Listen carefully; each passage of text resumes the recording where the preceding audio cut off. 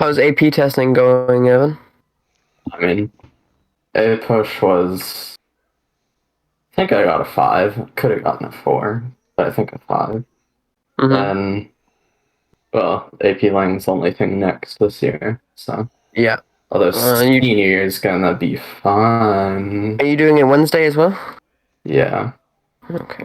I might do like.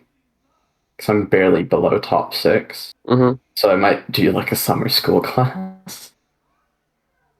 Well, I did um AP macro on what was it? Tuesday? You I take think it was already? so last year they put me in AP US instead of AP World. Supposed to take AP World, they put me in AP US. So I did the AP US test last year on the online thing. And that was very different to what you just took. Honestly, I think my test was a holdover from last year. What was it like? Literally nothing from the second semester was on the test. Well, it was that, but like our test, we did like a DBQ. It might have been like a DBQ and a couple short answer questions. That was it because they had to shorten it. But anyway, so I did AP US last year, and so this year they put me in AP World because I didn't take it last year. So I took I took that test on Thursday, and then they Yeah, put me in macro government. So my macro test was Tuesday. I was supposed to take government on Thursday, but because of the AP World test, I'm taking government in June. uh, well, when I took World, it's pretty easy. Like, if you have like a basic knowledge of history, you can pretty much guess Yeah. everything. What was your AP US prompt? It was like how Britain and the 13 colonies like relations escalated, Hmm. except literally all the documents were about natives. Hmm. Interesting.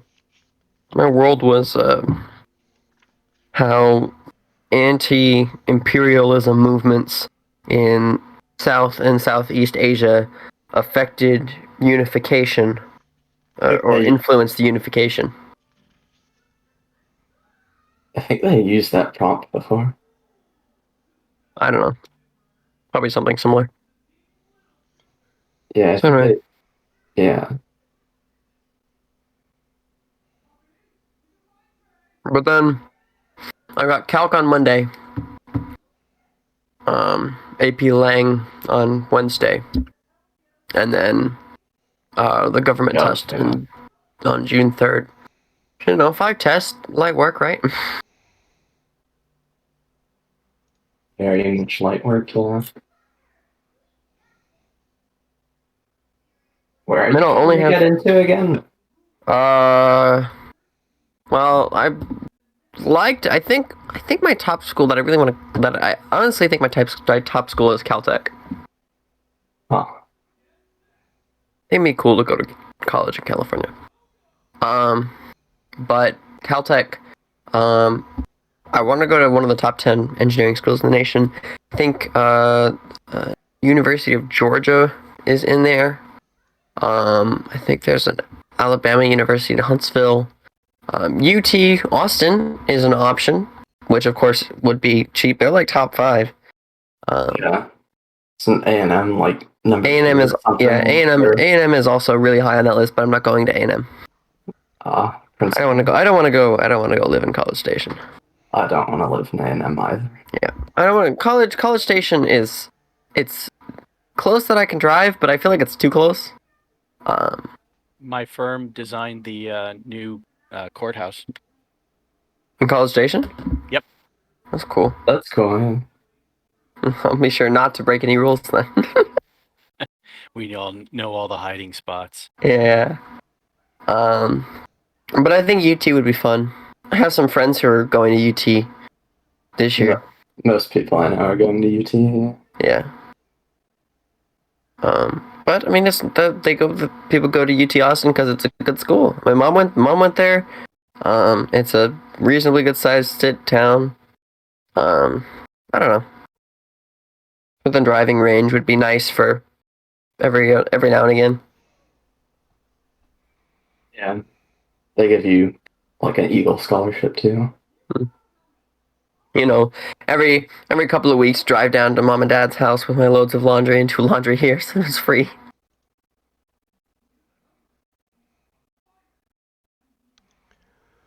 They're expensive though. All right, guys. Let us see here. I think we're almost all here. I think we're just waiting. I know there's 2 players probably missing tonight. We're waiting on. Hold on one second. Oh, okay. We are waiting on Eric. I think Drigo is not with us yet. He should be. So we'll give it another little bit here, and we'll get started.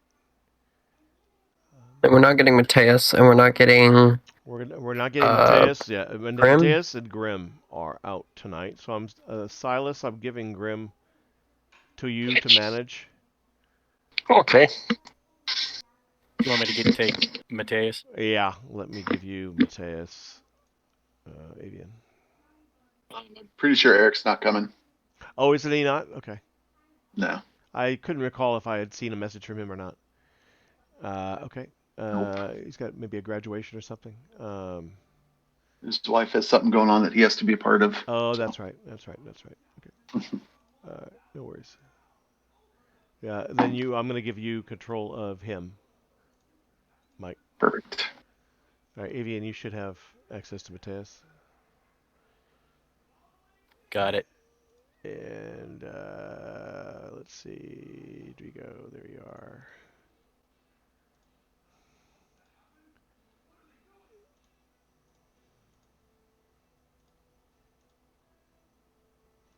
All right, you've got Drigo. Okay. So let me recap where we're at.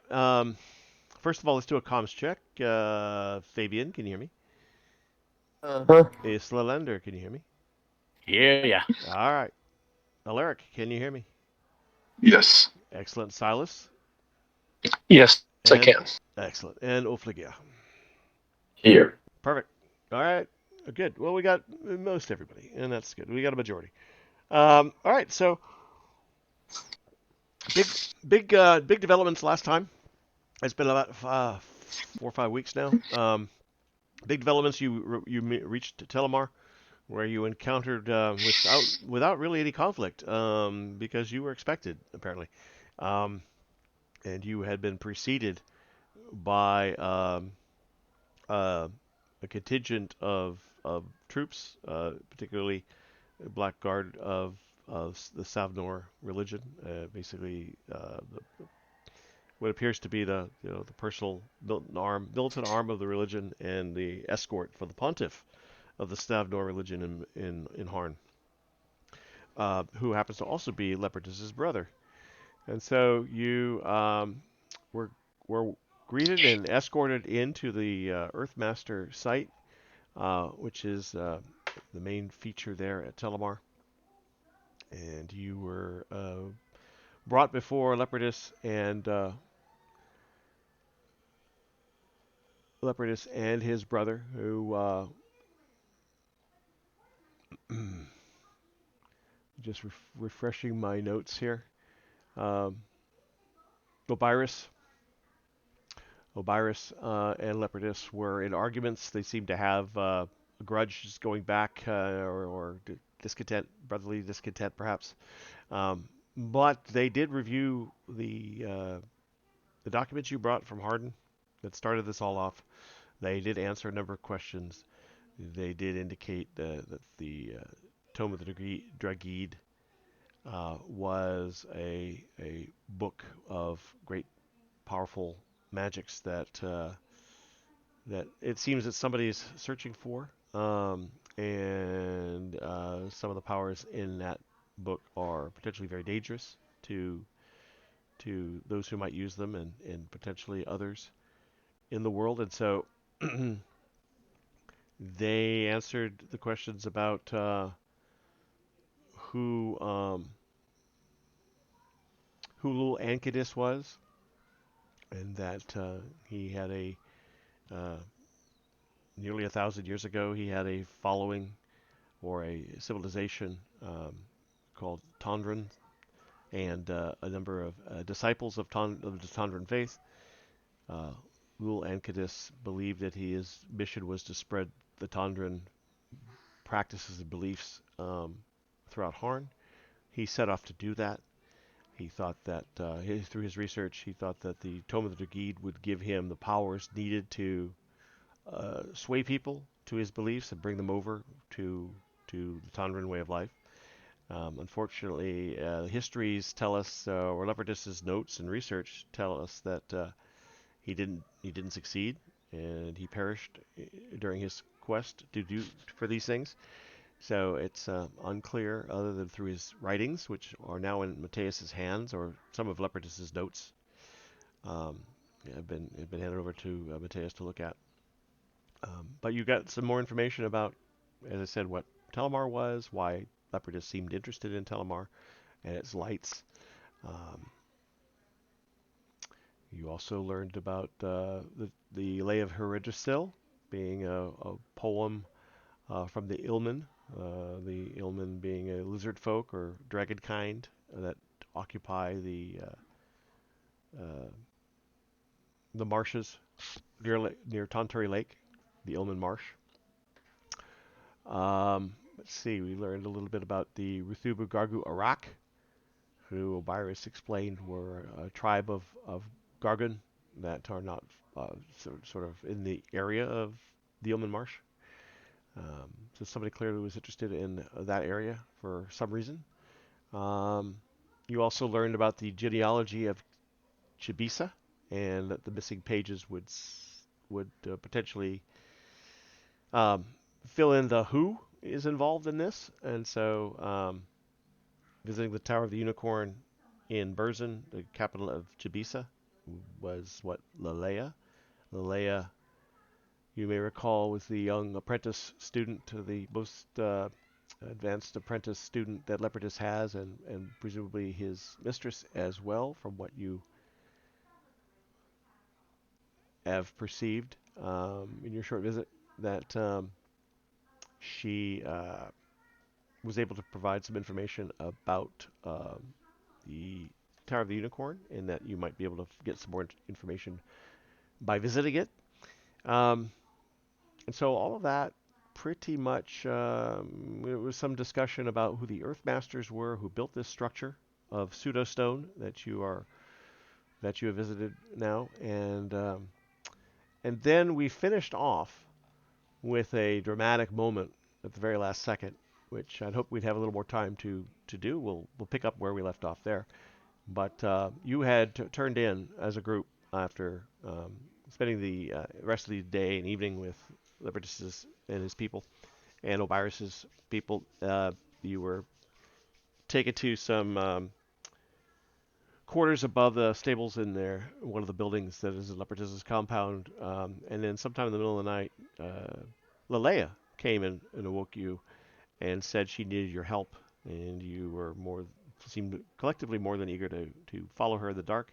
She led you back into the Earthmaster structure, but she took you down into a level below the first floor that you were in, down below that into another chamber you had not visited before. She hurriedly approached a stone monolith standing there in the middle of this room.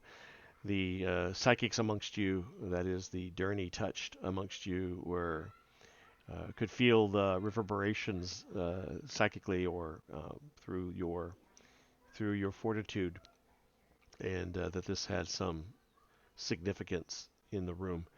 And she did something to the stone, and a black opening appeared, basically a black opaque. The stone had this black opaque portal, if you like, and she stepped through it, and you each stepped through it, and you now find yourselves on the other side of something, and that's where we're going to pick up. Before I do, are there any questions as to what transpired last month? Any questions about anything before we get started? Okay. Nope. All right. So she steps through this portal, and you all fairly without really any hesitation follow her one after another. There was a feeling of sensation of being pulled, and the sickening came over you, sort of a nausea as you were in some indistinguishable period of time. You felt yourself pulled apart almost psychically and spiritually. What? Mic off.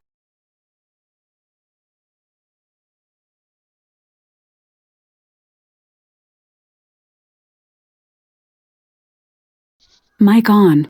Okay, guys, I'm sorry. Daniel, my son, is telling me that we need to pause for a second. Apparently, his computer has burped on him. So let's. I'm gonna give it a few minutes, and we'll see if he can bring his computer back up. No worries. Sorry. Need some elevator music. Oh, that's right. Let me get some tunes, and let me get you to a screen, and you can start to absorb what you see here. Here we go.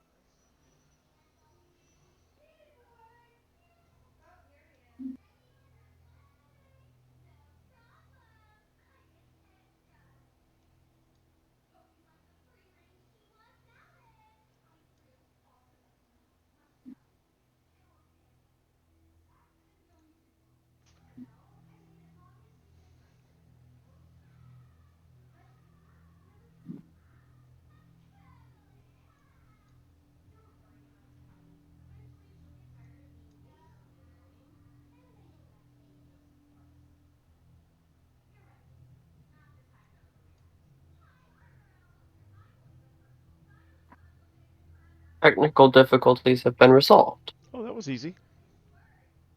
What? Can you hear me now? Yeah. Okay. All right, you ready to go? Have to bring Roll20 back up, but yeah. Okay.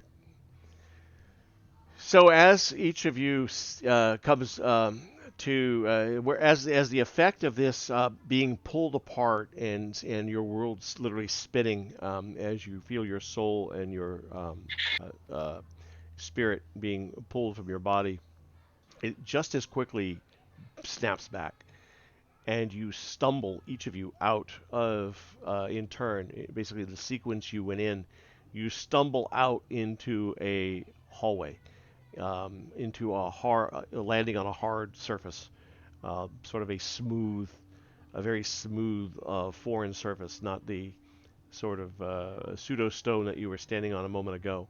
You find yourself gathering your own wits for a moment and looking around at your fellow party members, and none of you recognize each other.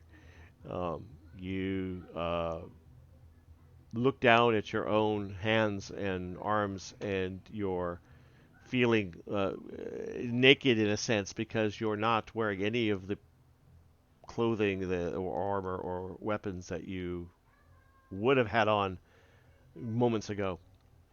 In fact, your clothing is foreign as you look at yourself, as you glance at your arm, and you stand up and feel like you're not. Well, while you know who you are, Islander, you know you're Islander. Um, Hmm. Fabian, you know you're Fabian, but there's a momentary shock as you don't feel like yourself. But you know you are yourself. Um, Glancing at each other, you look odd and strange and not what at all You're not even sure you know who each other are. However, you do notice the person you are looking at, whoever that might be, has some sort of badge on their breast, on their chest, on whatever clothing, strange garb they're wearing. It says, and you can read this. You look up Islander and you see um, a gentleman in a white coat, and it says, "Hi, my name is Matthew," on some sort of sticker or label or some sort of badge that he has Uh-huh. on his jacket. It says, "Hi, my name is Matthew." Um, Looking over to your left, you see another man, well dressed, um, or better dressed than the rest of you. It would seem nicer, perhaps more smarter, if that makes any sense. Looking clothes that says, "Hi, my name is Alan."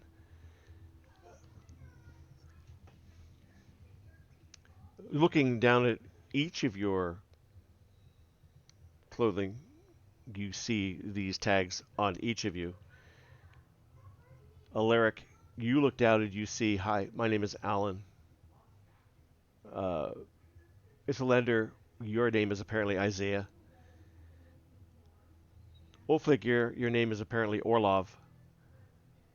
Mateus apparently has the name Matthew on his on his on this badge or on this emblem. Um, Fabian, you have the name Phineas. Silas, you have the name Satish. Your skin is also much darker than you remember it. Grim has the name Tim. And finally, Drigo has the name Draco. Standing there amongst you, the first having stepped out, is a lady, the only female in your group. Her name appears to be Leela. She turns to all of you and says, "I have no time to explain. You need to help me. We need to fend off this incursion." And with that statement, you look up and you realize what you've stumbled into. You're standing collectively in sort of this disorganized group, getting up, kind of in the process of standing and looking at each other and trying to figure out what the hell just happened. You're standing on some sort of balcony, looking down some stairs. What you're seeing in front of you, gentlemen, is an abstraction of this. You're in a hallway, sort of looking sort of a second floor. There's enough familiarity with what the interior of a building looks like that you know you're in a very potentially old building. In fact, this building doesn't look like it would be out of place in Harn. There's a lot of smooth stone and carvings, and there's also a lot of, you can only surmise it as being glass boxes with things in those boxes. They're boxes made of seemingly four glass walls, and there's weird objects inside these boxes. Mateus probably has been in a place in Harn where these kinds of things might have been a school. Oh, University. of course, it's an antiquarium. Yes, exactly. But for most of you, this place would be foreign, even for Harn. But there are all kinds of objects of different things or different things. Some of them are actually quite familiar. Um, uh, Swords, bows, things of artifacts, things in glass cases, glass boxes, which seems strange to you. But what's most striking are the turmoil in the room. Rushing or basically there's all kinds of activity. Looking down the stairs in front of you, which leads down to a lower floor, you see a number of gentlemen dressed in some sort of uniform.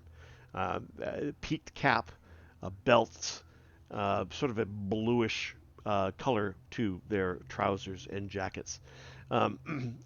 Coming up the stairs at them are, you would almost call them undead. They are humanoid. They are human rather than, say, Sindar or Kuzdal, but they are possessed with some infestation. you can see what appears to be growth sticking out of their skin, um, almost as if they're part plant, part human. And they're coming up the stairs towards these uniformed people who appear to be in a panic. You can see down below over the balcony, those of you who are near the edge of a balcony can see down below at the lower level many more of these slowly walking infested individuals, seemingly attacking other men and women dressed in these blue suits, uniform of some kind, as well as other individuals, humanoids, people not dressed in uniform, just dressed much like you are, but are trying to fend off or running in a panic as they encounter or trying to escape from these strange possessed individuals. We'll call the possessed individuals spore shamblers. They're rather shambling about. They're moving much like a zombie or an undead, a Golmorvan in Harn would move. And they have these spores growing from them, this vegetation erupting from them in strange places. These fleeing individuals or bystanders are in sort of a panic, and you can see that the disorganized and frightened police officers or guards, they're probably best described as guards from a Harnick standpoint. These guards seem to be almost overwhelmed with both disorganization and fright, as they don't know how to handle these attacking shamblers. Leela shouts to you and says, "I know it's confusing. Grab what you can. We've got to destroy these things." And you see her basically break a glass case and grab out a sword. What would each of you like to do? And I'm going to start left to right, starting with Alaric, as Alan Morgan. Now, here, let me explain where we're at and what we're doing here, because I'm gonna step out of the world for a minute. Welcome to Shadows of Earth. This rule system is a different rule system than Dungeons and Dragons. It's Fate Core. I have given you very basic stats for this one-off scene, and you can view that in your journal. So I'm going to go through those very quickly. In your journal, you're going to find a couple of aids. The first aid you're going to find, the most important, is one called Shadows of Earth. If you open Shadows of Earth, you'll see each of your characters. Rather than a full character sheet, you've only been given very basic stats. I'm going to explain what those stats are here in a moment. I'll do that right now, in fact. So the first thing you're going to see is your full name and a brief description. Don't ask questions, or you can ask questions of Leela here in a moment, but I'm going to just run down. You know who you are. That, for example, Islander, you know you're Islander. You have the memories of Islander, but you also obviously don't have the body of Islander. Right. Your skin is dark, almost black. You've never seen a darker skinned person in Harn before. You're getting angry. You're already getting angry. You feel yourself. I know we got to break something and bop some heads. And you open your mouth to say something, and you're speaking in a language. Although everybody understands you, yeah, your voice doesn't sound like Islanders. You're also a fish out of water. Those two things, hot-headed Jamaican, whatever that means, and fish out of water, are your two aspects. Those aspects need to be invoked or can be compelled against you to help you in intense situations, in confrontations, and during events like this, during encounters. All right. Right. So as a hot-headed Jamaican, that can be used to your benefit. It can also be used against you. An aspect describes something about the scene or the environment or a person or a place, and those aspects are key to fate. In fact, each of you will start with 3 fate points, which I need to put out right now. Hold on one second. Da-da-da-da-da.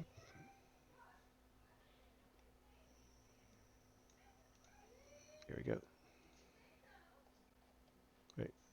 So we're going to give you each 3 fate points.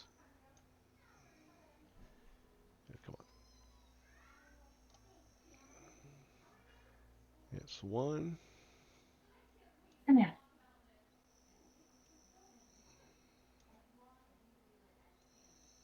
Are you asleep in here? No. So above your names in the lower left corner, or at the bottom of the screen, you should have.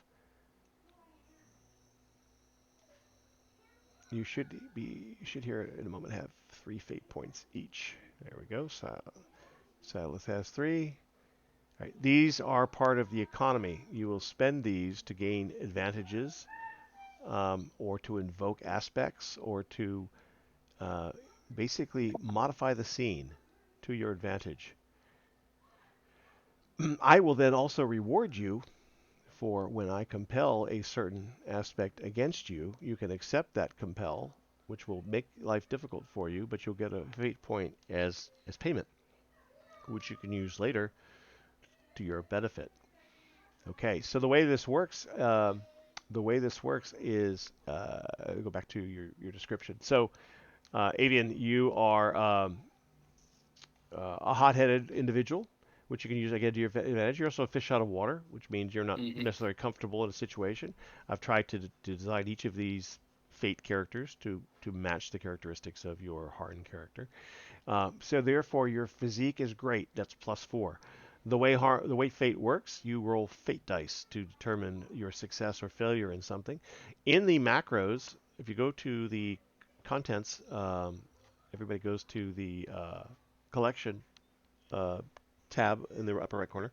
You have fate roll and fate roll by token. Both those macros should be turned on and placed in your toolbar, or token bar at the bottom of the screen. They will allow you to roll fate die.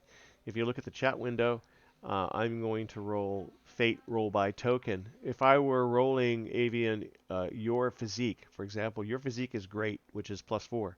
So if I'm doing a physique test on you, let's say you wanted to lift something and throw it at someone and it was heavy, you're going to use your physique, which is basically strength. What I would do is I would roll, or you would click the fate roll by token. Actually, you would have to select your token. So we could select Isaiah Lender on the screen, click fate roll by token. You could enter +4. Click submit and type in Does that work? physique. And click I just hit fate roll by token. yeah, and then I click submit. So it says Andy B, GM Isaiah Lender rolls 0 for physique. So if you put the mouse over the 0 that I rolled, you'll see you rolled 4 fate dice. So fate dice have 6 sides on them like any other cubic dice. 2 sides are pluses, 2 sides are minuses, and 2 sides are blanks. So when you roll 4 fate dice, you're rolling dice that are going to have any range of from +4 to -4, and anything in between. So you're basically rolling these 4 fate dice, then adding your +4 for your great physique. I happen to roll a plus and a 0 and a plus and a 0. Well, the plus and let's see, I rolled.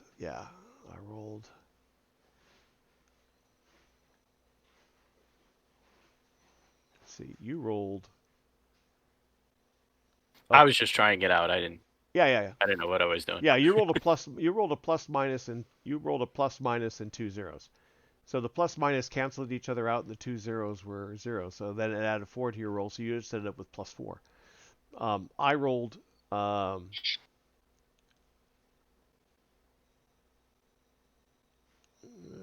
must have done something. Oh, I know what I did wrong.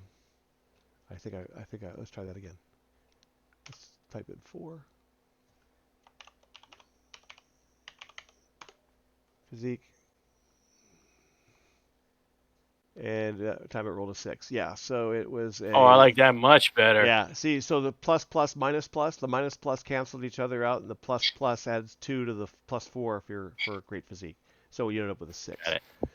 Okay, so if you look at your journal, the other two handouts that are helpful is the quick reference, the Fate Core quick reference, and the Fate Core cheat sheet. If you look at the Fate Core quick reference, or the cheat sheet for that matter, you'll see that there's a ladder. You'll see that there's a ladder. The ladder starts at +8 is legendary, +7 is epic, +6 is fantastic, +5 is superb, +4 is great. So basically, whatever you roll, it's like a DC in D&D, right? That if you rolled a +6, that was a fantastic result, and we play it out accordingly. So the fate dice add a randomness to it, and then your skill is added to it. So normally, when you create a character in Fate, you start with 1 skill at great, 2 skills at good, 3 skills at fair, 4 skills at mediocre, and everything else is a 0. So +4, 2 at +3, 3 at +2. It's a pyramid, a skill pyramid, right? 1 at +4, 2 at +3, 3 at +2, 4 at +1. Everything else on the skill list is 0. And the skill list is there under the Fate Core reference, the Fate Quick reference. So for Islander, for Isaiah Lender, I gave you great physique and good athletics and fight. Everything else right now is 0s for you, unless you want to look at the skill list, and the skill list is available in the Fate Core Quick reference. And you can simply say, "Hey Andy, I think I should have not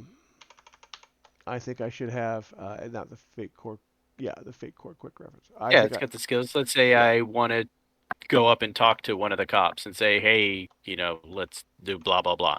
Right. Then you could Then say, I would rapport them. Right. You can rapport them, and you can say, okay, Andy, I've decided I'm going to have rapport at this level right now.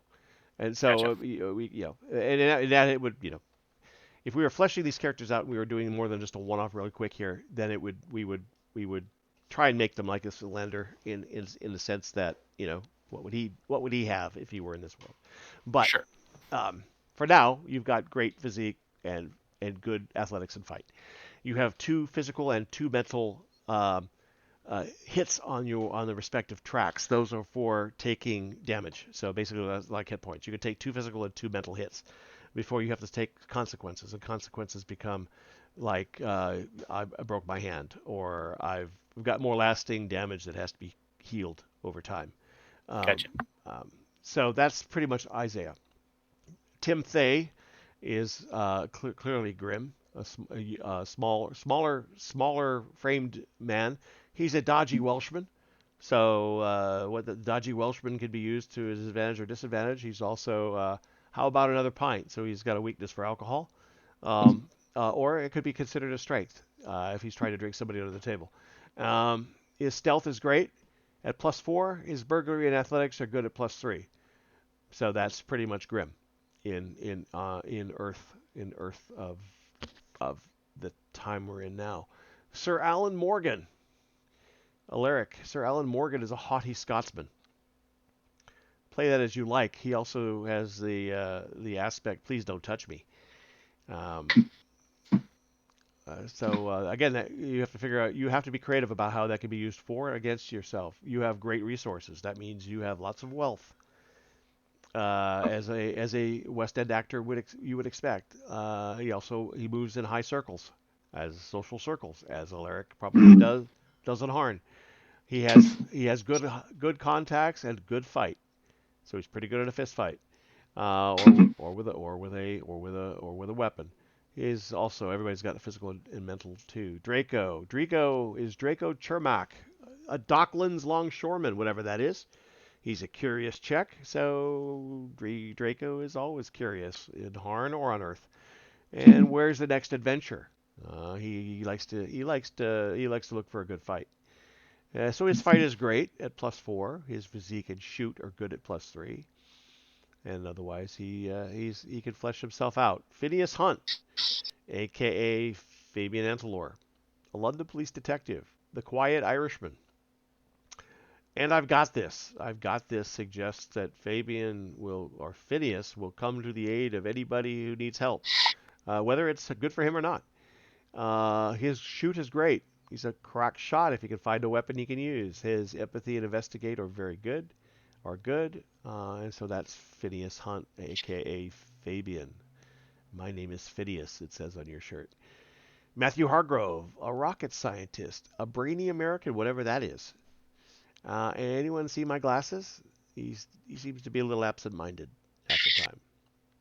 Nice. His lore is great, meaning if it's something he's learned, if it's something to be learned, he probably knows it, and he has drive and investigate it good. Satish Majabut.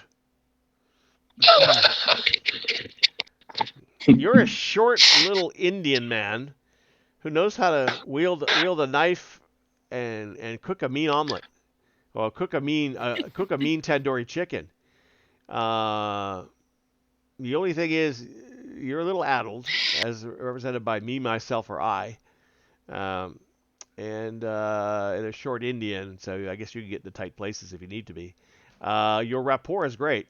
You have a way with other people, and your crafts, your ability to engineer things, and your willpower are both good. And finally, Orlov Ivaninsky, a smuggler. He's a tough Russian. Ofliger is a tough Russian, and he's at the wrong place at the wrong time, which is kind of epitomized Ofliger over the last several sessions. His willpower is great, and his provoke and notice are both very good. So that is who you find yourself as in this instance, with very little time to ask very many questions. Of course, you're free to shout anything you like at Leela, like, what the hell just happened? But, as I said before, there's action to be had. I'm going to give you each a chance to decide what to do. I will tell you again, you are standing in this outer ring, and I'm going to use my arrows to explain this. Or I'm going to use, I'll use the ruler to explain this. You represent, this area above here represents the balcony around a central area. So this is abstraction. You'll see I've written upper level right here. This is the staircase leading up and down, and this is the lower level. The numbers you see here indicate the difficulty of moving across those barriers. So were you to go down the stairs this way, the difficulty is a 0. And down the stairs to the lower level, the difficulty is a 0. Were you to try to go over the sides of the staircase, or would you try to go over the balcony down to the lower floor, you'll see the 4. Indicates the difficulty of moving, of using acrobatics, your acrobatic skill, to try and overcome that number, to get down there without harm.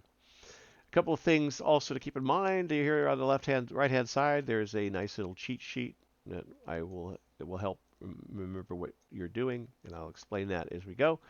And there are a couple of aspects. Again, aspects are very important in this rule system. Wrecked museum exhibits represents an aspect of the scene, of the environment. Basically, you're surrounded by these wrecked exhibits. Some of these glass boxes are in good shape. It's freestanding. Others have been knocked over, presumably by what's been going on. There's also a gray dust everywhere. Kind of you don't know what the dust is, but you notice a gray dusting all over everything. Where that's coming from, or where that came from, is uncertain. Although you do see some of that similar dust on these shamblers. So these cards over here on the left-hand side, they detail the individuals that are in the scene. You've got spore shamblers who are moving slowly. That's their aspect is slow. They're also walking spore bombs, which might concern you. They have these skills.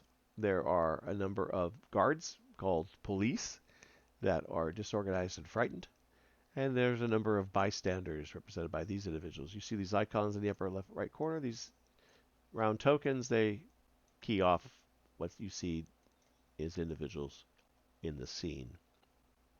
Before we do anything, I need all of you to take a will test, because the sight of what you just experienced, or the actual experience of coming through this Godstone, and the spore shamblers that are exuding terror, require each of you to test against these these individuals. So let me. I'm gonna actually make a good. I actually need to make a good attack against their will. Okay, let's start with Alan, Alaric. Alan, I'm gonna make a +3 attack against your willpower to see what happens to you. So bear with me while I do that. So I click on wisdom. No, you don't do anything right now. I'm gonna make you. Okay. You're gonna. Actually, yes, you're gonna. Hold on one second.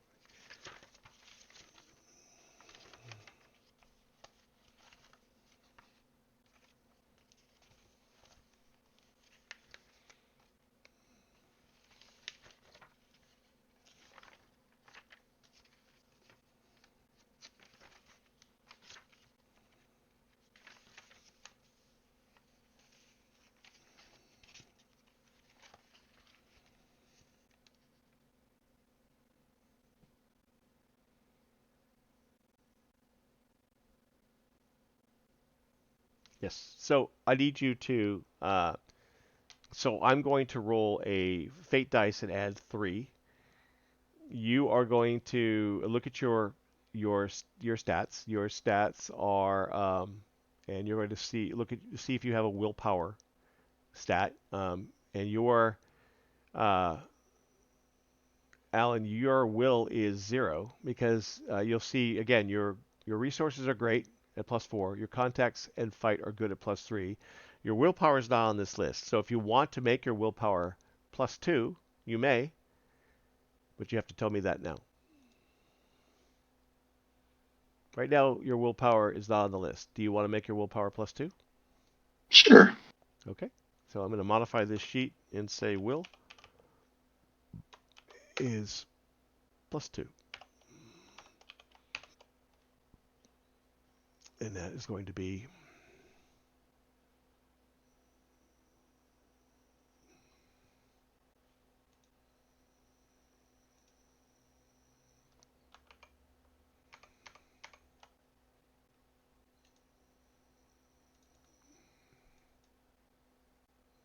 okay. So I'm going to roll a +3, and I'm going to roll fate dice and add 3. You're going to roll fate dice and add 2. So select your token. Click the fate roll by token. Type in 2. I'm going to type in 3. And we're going to see what I roll and what you roll.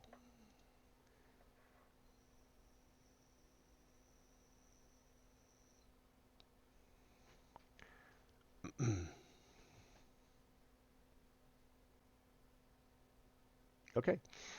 So, Alaric, Not an auspicious start. not an auspicious start. So my roll was a 0 and a 0, a plus, a minus, and a plus. So that netted out to being a +1, +1 to my +3 became a +4. So I rolled a 4. You rolled a 0 because you rolled a minus, a plus, and a minus. The minus and plus cancel each other out. The other two minuses subtracted 2. You added 2. The net result was 0. So I got 4 to your 0. That's not good. That means I hit you with a strength 4 hit. But you have fate points, and you may choose to use one of your fate points to your advantage. But you'd have to explain what aspect you're using to try and get an advantage here. So if you looked at your character. Mm-hmm. Okay. The aspect I would use is please don't touch me, which means I'm really good at avoiding being hit because I don't like to be touched. Fair enough. And you would basically say, well, It's a reflex. yeah. And the other thing is I would almost suggest you use the haughty nature of your haughtiness because I think you've seen a lot in life, and this really doesn't scare you all that much.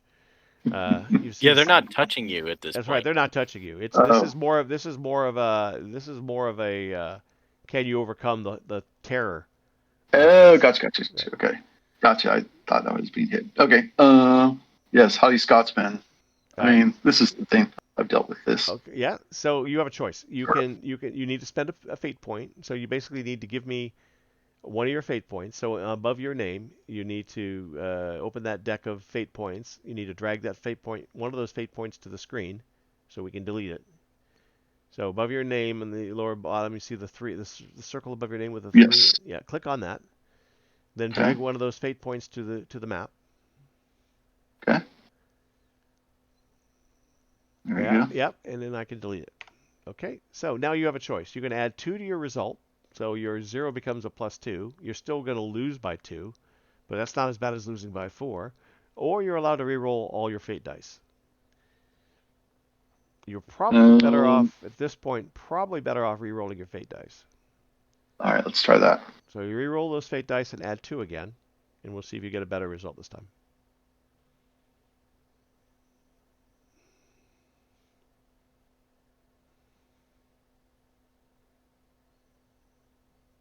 Okay, well, you got the 2 you got before. All right. So you're No, he's 2 up. So it's kind of it was wash whether he added 2 to the Right. 0 right. or right. re-rolled. He got Right. the +2. You still got the +2. Okay. So he's gonna take 2 hits. So if you look again at your character sheet or the cheat sheet, I'm Mhm. gonna find where mine went.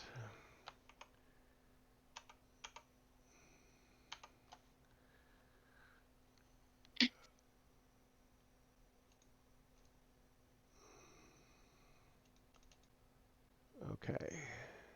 Hold on a second. Why has mine disappeared?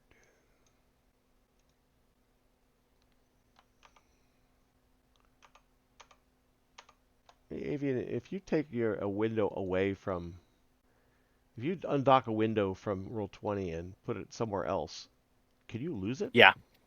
No, it's just under something. If you have Discord open, it might be below it. What you want to do is look at your internet windows. Yeah. It's now one of your internet windows. Yeah.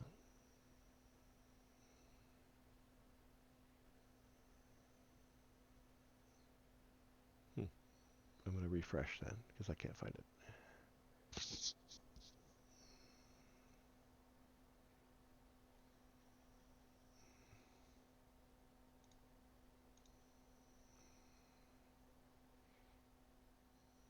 There it goes. Okay.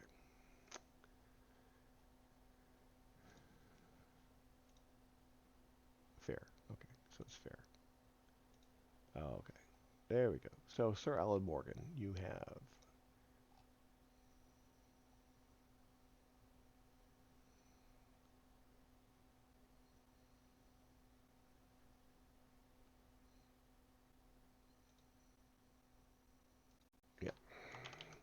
okay. So you have 2 physical and 2 mental hits that you could take on your mental and physical track. So you've just suffered both of your 2 mental hits. You now have 0 mental hits from that attack. So you're still fine. You're not taking any consequences, but your mental stress track is now tapped out. So you can't withstand any more mental damage unless you're willing. If you do take any more mental damage, damage to your psyche, so to speak, then you will end up having to take a consequence against which is a more permanent damage that can be healed later after the event is over. Let's go on to Matthew Hargrave or So Hargrove. first, I need the token, or I could just run it through Isaiah, but I can't control Matthew. Yes, you're right. Okay. There you go. All right. Yep. And now, And so wait, so there's a 4, 3, 2, and 1 +1 available for. There's one skill at +4, 2 at +3, 3 at +2, 4 at +1. Okay, I'd say that Matthew has a +1. Okay. So, And I'm gonna say that Isaiah has a 0. okay. He's too hot-headed. He wouldn't have a will. Right. You don't have a will and a hothead. Correct. Gotcha. So Okay, so so I'm gonna come I down need to here roll and him? Matthew. Yes, I'm gonna. Yes, you need to roll him. I'm gonna put in his will is +1, and that is average. Man. Average +1. So we're gonna select Matt. I'm gonna select one of them, and I'm going to roll with a 3.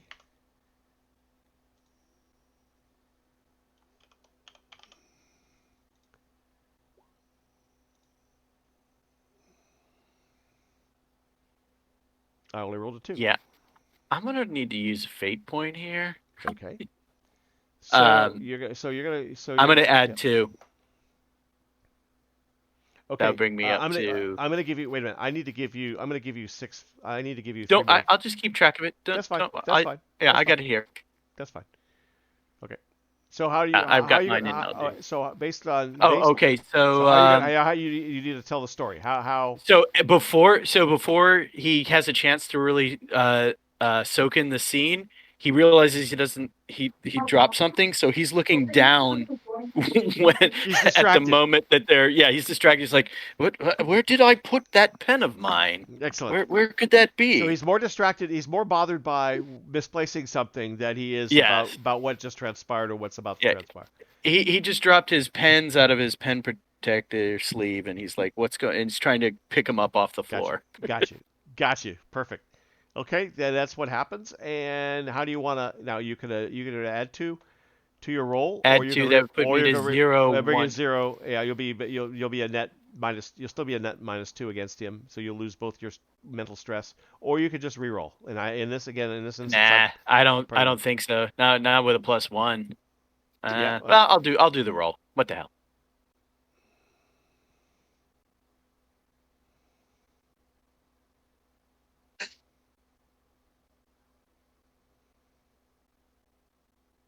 Hey, There you there you go. go, and that's enough. He doesn't see it. He's Nope. not even sure they're there yet. Perfect. Perfect. All right, Orloff, you're up. Orloff, your will is great because Ofliger has a great wisdom. So yeah, Orloff has got no problem. Your will is great. So Orloff, you're gonna select your token. Uh, if you can, Evan. Yes, you're gonna select. Yeah, you're gonna select your token. You're gonna hit fate roll by token. Okay, roll this out. Yeah, Yeah. you're gonna enter 4 when it asks for a modifier, and Okay. and then you're gonna let it rip, and I'm gonna do the same, but I'm gonna add a 3 for the will of the Shamblers. Oh, and for reason, what do I put? You can put will. Just type the word will. Okay.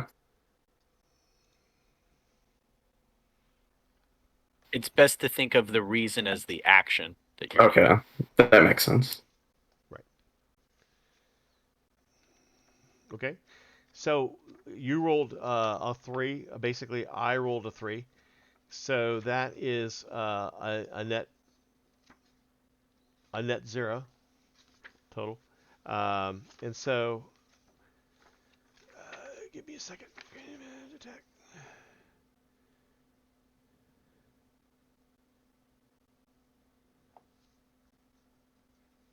Okay, so that's a tie. So you don't cause any harm, but they get a boost against you. So while they don't harm you in any way because you tied them, they do get a boost against you. I'm not going to worry about that. That basically means they don't actually harm you mentally, but you're shaken. You are shaken a bit, as opposed to. I mean, that fits. Yeah. Wrong place at the wrong time. Exactly. As opposed to Matthew Hargrove just now, who cleanly beat the number, and therefore wasn't affected by it. But you tied the numbers, so you're not damaged mentally, but they do have a slight advantage over you next time. And that leaves you. I'm just going left to right. So Isaiah, you're up, All right. and you said you're a +1. What do we see? No, I'm at 0. Oh, you're at 0. That's right. Okay. All right. Not a bad roll though for 0.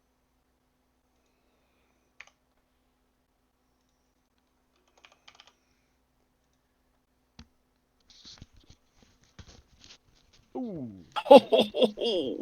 I don't think he's gonna do any better though. So All right. So we're gonna dock your mental down 2.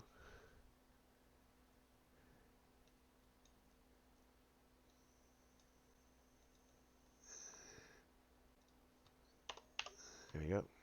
what the hell are these things, man? Leela. This looks like my mother's chicken. Exactly. Let's Leela's been here before, so we're gonna give her will +2.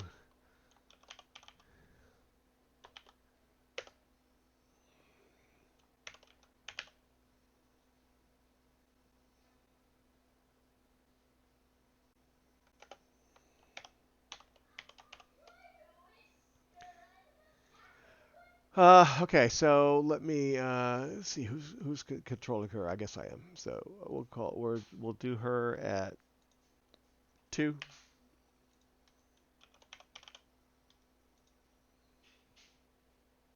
And then we'll click one of these guys at 3.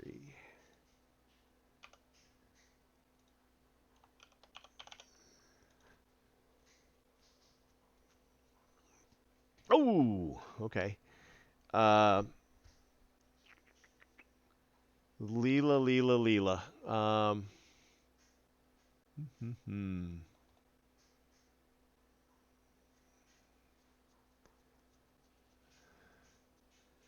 I think she's gonna have to. Well, I guess she'll take that. Yeah, I really don't think. I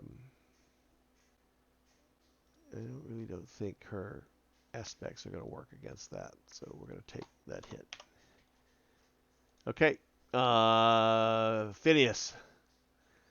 Now, Phineas, you don't have a will. Do you want to set your will at +2 as well, or +1, or 0? Do you think Fabian has a high enough wisdom? I don't know what Fabian's wisdom is in Harn. You could tell me. Fabian, can you hear me? Yeah, I can hear you. Let me look real quick because I'm not exactly sure what it is either. Da da da da.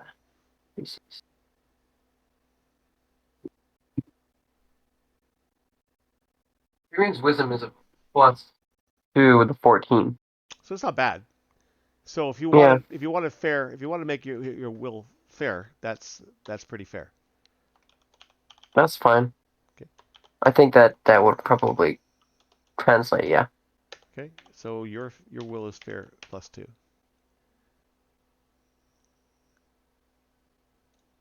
Okay. So go ahead and click your token and hit fate by token and add 2 to 2. it. And I'm gonna do 3. There you are. Will, and we'll see how you do against the mental anguish that's 2. upon you. What do I I rolled a 0. So will? you roll select your token. Yeah, I did that. I just need to know the reason. Will? Will, yeah. Yeah, just type in whatever you're whatever thinking word, your action is. whatever skill you're using. So we know what you're attempting to use. Yeah, okay. And then the modifier from that skill. We're not using character sheets. If we're playing Fate, this were a real Fate campaign. It shows 3. 3, excellent. What is that? So yeah, you rolled a 3 to my 0, so you beat it hands down. You're not even phased by what just transpired. Okay, Silas, you're up. So Satish. Your will is plus. Your will. I set your will at +3. You have crafts and willpower at Yes. +3, because you are a cleric in Harn. So you are Yes. already at will +3. So we're tied, and we're just gonna roll. I'm gonna select my token. I'm gonna hit fate roll by token. I'm gonna put in 3, and I'm gonna type in will. And we're gonna see how this test works. And I rolled. I select my token, You select your token. and it's empty. Hold on. It says controlled by Silas. So you can control. You select Satish Majabut. Do you have a do you have a macro button at the bottom of your screen that says Fate Roll by Token? No. Mine shows up at the top. It Oh, might be at the top is it left-hand Is corner. it the top left-hand corner of your screen? If it's not, go to the Okay, I see it. Yes, Fate Roll by Token. I got it now. Okay. So just instead of modifier, just type in 3. Type in the number 3. 3. Got it. And then when it says reason, no reason, type in will. And it hit the button. I rolled a 5. I got a really good roll.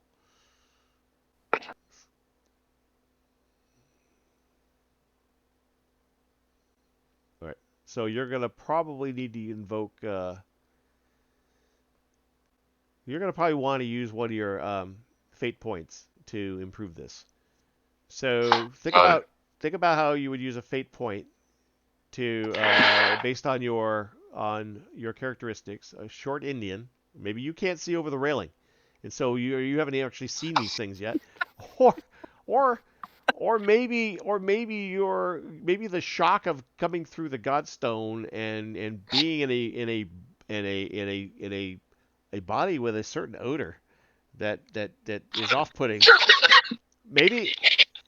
Maybe it's confused you now, and you don't know if you're elf or dwarf or what at the precise moment, or not, or none of the above. So maybe that's Bargain. that's probably got more of your attention right now than whatever has transpired. You're probably now freaking out even more. That's it. I'm just so I'm just so confused. I don't even know if I exist. Yeah. Okay. So go to that token pool above your name. So where it says Silas at the bottom of the screen, you'll see that 3. Click on that. That's your deck of tokens. Click on that. Drag one of those tokens onto the map, and it will delete it. There you go. So we select that token and delete it. You now have 2 tokens left. Okay, so you have a choice. You can add 2 to your roll. So you can add 2 to the 2 you already rolled to make it 4, which would be a net loss of 1. So you'll take 1 mental stress, or you could re-roll completely. I would probably take the +2. Yes, that's what I'll do. All right. So you take the +2. I'm good at taking just 1. Okay. So you take 1 mental stress from the mental stress box, mental stress track. Got it. Got it. So I come down here and I modify this and I remove 1 mental stress. All right. And you're good. All right. We're moving on to Tim Thay. Tim Thay. Little Timmy Thay, the East End Black Rocketeer, the dodgy Welshman. He does not have a willpower at the moment. I suspect that Grimm's will is pretty low. Let's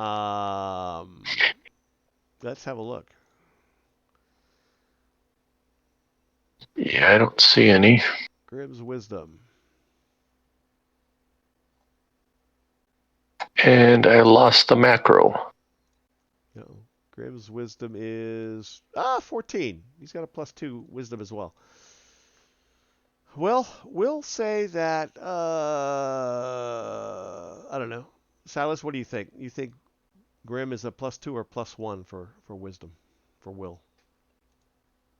I think he's probably going to sneak around the whole thing so he doesn't have to think about it, right? Yeah, well, he is the dodgy Welshman. Yeah.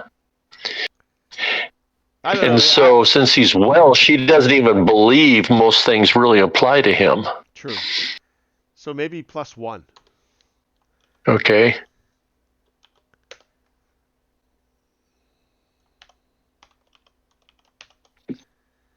All right.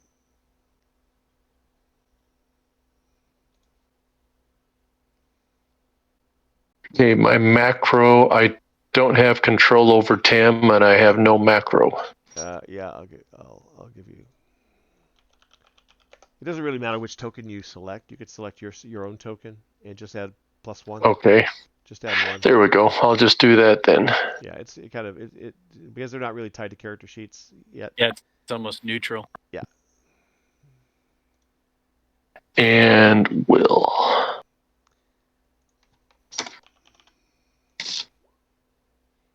Ooh. Oh. Oh, there we go. A 4 to a 3. A 4 to my 3. So yeah, little Timmy Thay is too Welsh to care, even without having to spend a Yeah. hero point. He doesn't believe he doesn't believe goblins, ghost stories any more than the next guy. Yeah. Or he's too drunk English. to remember to. It's English propaganda. It's all a bunch of garbage. Gotcha. Drake, Draco. Well, again, the aspects I gave you are Jamaican or Scottish or yeah. So they're double entendres here. They're loaded with potential if you play your cards right. So Draco, Chermak, good old Draco there. Draco. He's got a great willpower. No, that's Orlov. Sorry, looking at the wrong guy.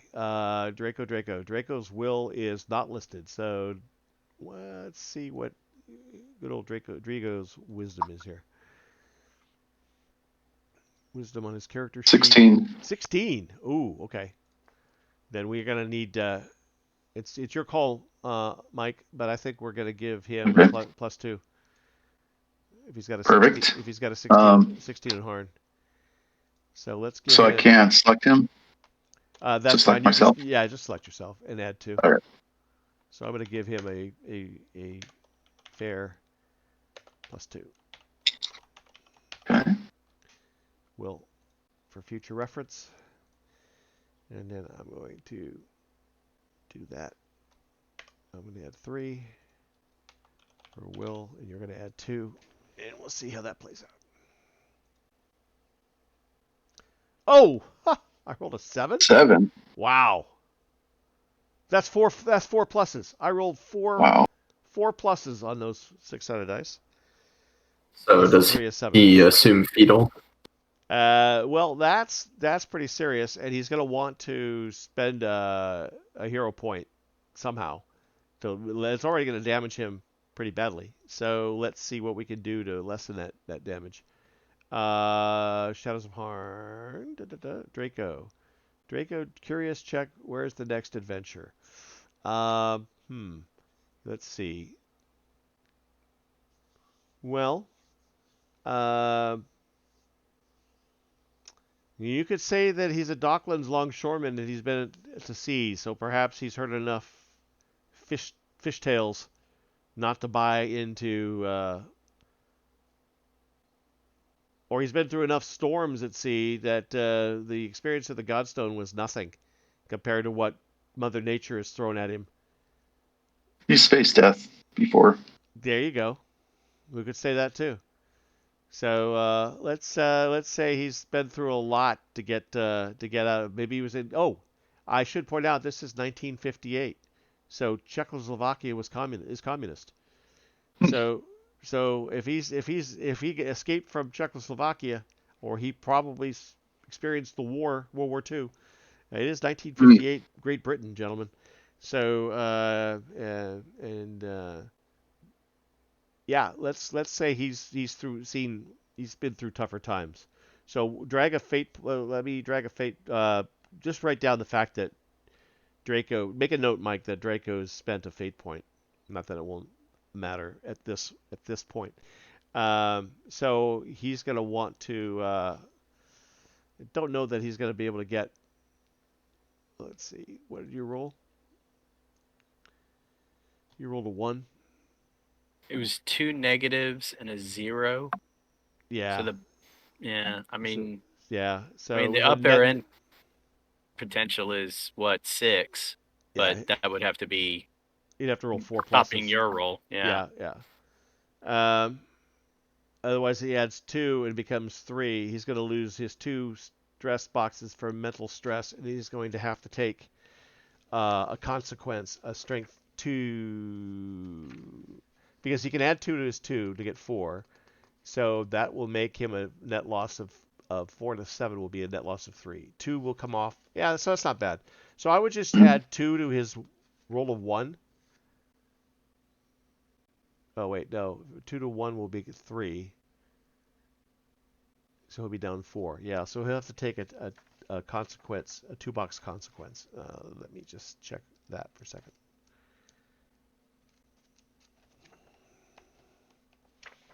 Consequence. Oh, it would be a mild consequence. So what happens is, yeah. So here's what I would suggest. What you end up doing. So everybody in Fate has a stress box, a mental stress box, a physical stress box, and then consequences that will take three kinds of consequences: a mild consequence, a medium consequence, or what's called a moderate consequence, and a severe consequence. A mild consequence counts for 2 hits. A moderate consequence counts 4 hits, and a severe consequence absorbs 6 hits. So in this instance, what he would do, he'd spend a fate point to get a +2. His roll would become a 3. The 7 minus the 3 is a net 4 to the attacker's benefit. So he would lose his 2 mental stress boxes. His mental stress box would be, track would be empty. And then he would take the mild consequence, which absorbs the other 2 hits of the 4. So a mild consequence, basically, you tell me what the mild, we come up together. This is Fate is a collaborative adventure, collaborative thing, just as Islander and we've been bouncing off ways that these fate points have been spent and how they've dramatically impacted the story as it's unfolded. So it's not me telling you what's happening, it's us collaboratively telling the story. So in this instance, you tell me what Draco's mild consequence is. So, and this is a consequence that he's got to live with through the rest of the scene. Mild consequences go away at the end of the scene. So he's developed a raging headache. Let's say he's nauseous.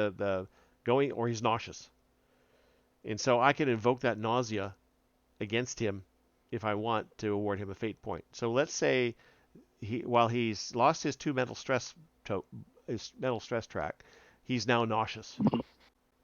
And that nausea will pass when the scene is over. So we edit his track. Again, we're not using real character sheets. If we did, we would be able to do this easily, but I'm going to just do this here. His mental stress goes down to 0, and I'm going to make a note and say he's nauseous.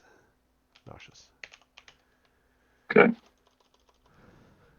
And I can't apparently spell nauseous. Just use pukey. Yeah, there you go. There. Spell checker, help me out. So that's a mild consequence. Called nauseous. Okay. There we go.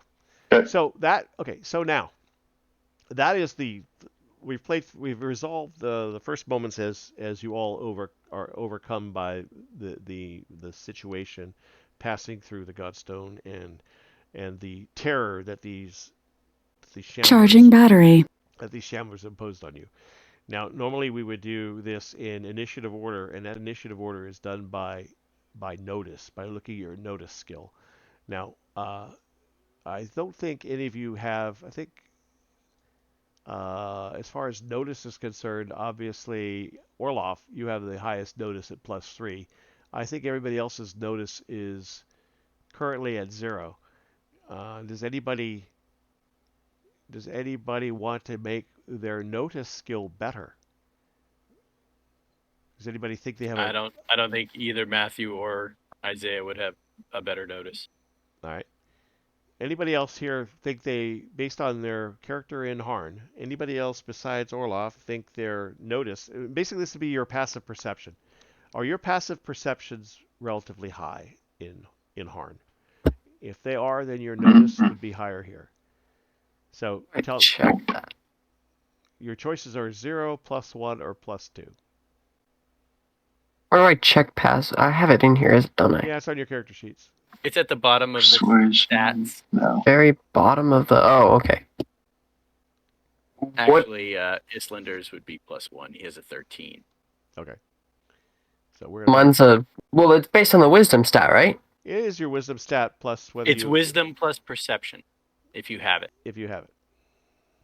So it would be basically, what's your perception score? You mean my like the multiplier? Yeah, under perception, So what is the plus? 4, but then So you have 14. and my wisdom 14. stat. Okay. 14. Okay. You could just look at your wisdom modifier. If it's +1 or +2 or +3, then it would probably be +1 or +2 or plus, on in fate. Well, my wisdom modifier is 2. Oh, I Right, clicked but he's something. got My bad. perception. So basically, it's 10 plus your perception, Right. or 10 plus your wisdom score if you don't have perception. Whatever's higher. Yes. Okay. So in that case, it's a +4. So that's pretty good. Yeah. All right. So you could if you wanted, you have 3 slots that you could put into 3 skills you could put into +2. Right now you have willpower at +2. If you want to add notice at +2, that's fine. Now you have notice and will at +2. If you want to do that, Okay. that's fine. So Phineas now has notice at +2. Anybody else think they have besides? So I gave you +1, Islander. Isaiah has +1. Correct. Anybody else think they have a notice higher than 0? Grim does. Grim has a 4 perception, but I don't think he'll use it for this. All right. Yeah, you're limited because of the skill tree. You're limited to how many skills you can put into these slots. But you can have 4 skills. Yeah, exactly. You can have 4 + 1s, 3 + 2s. 4 plus 1s, 3 plus Yeah. 2s. Yes. And Silas is the same. He's got a 3 perception, but going to leave it blank. Okay. Not use it. All right. So let's put together a little turn order here. I'm going to clear this turn order track. Giant elk. There's a giant elk out here. All right. Okay. So okay. So what we'd have to do is we'd have to roll these, and you'd have to manually input them. I would have to manually input them, but we don't Yeah. roll them. It's based on your notice skill, not a notice roll. Right. Right. So Orlov's notice is highest at +3. So Orlov is almost always going to go first. Rigo has a +5 for perception. What's that again? Drigo has a +5 for perception. Okay. So let's go to Drigo for a moment. Let's go to Draco and let's see what Draco's got. So we could make his notice fair at +2. That works. So who had the +2s? Fabian. Let's choose what? So Draco and for notice. So Draco and Phineas, you both had +2? Yeah. Yeah. Okay, so let's add Draco, Phineas, and we'll add them both at +2.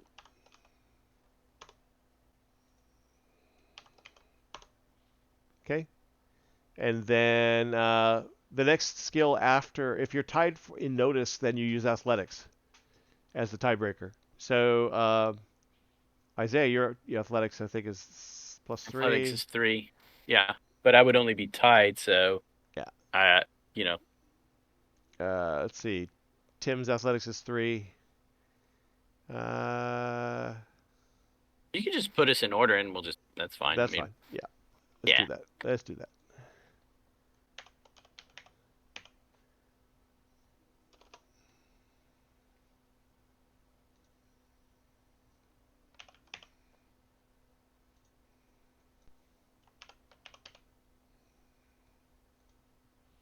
Just going to go down the list here.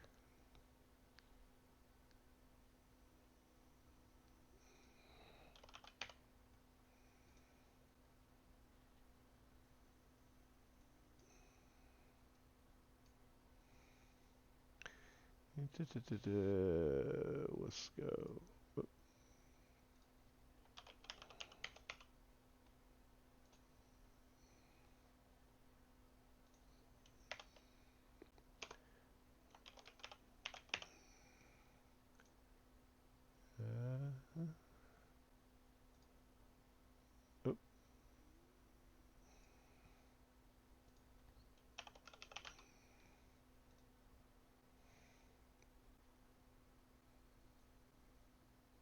Actually, I'm going to go Leela first.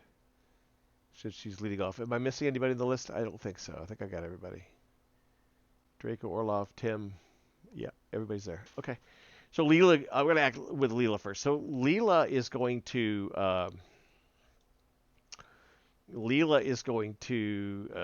move.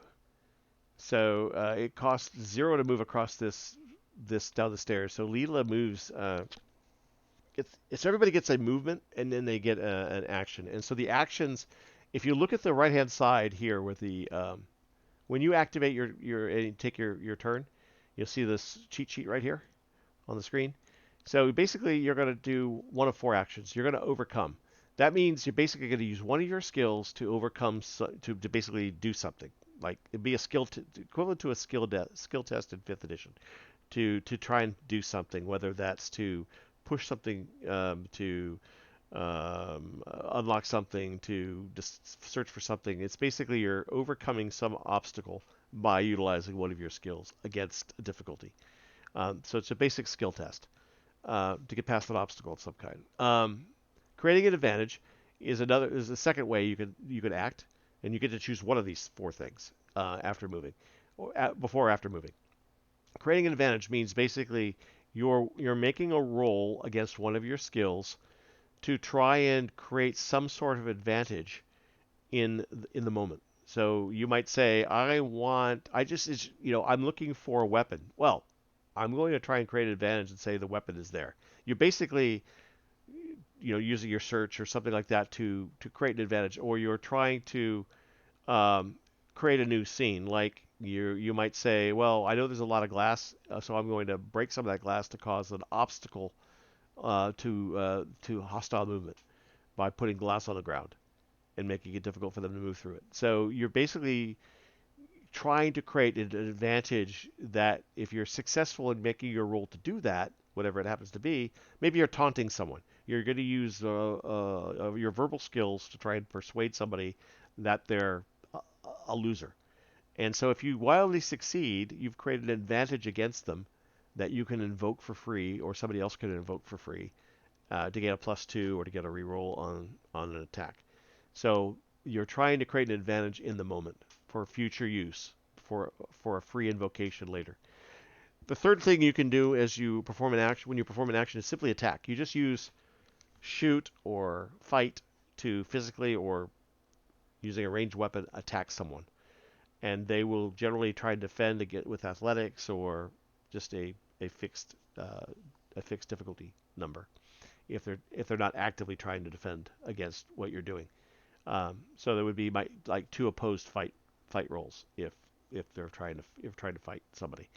And finally, defend is where somebody's attacking you. You're simply defending. You roll your defense, whether it's athletics or fight or something else. If it's a mental combat, then you're going to roll your willpower to defend. You all just sustained an attack, and you all used your will. It was a willpower attack, and you used your willpower to defend. So that was what just happened in their turn initially. So again, it costs a fate point to invoke an aspect, or if there's a free invoke, if something's been tagged with a free invoke because you created an advantage and rolled successfully, and so the free invoke is applied, and somebody else can take advantage of that free invoke to invoke that advantage for either a +2 to a roll, or to re-roll the dice if you wish. And let's see, that's pretty much it. There are basically 4 outcomes that can occur. If you roll less than what you need, you basically fail. You may decide to succeed. So let's say you needed to roll a +3 and you only roll a +2. So technically you've failed, but you can either decide, whatever I attempted to do, I failed, I'm just going to leave it alone. I'm not going to succeed, and I can live with that. Or you can decide, no, I really wanted to succeed at whatever it was you were attempting, but you failed with a roll of 3 instead of a 4 that you needed. You could say, well, I'm going to succeed, but I have to succeed at a cost. So it might cost you a hero point or a fate point. It might cost you a stress box. You basically say, I'm willing to pay to succeed, and so that's failing. That's succeeding with a cost. If you tie, Generally, you're successful with a minor cost. Um, that would be a tie. If you succeed, you roll better than what you needed. Then, depending on what you're trying to do, you're either going to get a free invocation, or you're going to get the advantage you want with a free invocation, or you're going to succeed at overcoming the obstacle you're attempting, or you're going to attack somebody, and if you rolled better than they did, you hit them for damage. And finally, if you roll 2 or better, or 3, sorry, if your effort is 3 or more, shifts more. So if you needed a +2 and you rolled a +5, so you rolled 3 levels higher than you needed to succeed, you get a major benefit. So you succeed, but you also get a major benefit as well. You succeed with style, is what we say. It's like a critical hit. That's how they resolve that. So Leela rushes down the stairs, having grabbed a sword from a glass case that happened to be broken open. She rushes down the stairs, and she is going to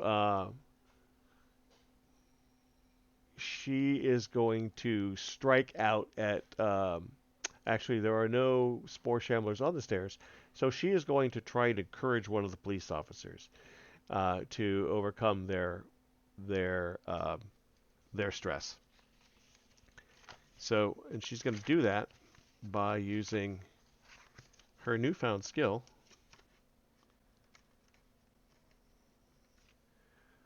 rapport. So I'm going to give her rapport because these police officers need to be shored up. Actually, no, she's already got deceive at +3, so she's going to use her deceive skill. So she's going to try and deceive these police officers. So she's basically trying to overcome their morale by using her deceive. So she comes down the stairs. She says, I'm Agent Leela. We're here to help. Buck up, boys. We can do this. These men behind me, they know what they're doing. So we're gonna roll. Isaiah. Yeah, go ahead. Isaiah looks behind himself. Yeah. Oh, me? Oh, me? There's someone else here besides us. So she's gonna roll. So Leela is going to select Leela. We're gonna roll her. We're gonna put her 3 in for her deceive. We're gonna roll deceive. Let's see what she gets. She got a 3, and we're gonna see what. Let's see. Police. Their will is 2. So we're gonna roll the police officer's will.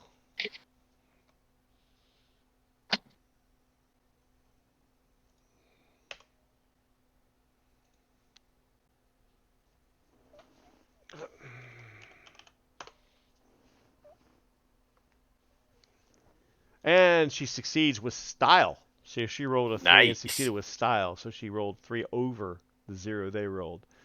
So this police officer is emboldened. We're gonna mark. Did she get one of her boost points back? Did she use one? Oh, she didn't need to. She didn't need to. She was trying to overcome the police officer's fear, which she succeeded at overcoming his by trying to deceive him into believing that the support was knowledgeable individuals were there to back him up.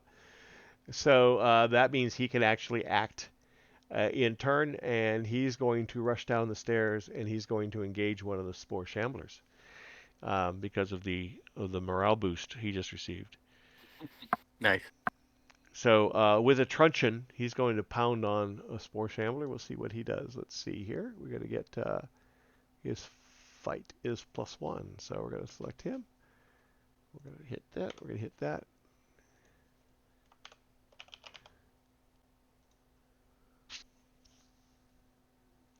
And the physique +1. Their physique is +1, so we're going to use their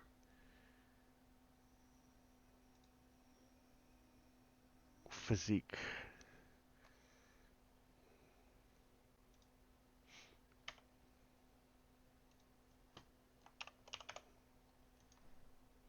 to defend against. And it's a tie. Okay, so that so in an attack situation like that, the tie during an attack means when you tie an attack, you don't cause any harm, but get a but boost. you gain a boost. Correct. So do no harm, but he gains a boost. So we're gonna mark. That means the next time he'll have a bonus of +1. So we're gonna mark that with a red dot to indicate there's a boost there that can be invoked. Okie doke. So Layla is acted, and now it's Orlov's turn. So Orlov, what would you like to do? There are 1, 2, 3, 4, 5, 6, 7, 8. There are 2 shamblers up here. Where I'm moving them? No, yes, there are a couple of shamblers up here on the balcony level that you're at, and then the other 6 are down below in the first floor. So, Well. you're when you materialize through the Godstone, you're dressed as I said, based on the description that you see in the Shadows of Earth handout, but you are weaponless. I mean, none of your materials came with you. None of you're dressed in you're clothed and you're in the body of somebody else. You don't know how or why. You haven't had time to figure that out yet. And Leela is not answering any questions at this moment as she's rushing down the stairs to try and bolster the police officers. Fists are all you need. You can fight with your hands or you can fight with a weapon. It's up to you. Okay. Is there anything like surrounding me that would be a weapon?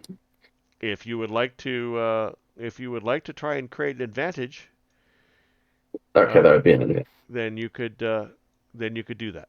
You could use investigate or notice. Looking at the skill list, you've got. Let's see. Will, fight, shoot, provoke, athletics, stealth, deceive, empathy, notice, crafts, drive, resources, context, investigate, find things out. That's really for searching. So notice is probably what you normally would use to locate something. So either investigate or notice. Okay, I'll go and try and notice then. Okay. That is one of your best skills. So you're gonna click notice at a +3.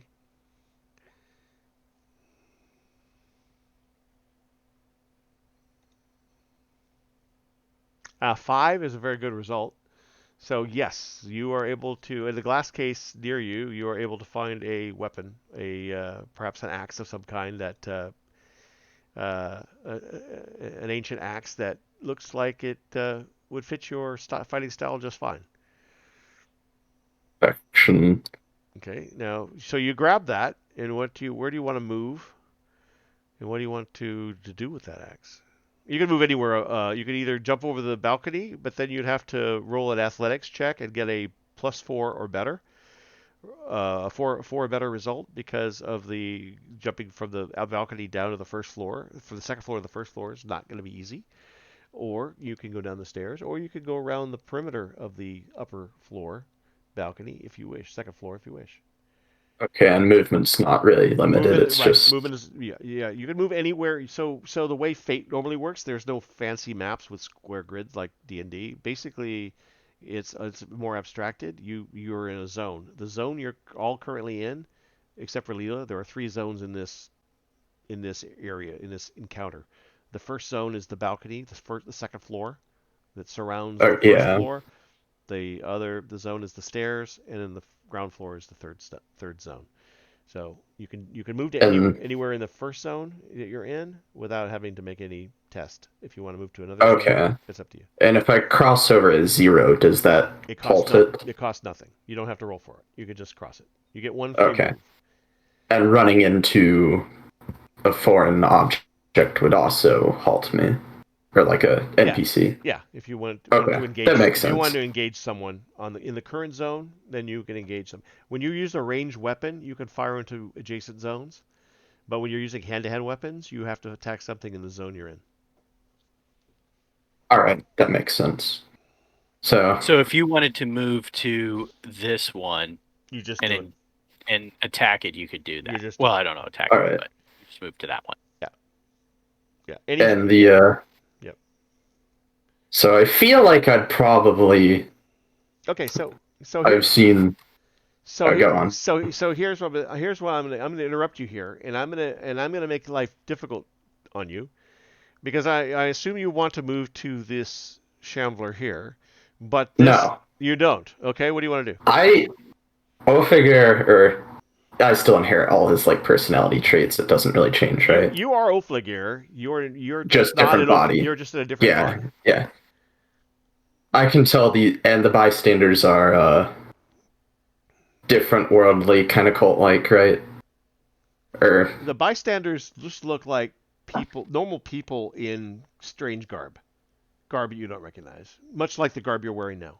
Doesn't look like Ulfligir's garb, but this person seems to just be a terrorized individual. This person seems to be possessed or alien in some way. I'm a Viking. I want to kill the civilian. You want to kill the civilian? So yeah, I want to kill the civilian. It's in my heritage. You want to kill the fleeing bystander? Okay. Rape of Fae. Rape of Fae. Wow. Okay. You are a tough Hold Russian. on. You are a tough Russian. What? I'm a smuggler. This fits the description perfectly. Okay. All right. So go ahead and make a fight roll. Now you don't have right now. Orloff was not given a fight skill, so your fight skill is 0 unless you choose to give him a +2, +1, or Okay. +3. So So I'll make that a 2. +2. Okay. Yeah, So I'm a physical fighter, so I think that fits the profile. That's fine. So Orloff has fight at +2. And But then only how if does the it's axe? innocence. We're not too worried. We're not too worried at this abstraction of what the axe does damage wise. You're just trying to overcome his physique, and his physique, Okay. and the fleeing bystanders have a physique of 0. So you're rolling +2 fight against. Yeah, we're not statting the weapons at this point all that much.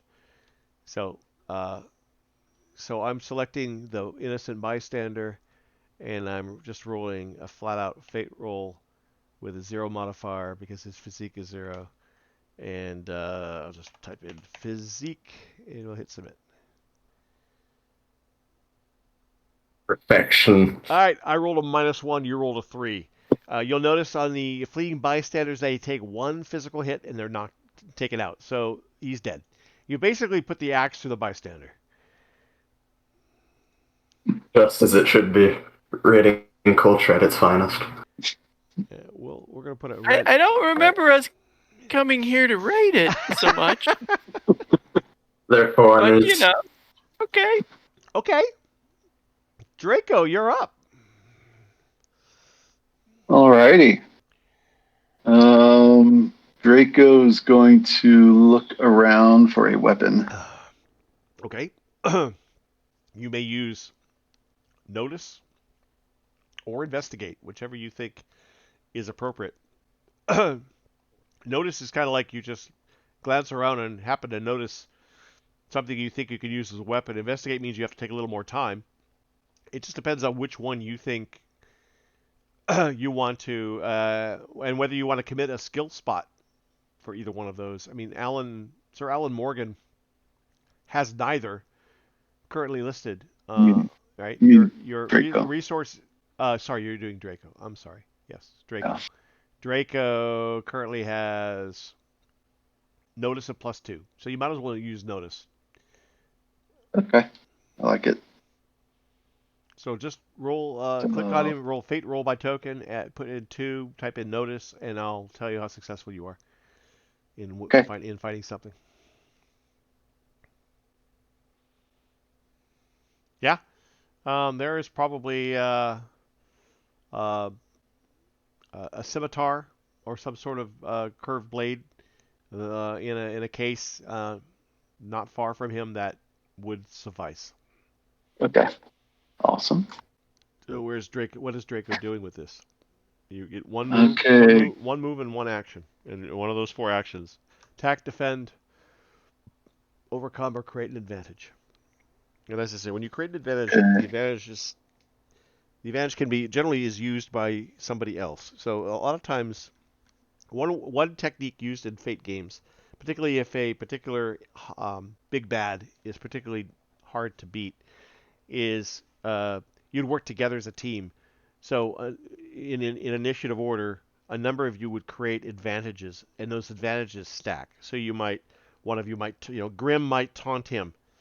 Um, Silas might, stab him, do something, throw sand in his face. You all build up an advantage, and then Islander, or as Isaiah would do, the killing blow, stacking all those advantages up for like +6 to a roll, if you follow me. So that's what Okay. creating an advantage as a team, how you create, advantages that others can invoke for free later in the turn. Okay.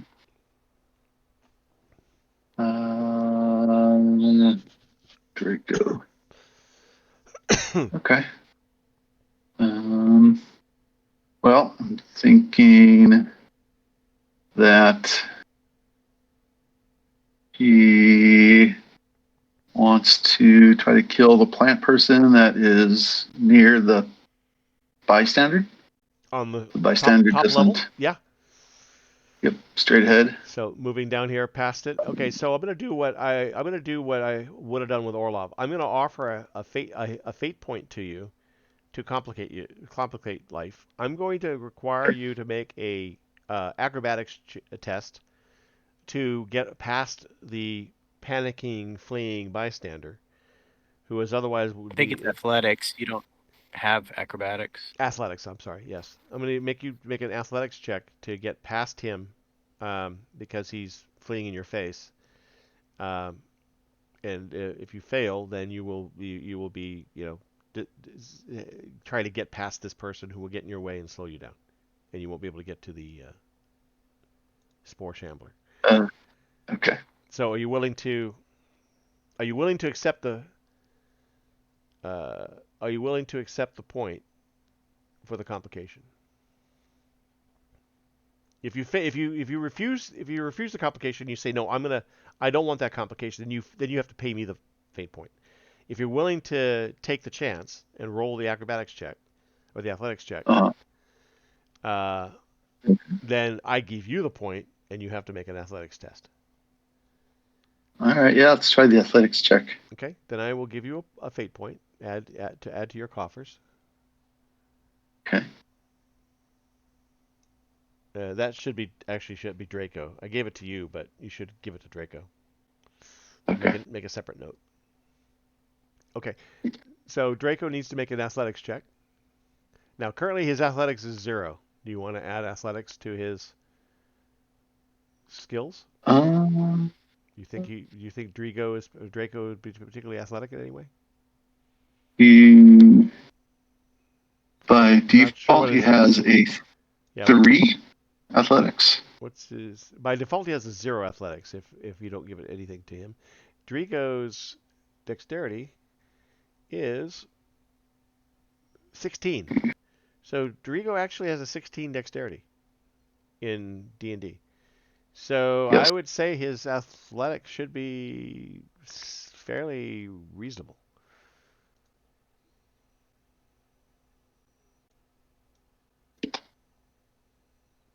So do you think Draco's got a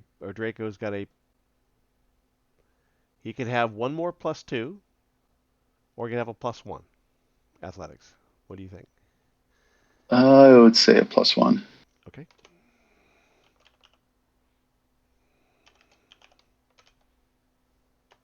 His athletics is average at +1.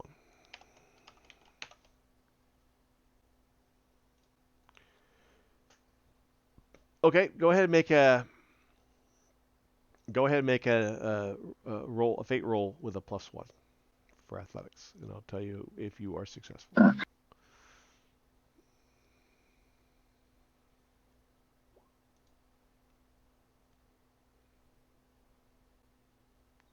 Yes, you are successful.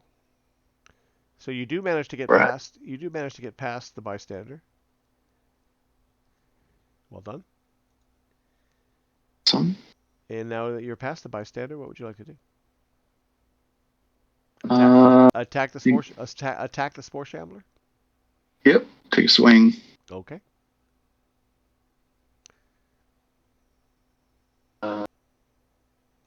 Yes. So that would be fight. Yes, that is your fight. That's a 4. This is straight on 4. Yeah. You click on Draco, or click on your character if you can't control Draco. Click Fate Roll by Token. Put in 4 if his fight is +4, and then just no reason, or just hit fight. Type fight for the reason.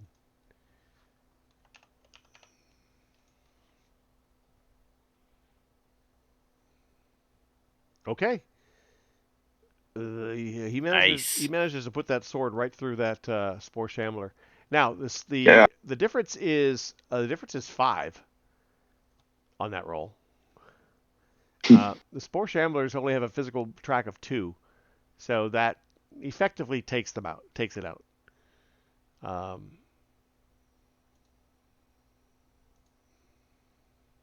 Yeah, they don't have consequence tracks. I don't believe. Oh wait, let's see. Spore shamblers. No, they only have a mild consequence. They can only take a mild consequence. They take 2 physical hits on their physical track, and then they have a strength 2 mild consequence. So a +5 hit wipes him out. Takes all 4 hits plus 1 more. Yes. So that spore shambler goes down. You just put the scimitar right through it, and it drops. All right, who's next? Phineas, you're up. Isaiah, you're on deck. So, Phineas, what would you like to do?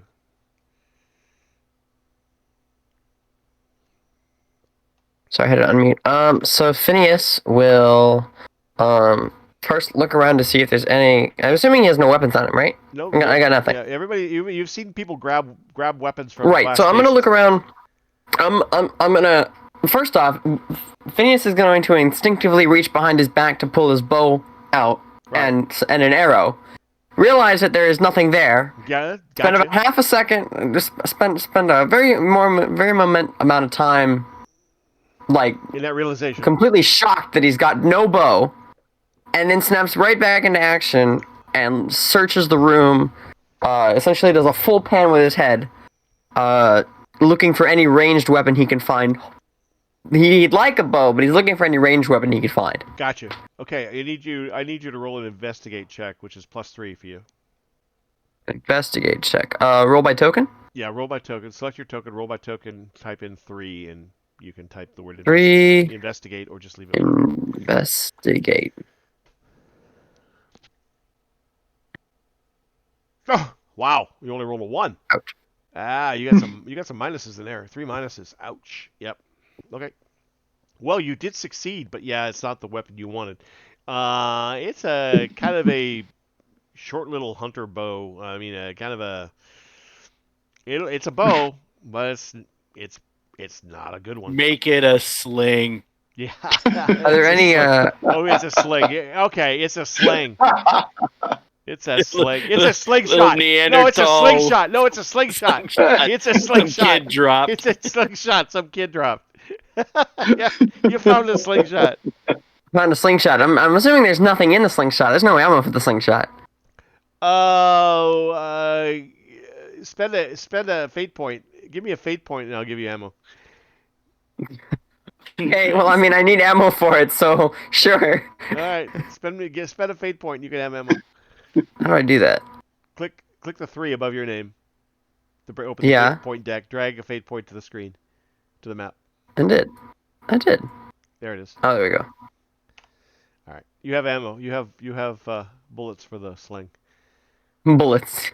Little pebbles. Yeah. Okay. But hey, you have a Oh my God. you have a +4 shoot, so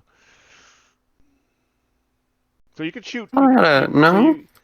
Yeah, your shoot's +4. Is it a +4? Okay. Yeah. So you can shoot basically any of these zones. With a slingshot's got a 1-zone range. A bow Right. probably has a 2-zone range. A rifle has a 3-zone range, etc. So slingshot is probably a 1-zone range tops. Okay, so I have how many actions? 2? 1 action. 1 move, One 1 action. action. 1 Okay. move, 1 action. 1 move, 1 action. Yeah. Okay. So I'm gonna move. Can we just move? I'm assuming you can just move anywhere, You right? can just move anywhere on that zone. The upper Okay. floor is the upper level zone is the ring around the ring around. Yeah. So Phineas is gonna run over to here. Okay. So Phineas basically moves along the balcony, or along the second floor towards Yep. Draco. Yeah. Looks down and will take a slingshot pot at this guy. Perfect. Go for it. Okay. What do I do to do that then? You roll. Click your token. Roll. Fate roll by token. Type in. Yeah. Type in 4, and type Yeah. type shoot. Shoot. Yep. And Shoot. And the Spore Shambler is going to use.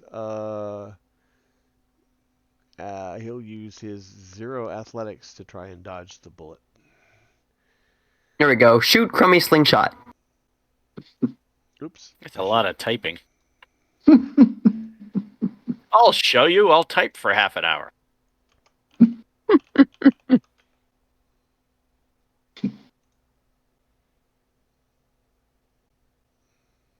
Oh, jeez. Jesus. What is this? No way. Acrobatic zombies?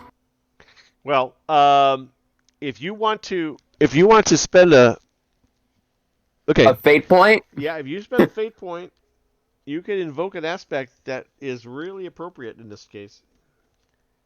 If you look at the Spore Shamblers, you'll look at their aspects. What is the one aspect that one of those Spore Shamblers has? Slow? Yes. So you can invoke slow on the Spore Shambler to give yourself. Would you roll a 2? Yeah. You can either give yourself a +2 or re-roll it. Or just choose not to do. Oh, I'd probably re-roll it. Yeah, I think re-roll would be better. You got 3 minuses. If you get anything better than that, I would re-roll it. I would spend the fate point, invoke the slow aspect on the Spore Shambler, and say, no, that Spore Shambler is really too slow to have reacted that quickly. Oh, Much better. Much better. there we go. That's what I wanted for the first time. Okay, so that's going to hit the Spore Shambler for one hit. So we're going to put a single X on him. So that is not enough to take him out, but it's definitely reduced his physical track by 1. Because you beat his roll by 1. Okay, moving on. We've got Isaiah. Okay. He's gonna run down the stairs next to Leela. He's gonna Man. scream at this copper, "Why don't you get moving, Bobby?" And I'm gonna use Oh my. rapport, which I put at 2. Okay, so you're adding rapport at 2. All right, you're gonna modify your sheet here. Rapport, excellent, fair at +2. Listed as rap. Oh, come on. Oh, well, let's see what the copper gets. The copper's will is 2. All right, well, let's see if he's willing to overcome this.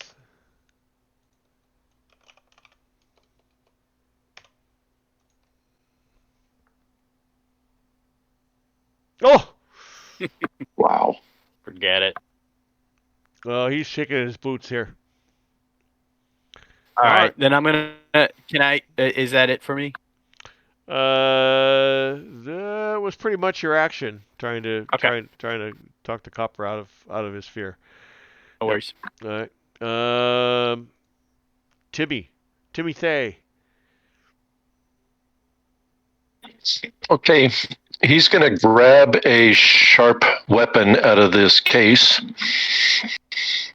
which for a little this little Welshman should be like breathing. I'll say he finds something sharp. He's not picky.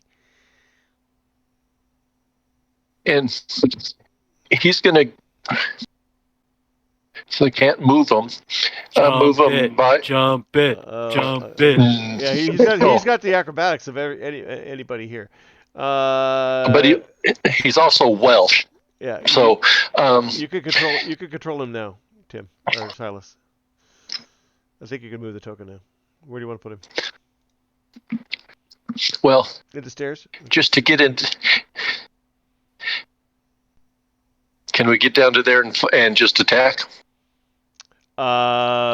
If you roll, you'll make an athletics test, and if you get a +1 or higher, I'll let you go an extra zone. Okay. So let's see. Currently, his athletics is 0.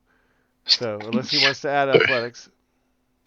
Well, Oh no, he's plus got 3. an Sorry, his athletic athletics of is plus 3. 3. Yeah, he's good at it. Plus 3. Yeah. Sorry, plus 3. You're right. I see it now. All right, just make it. And my reason is hustle. It's athletics. It's whatever the action you're taking is what reason is supposed to be for. Yeah, in this case, you're simply moving, and you're trying to move 2 zones. So you're trying to move an extra zone. Trying to move downstairs.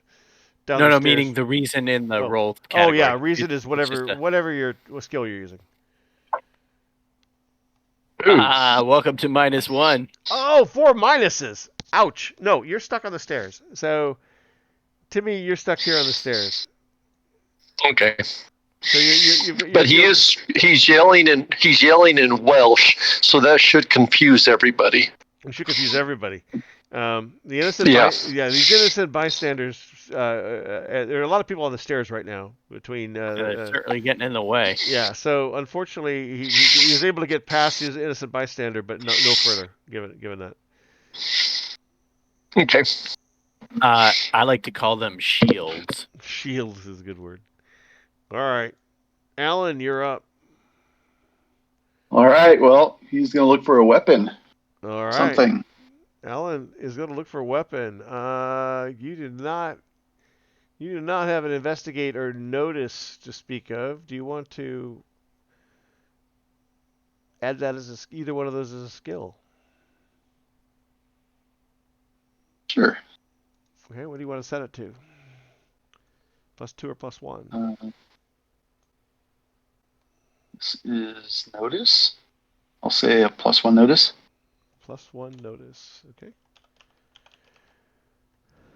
Notice is average at +1.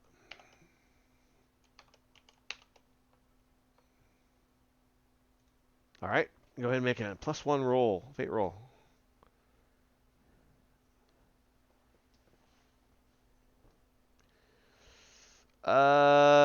You don't see anything that you really find. Maybe a sharp stick, but that's about it in this part of the museum. All the weapons seem to be in one of the other cases. The sharp stick collection from ancient Mesopotamia. Yeah. There's some ancient carved walking sticks of Egypt. Is in the Come at me with the banana. But you know what? Your fight is +3. You've been in enough boxer movies. You've played a boxer on stage. You don't need a stick. You've got your fists. All right. There have been a few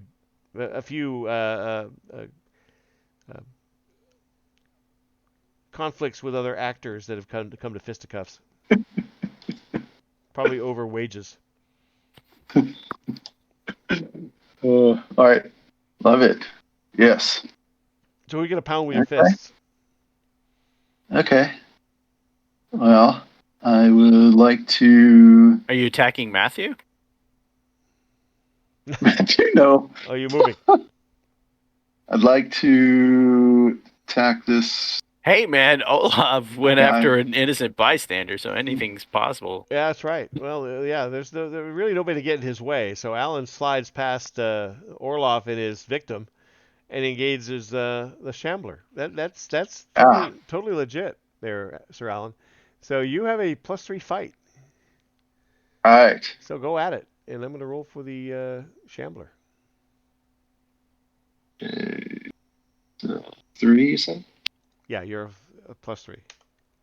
Awesome.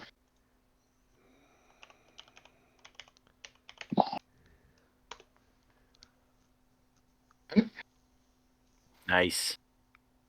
There you go. God. All right. Yeah. Okay, that takes his that does two hits to the Physique. to his physical stress box. If you I don't know if you could evoke. Yeah, it's probably not an aspect you could evoke to get better than that. You could come up with one, but I guess, yeah, that's probably good enough.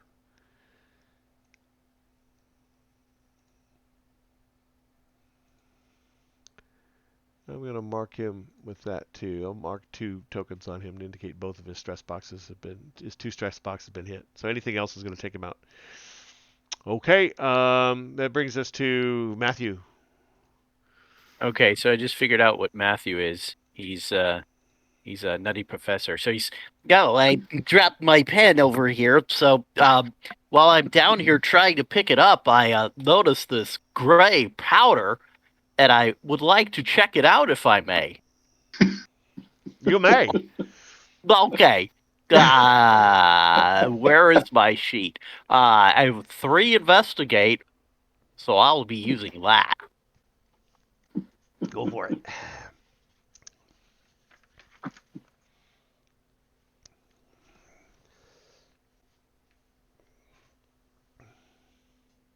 No, it's not terrible, but it's a strange powder that's everywhere. Strange power that's everywhere seems to be exuded by the spore shamblers, and it strikes you in your nutty professorship wisdom that you wouldn't want to get very much of this on your person, either inside or otherwise.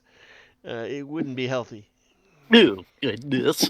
He pulls up his shirt, and he will back over to the stairs, and he will say, Leela, be careful of the spores.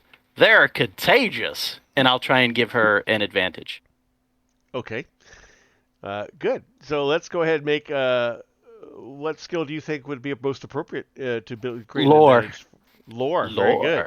Yeah. Very good. Make a lore check to create an advantage. What advantage are you trying to create? Give me a second.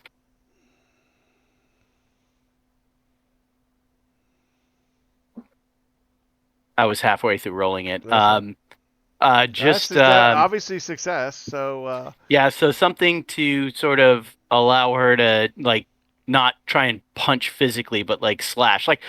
Maybe you should cut their heads off, but don't get too close to their bodies.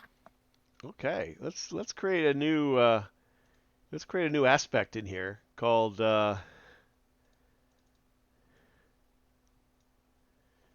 let's see. We know their weakness.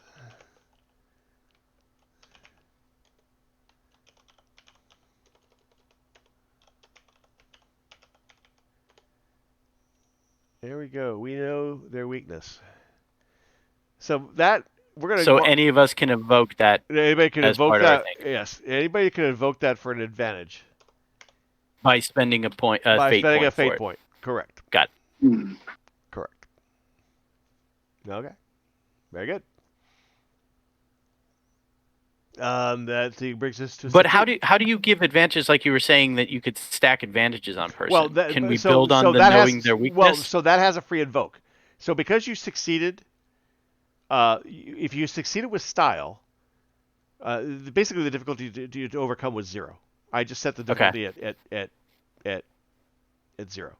So you rolled a 3. So you succeeded. You actually succeeded with style. You went 3 over the 0. So that comes with 2 free invokes.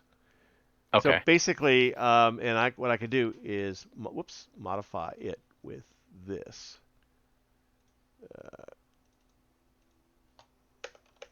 There. So I put ×2 on it. So that means that basically means 2 of you can invoke this for free, not without spending. Without spending a fee. Anybody can say that, you know, on my turn I'm going to use their weakness. Correct. That's one use. Another person use it, and then it's gone. And then it's gone. Correct. Got it. Right. Perfect. Okay, so Satish can immediately take advantage of that.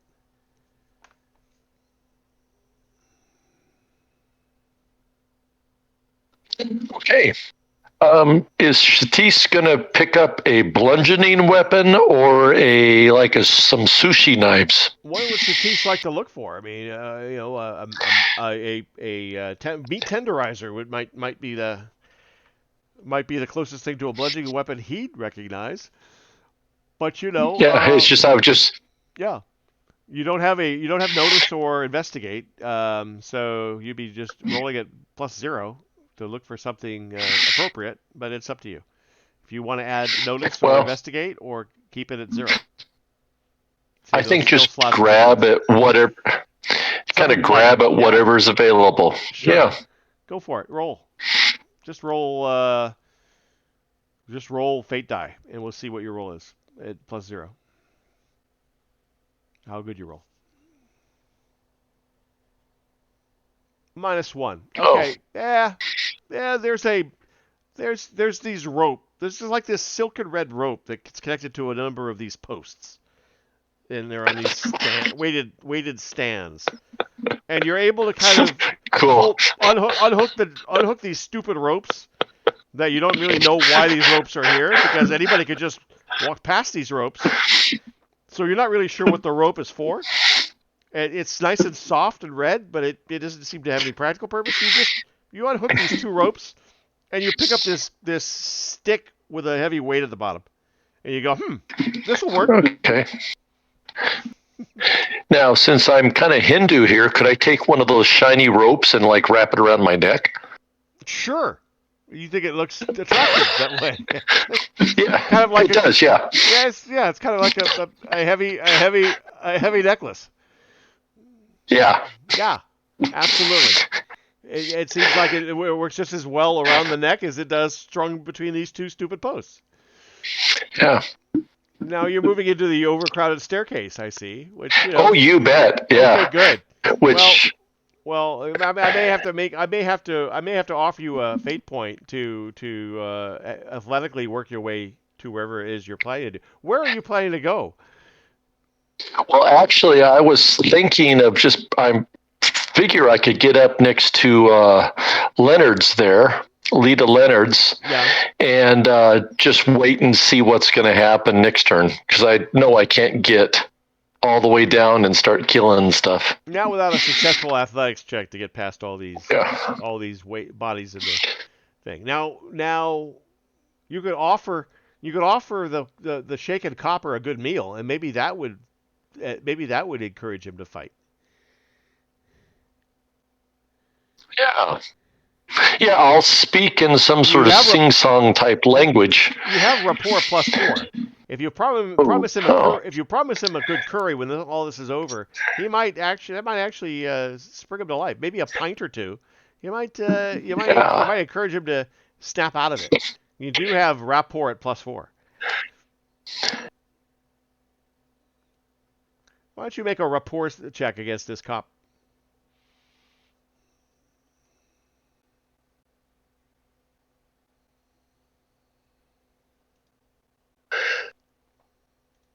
Oh. I nailed him.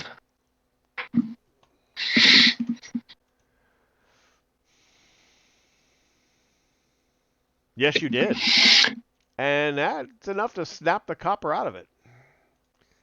He likes the idea of a curry and a couple of pints at your restaurant later. And so He rushes down the stairs, baton in hand, and smacks on a Spore Shambler. Oh, good curry. That sounds Actually, wonderful. no. He pulls out his revolver. Because these police officers apparently have revolvers. He pulls out his revolver and he shoots at the Spore Shambler down below because he's got a +2 at shooting. Actually, those pines sound so good. He charges down the stairs and shoots just to get off the stairs. He must be Cockney, you know. He Yeah. is cocky, but yeah.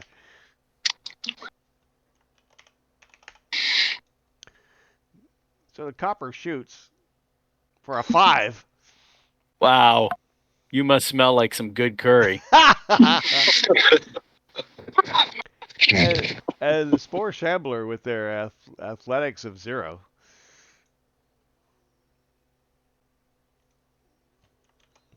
I don't think he's going to dodge this too well. A 1. No, that's a 4. That's a difference of 4.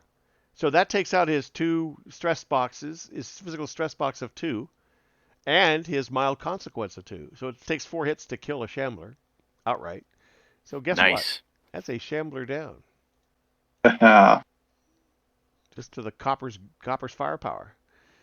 All right. And that brings us to the top of the order, to Leela. And Leela is now going to... I mean, I hate to bring it up. Do the Shamblers do anything? Oh, well, that's a good point. Thank you very much. Yes, the Shamblers do something. This Shambler is going to attack this individual. So the Shamblers, let's see, their fight is +2. So let's see what he does here. And the old innocent fleeing bystander who is terrified by aliens has got a physique of 0. So.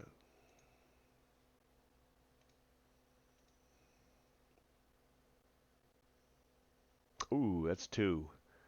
So, let's see. The old fleeing bystanders, the first hit takes them out. So the fleeing bystander, that fleeing bystander goes down. All right, this Spore Shambler is going to go after this fleeing bystander.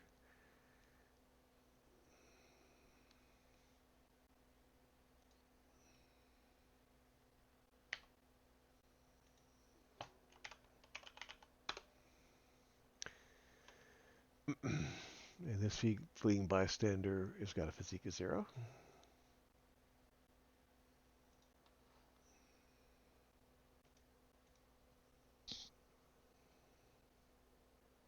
Ooh!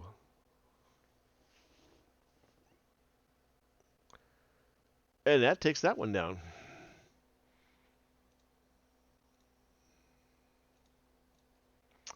The Spore Shambler is going to go after the Copper, although he's taking a hit.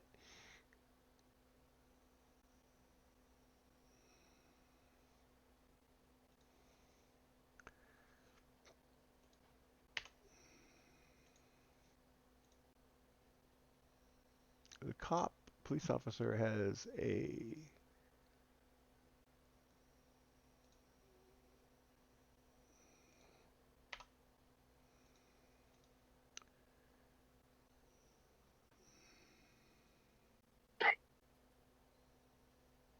Ooh.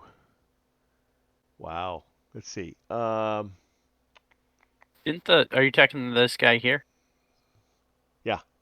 Didn't he have a boost? One of those was a boost, like he had a red was a boost or something? Yeah, the red dot when was... he attacked? Yeah, the red dot was a boost. We'll use that boost to I don't know if you can use it. Yeah, we'll use the boost to cancel this. Yep, we'll cancel that. We'll go after this fleeing bystander.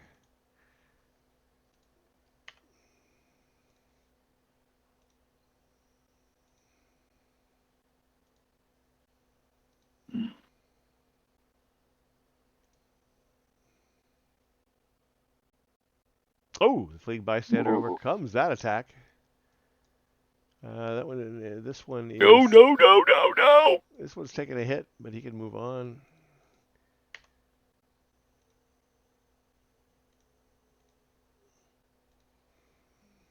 Oops.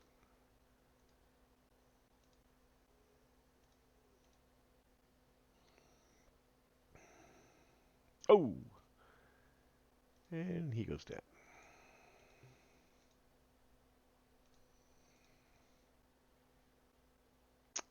This fleeing bystander is going to flee.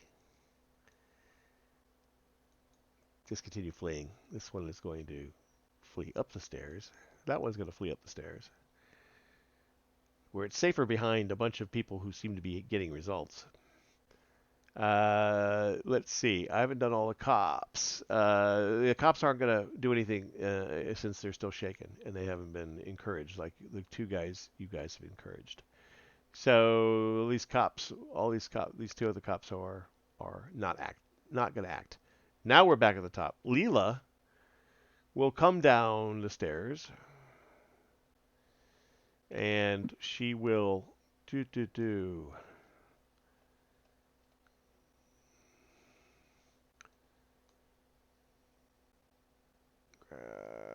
deceive lure will. She will come down here. She will take on this Spore Shambler. We are going to give Leela.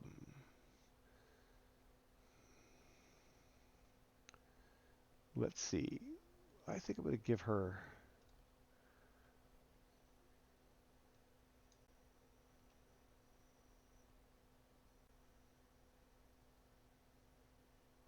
Shoot 2.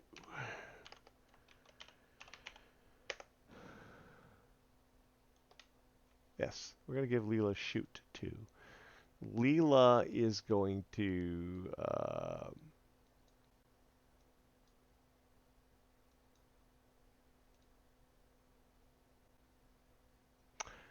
she's going to make an athletics check. She's going to attempt to pull the police officer's gun out of his holster as she goes past him. Since this police officer did not use his gun, she's going to try and draw his gun out of his holster as she passes him. So that's going to be tough, but we're going to try. So Leela, let's see how well you do.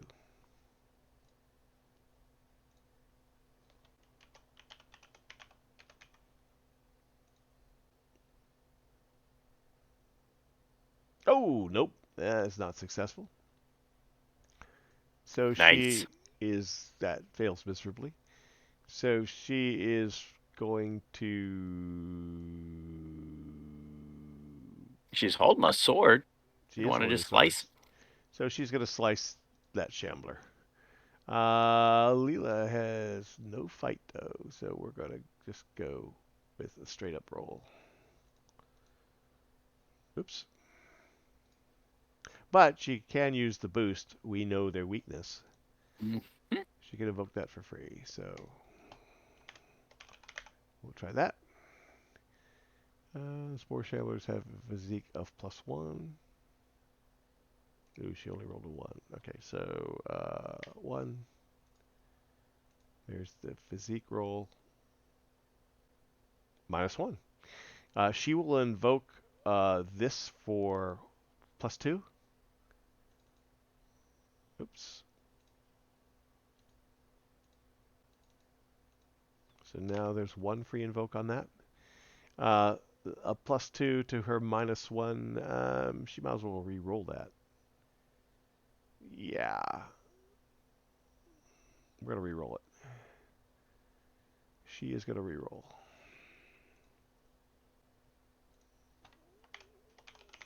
And hope for a better result.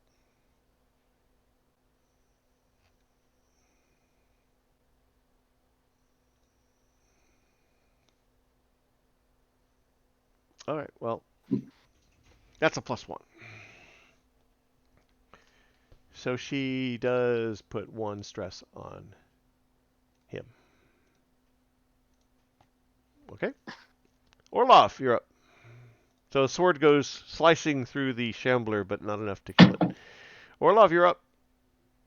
All right. And my computer screen is not cooperating. Okay.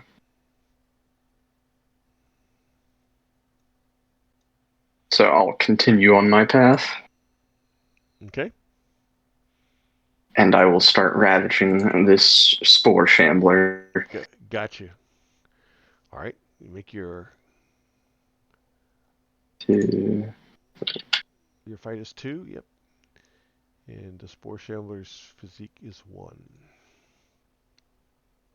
Oops. Oof.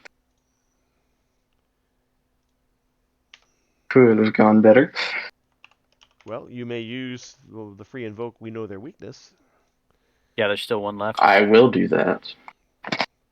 I rolled a -1, so you only need to do a. Actually, you don't even need to do it. I rolled a -1. Yeah. You rolled a 1. That's a difference of 2. He only. Oh yeah, has, he's he's already lost his 2 stress on his physical stress track. So he has a mild consequence left, and that's enough. The difference of 2 is enough to take him out. Cost him his 2 mild consequence. So you've managed to take out 3 of the Shamblers, 3 and partially damaged 2 more. So that's pretty good. All right. I pat Alan on the shoulder and say, "This is how you really do work." Draco is up. Draco. All right. Let's see. I think Draco wants to jump down, jump. jump. And well, what's Draco's? Yeah, what's Draco's athletics is +1. So basically, you need a 4 or better. You need a 4 or better total to overcome that penalty of 4 to get jump down from the top floor to the bottom floor, land on top of a display case or something, to break your fall, or etc. Just to drop down. You want to do it? Let's do it. He's ready for the next adventure. All right. Well, there you go. So that if you want to give me a hero point or a fate point, you can. Let's see what the roll is. But yeah, if you want to, he's ready for the next adventure. That's you're invoking your own. Yeah. You're invoking your own aspect and paying a fate point to do it. So let's start with a roll. So he's got. Okay, yeah, no, he has 0 athletics. Did you want? He has a 1, right? Draco? Yeah. He's got a fight of 4, a physique and a shoot of 3, a will and notice of fair, athletics of 1. Yes, average. Yes, he has a +1. So you're adding 1 to your roll. Okay. Second one. Roll. Ooh, a -1. Damn. Well, if you use a fate point, you can re-roll it. All right, let's try to re-roll. Adding 2 is not going to do you any good, so you're going to have to re-roll it. All right, let's do a fate point. Okay, so drag a fate point from. Write it down because it's Draco's. Don't mix it up with Alaric's or Alan's. You have to keep track of it. Fate -1.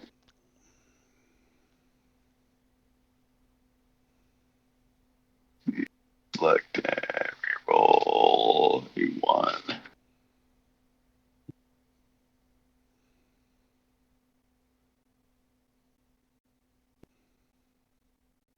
Oh. Okay. So that's a failure because you needed a 4. You could succeed when you don't make the roll. You either fail or you can succeed with a major cost. So you could succeed, but I think the major cost would have to be you would have to lose a consequence, probably your mild consequence. You might say you managed to leap down, but you sprained your ankle, or you twisted something that will be painful for the rest of this scene, but not take you out of the fight. So if you want to succeed, you have to pay a major cost. Okay. Are you willing to take a consequence, a two strength consequence? You have a 2, a 4, and a 6 consequence.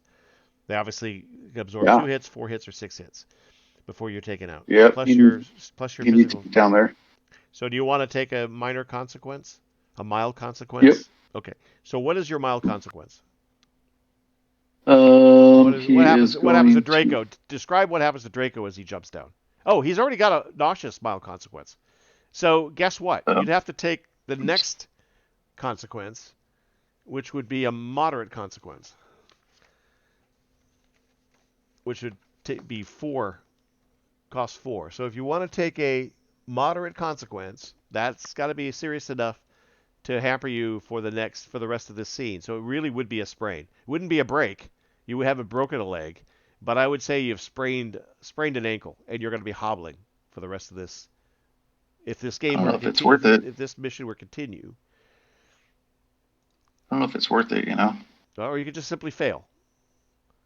In which case you just Okay, don't get over the balcony, and you're stuck up there and have to act up there. Okay, let's Okay. try that. All right. So you don't do Yeah. you fail to get over the, or you basically get to the edge of the balustrade and go, no, not a good idea. Not a good idea. Okay,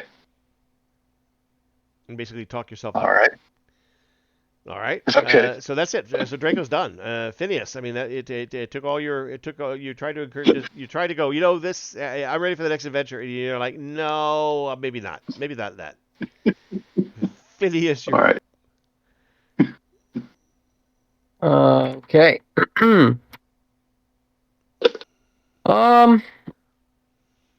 Yes. I'll hit the. You got the I slingshot. hit that guy. Yeah, so I'm just gonna probably take another shot. Yeah, you hit him once. Let's do it again. Okay, you got a +4, so. Yep.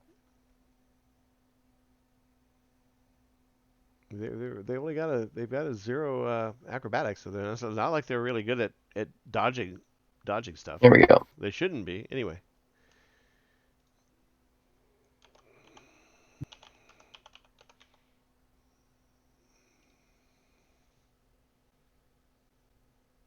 Oh, wow. Well, that's fine. You could take. We know their weakness. You could use the last one to add 2 to your roll. You're currently. He could take them. He could take. How much do I need to beat it? Actually, I've got 2. Actually, you've done 2. He's already got 1 physical stress, a second physical stress, and then he'd have to pay the mild consequence to absorb the last one. So that's enough to take him out. You don't need to do all 4 damage. You've done 1. You wouldn't need to do all 3, but you need to do enough to remove the last physical stress box, and then his mild consequence takes 2 more. But he can't take half the mild consequence. He has to take the whole mild consequence, so that will take him out. So you do fell that shambler with an accurate slingshot hit between the eyes. Drops the shambler. Because you didn't even need to know the weakness. Are you going to move? Are you happy here with a shooting position?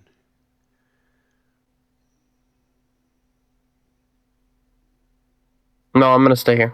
It's probably I think I'm good here. You're in a sniper position. That's probably a good idea. Isaiah, you're up. Yeah, exactly. So you see another shambler fall to an Nice. accurate missile hit. Isaiah, what are you doing? You're on the stairs. I'm gonna try and jump down.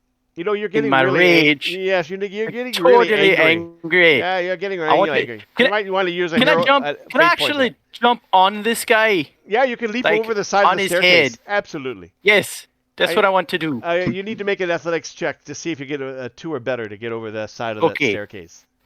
I'm going to crash his skull. Good Let's job. see, what You do I have a got? +3 for athletics. +3. Let's do this.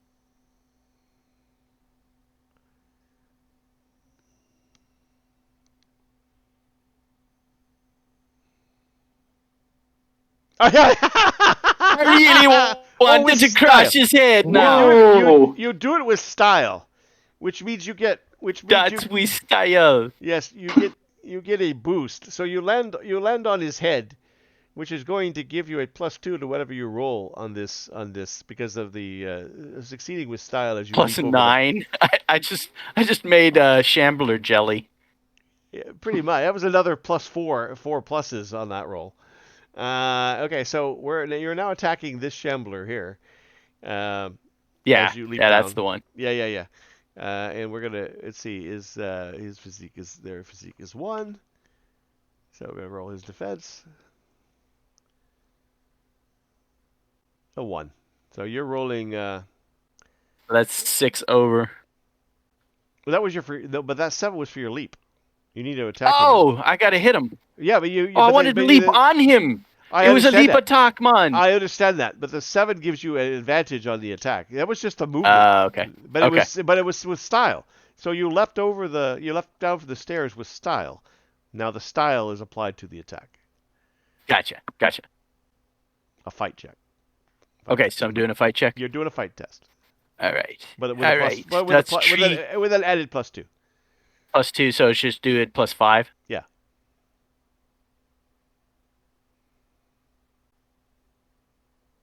And I rolled a 1. So you should clobber this thing. Yeah, that's a 4. Yeah, That's a that'll 4. do it. So that will do Nice. it. That takes a stress box and that takes them all out. Well done. Without even using the anger. That wasn't even using the anger. Well, it's +5. I'd only have +3 normally, so. Okay. Very good. Timmy Thay is up. He's gonna. Both the Thay and the Welsh love to stab people in the back, and so he's gonna stab this tree from behind. Nice. Because you do have stealth. So let's make a stealth check to gain. I suggest you make a stealth check to see if you can get an advantage here.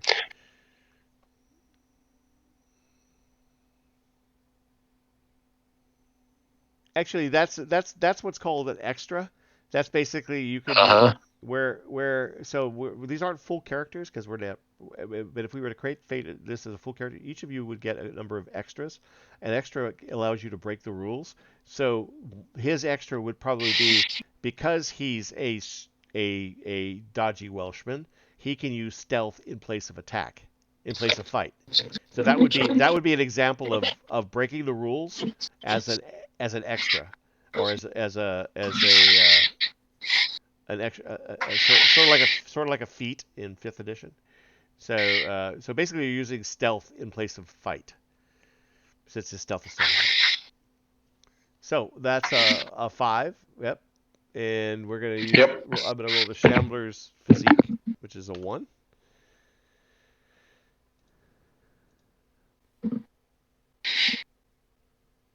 That's a 3. So you take out his 2 physical stress boxes, which we mark like that, but he's still got his mild consequence, so he's not dead yet.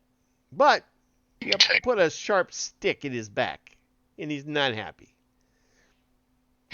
You dodgy Welshman. Yeah. All right. That poor Shambler's not in a good place right now. Alan, you're up. Matthew is on deck. So, if I wanted to, You could attack just go down the this stairs. guy? You could just come around and go down the stairs. Well, you could just come around to the stairs if you want to. If you want to move 2 Try zones, that. if you want to move 2 zones, you'd need to make an athletics. You get 1 zone for free. If you want to move 2 zones down the stairs, you'd have to make an athletics check and get at least a 1 or better. All right, perfect. To give you an extra zone. So you said a 1 or better. Yeah, your athletics. Yeah, so your athletics is Alan's athletics is 0. So you're just gonna roll and hope to get a 1 or better. All right, go. Okay, here we go. Oh, nope. Damn. It's a -2. So you're stuck on the stairs. Okay. You're stuck on the stairs. And without a ranged weapon, you can't do much else. You can only move 1 zone to the stairs. Okay, Matthew, you're up. All right. Matthew is up. Let me see. I would like to maybe investigate the fight as it's been going on to see if I could figure out a little bit more about these creatures. Very good. I'll roll As investigation. yes, go Go ahead. ahead. Make an investigation check. All right.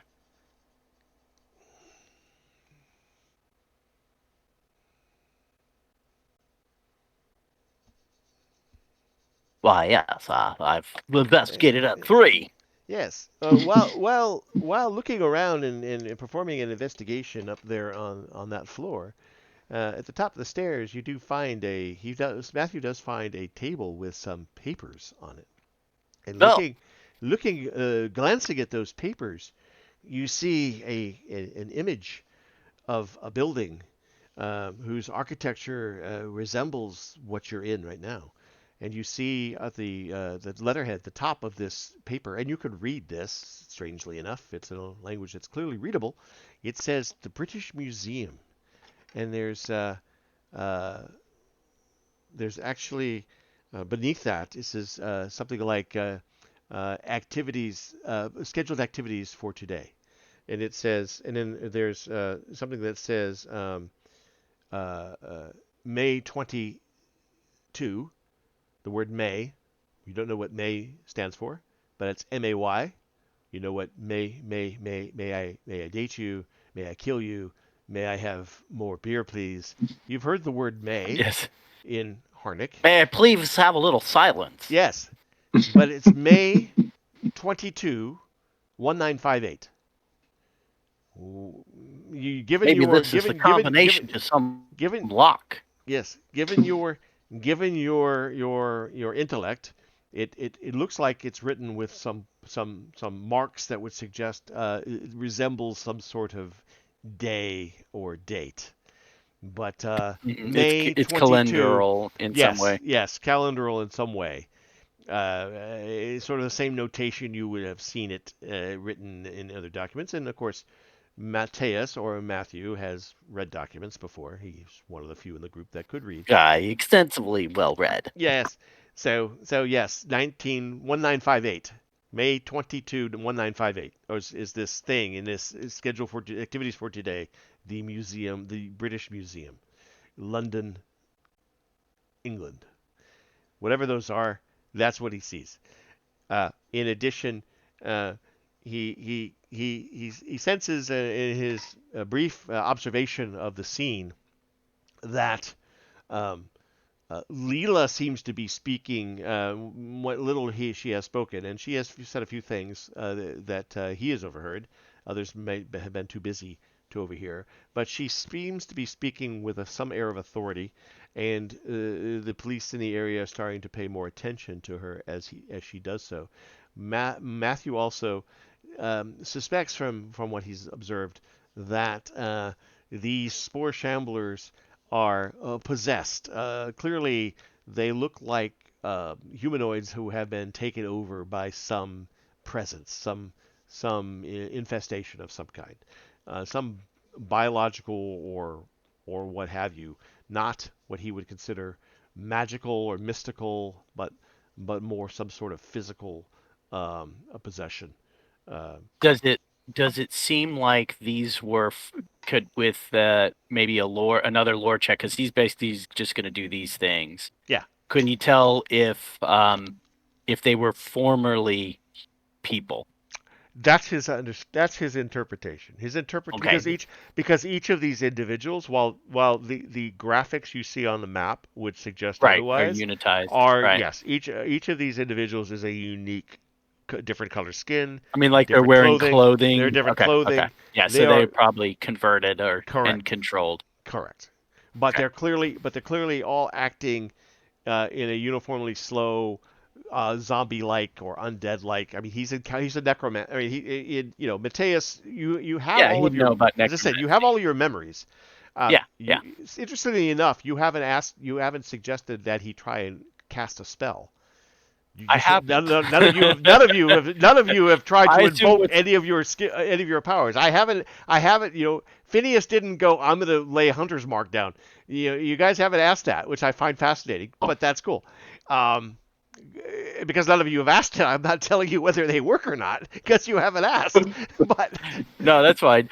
No, he will shout out. He'll basically go, these look like they were formerly people, and they look to be controlled. That maybe there's one master control unit that is making them act this way.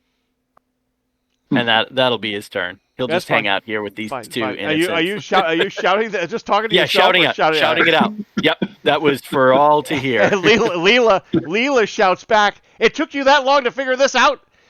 Well, I just got here. What are you doing? Welcome to the ministry. All she says is, "Welcome to the ministry." And Magic? What? No, just welcome to the ministry. We're gonna move on. Satish, you're up. Leela will be on deck. Satish, what are you doing? Okay, listen. He's going to come up and go after. This one? Yeah, All right. just because Okay. it's healthier. Yeah.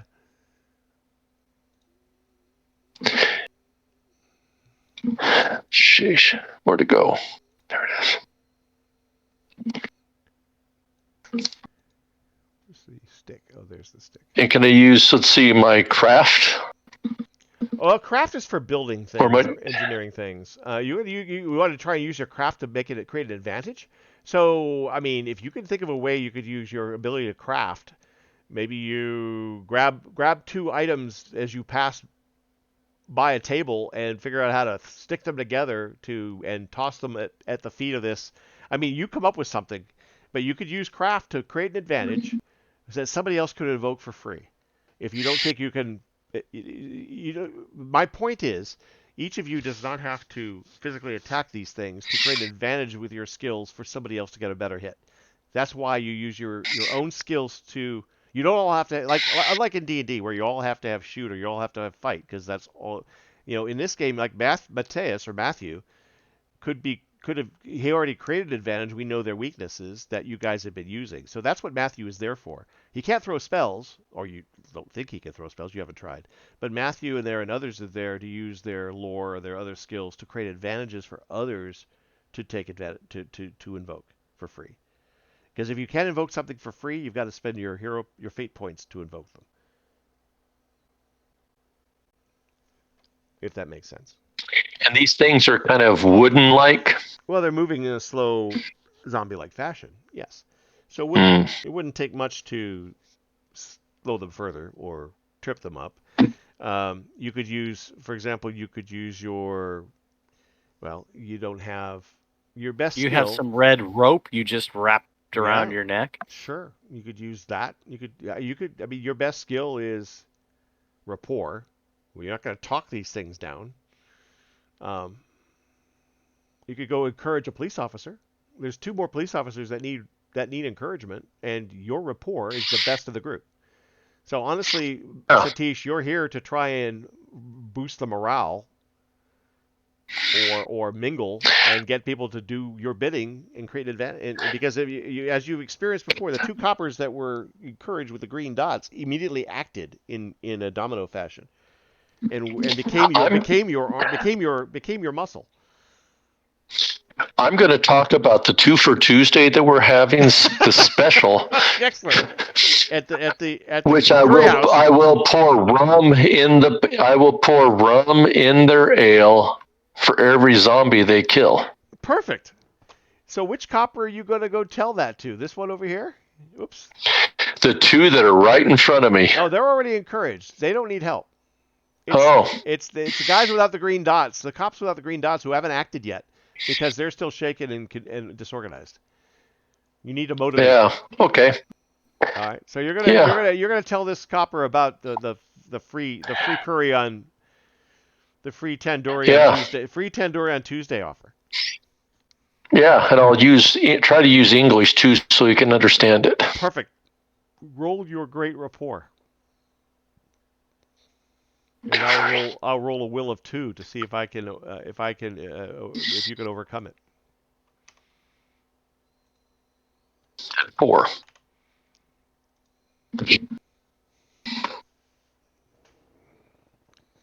There you go.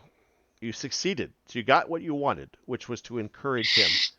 So you basically overcame his fright to encourage him to act. So now he's going to pull out his revolver and fire at this one with his shoot +2. He pulls out his roller because he likes that Tandoori offer.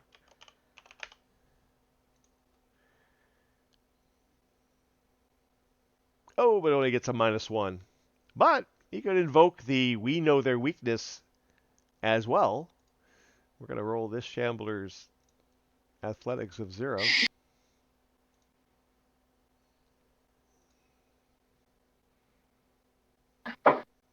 -2.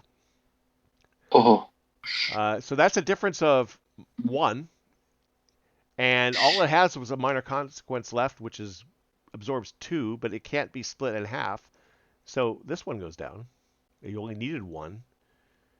You didn't need 2 because the minor consequence can't be divided. So, whoops, I didn't want that. I wanted the red X. So that's Shambler. Oops, yeah, that Shambler goes down to a gunshot.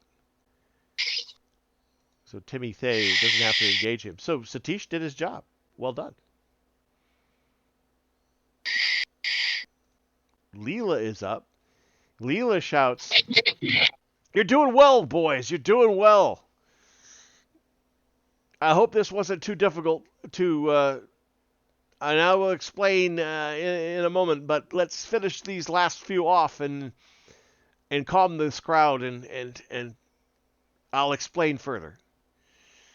So with that, she's going to go ahead and wield her sword against this Shambler in front of her. And Leela is going to be actually shoot. Well, she doesn't have a gun, so will just swing out.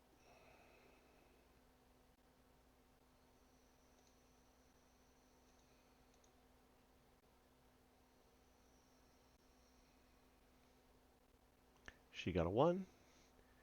Spore Shambler has got physique of 1.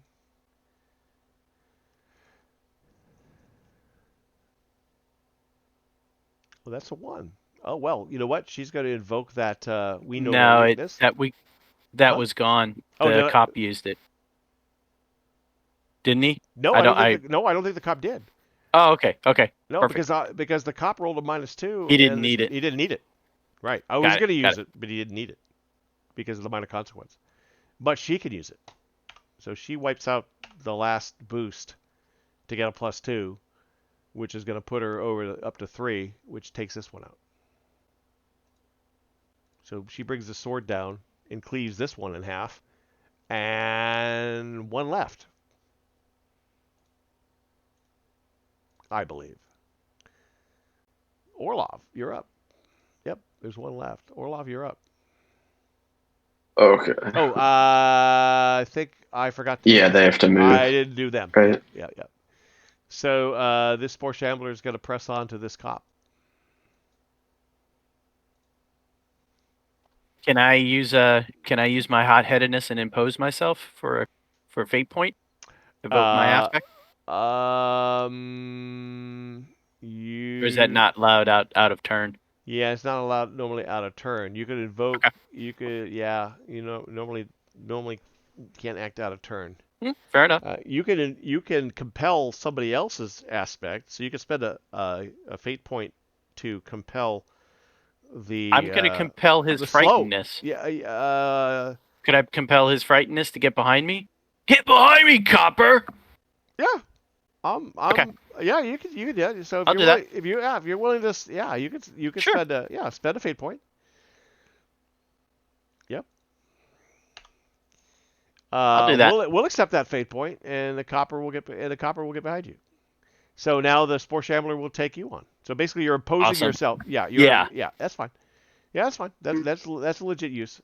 Yeah. Okay. I can take that. So you're basically sacrificing yourself. Either you're putting yourself between the copper and you're using the copper's frightenedness to help It's with fear. that. Yeah, it's drama. Yeah, makes sense. Perfect. Okay, the Shambler will attack you. So this is against in a physical fight. It'll be against your physique. So Yeah, you'll great. you'll defend with physique, right? And he will attack with his fight. So the Spore Shambler has a fight of +2.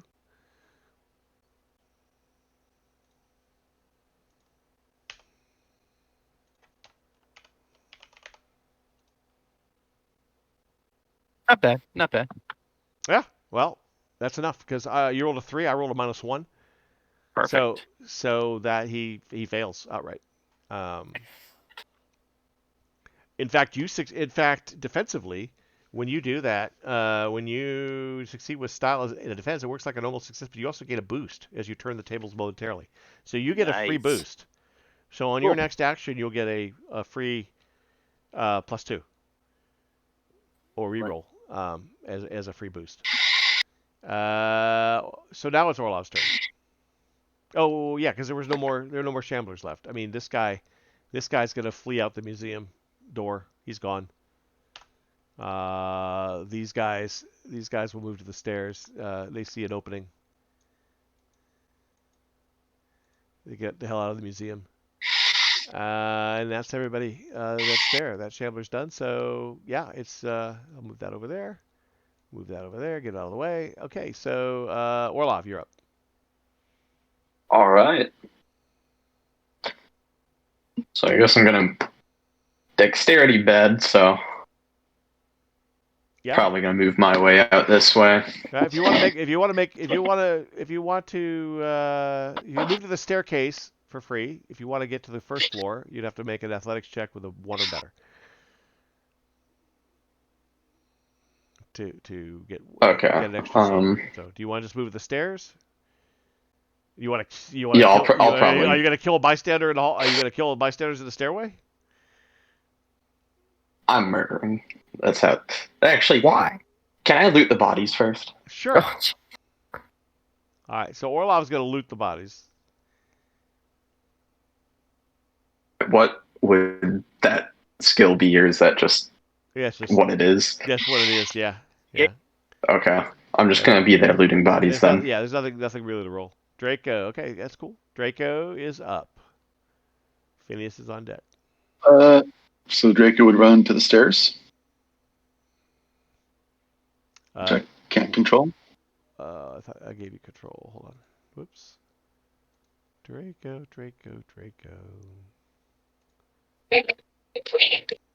Did our cops do any fighting this turn? They may not have actually. You're right. This one did, but these two did not. Let's resolve that. And that may end this real quick. So let me just do a shoot +2 with this cop. Thank you for reminding me. Sorry about that, guys. And we'll defend with athletics.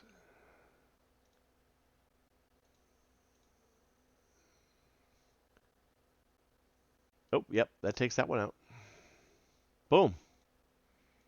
Cop puts around. The emboldened cop puts around through the guy that attacked you, Isaiah. And that's it for the Shamblers.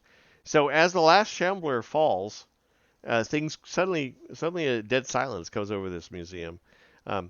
You hear in the sudden silence, you hear down. Since some of you are on the ground floor and you can see a doorway down a hall in front of you, you can see open sky. The doors are like partially open in the front of this building that you're in, and so you can see sunlight, bright sunlight kind of streaming in from that open doorway.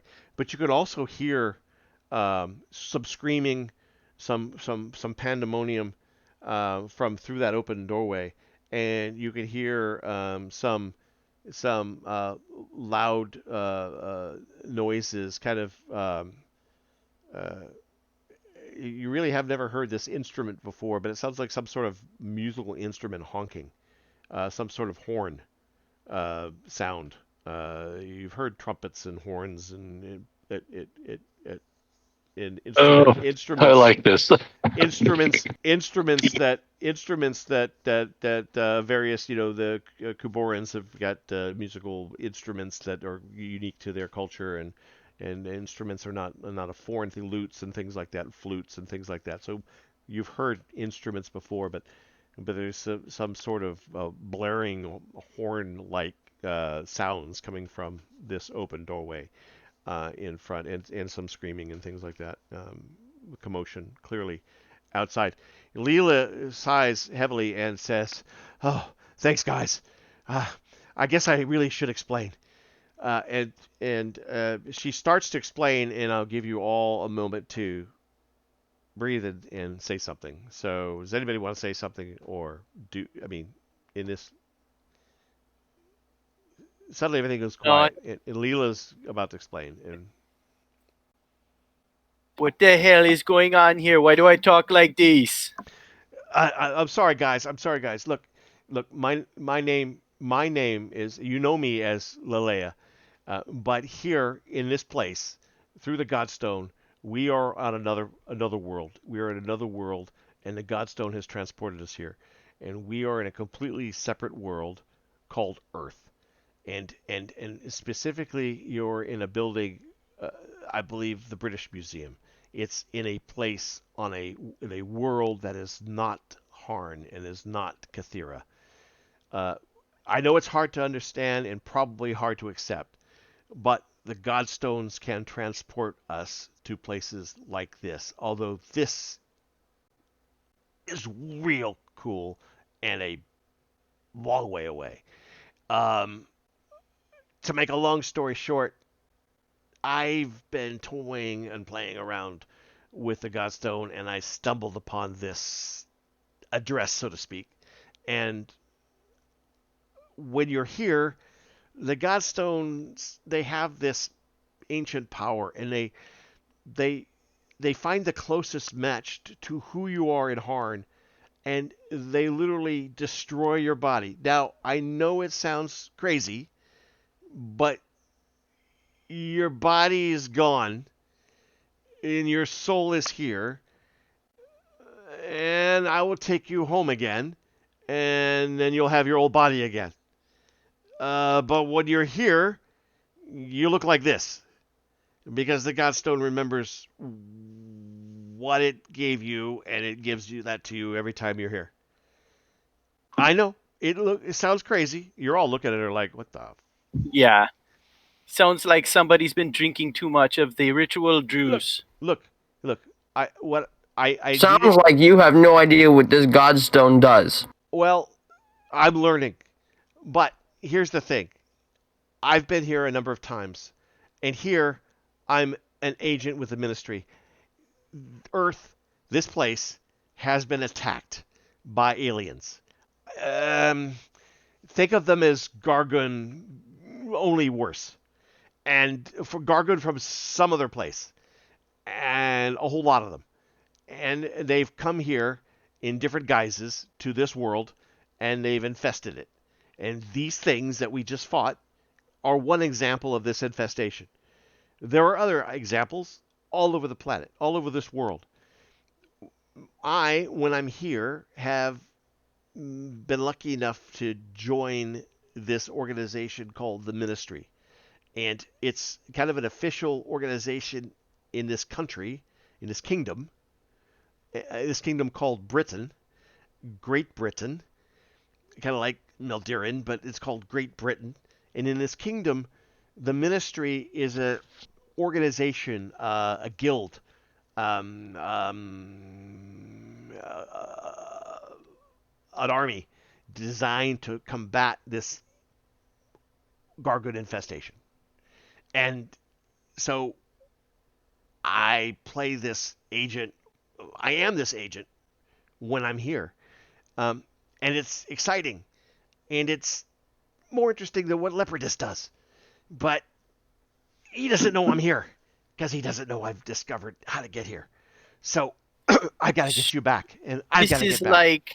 This is like a place. This is like a vacation for you? Yeah, it is. I disappear when he's sleeping. He doesn't think the Godstone is a safe thing to use, but I think it's kind of cool. Yeah, well, the dead bodies tend to give away that it's not all that safe. Well, to be honest with you, living in Harn isn't all that safe half the time either, right? True. So, in any event, Phineas points to one of the officers' guns and goes, "What is that?" That's a firearm. That's a missile weapon. Like range weapon? A ranged weapon, but it does more damage than a bow. Can I take one back with me? Did you come with anything? Did you come with anything? This man is wise. Listen to Isaiah. I mean,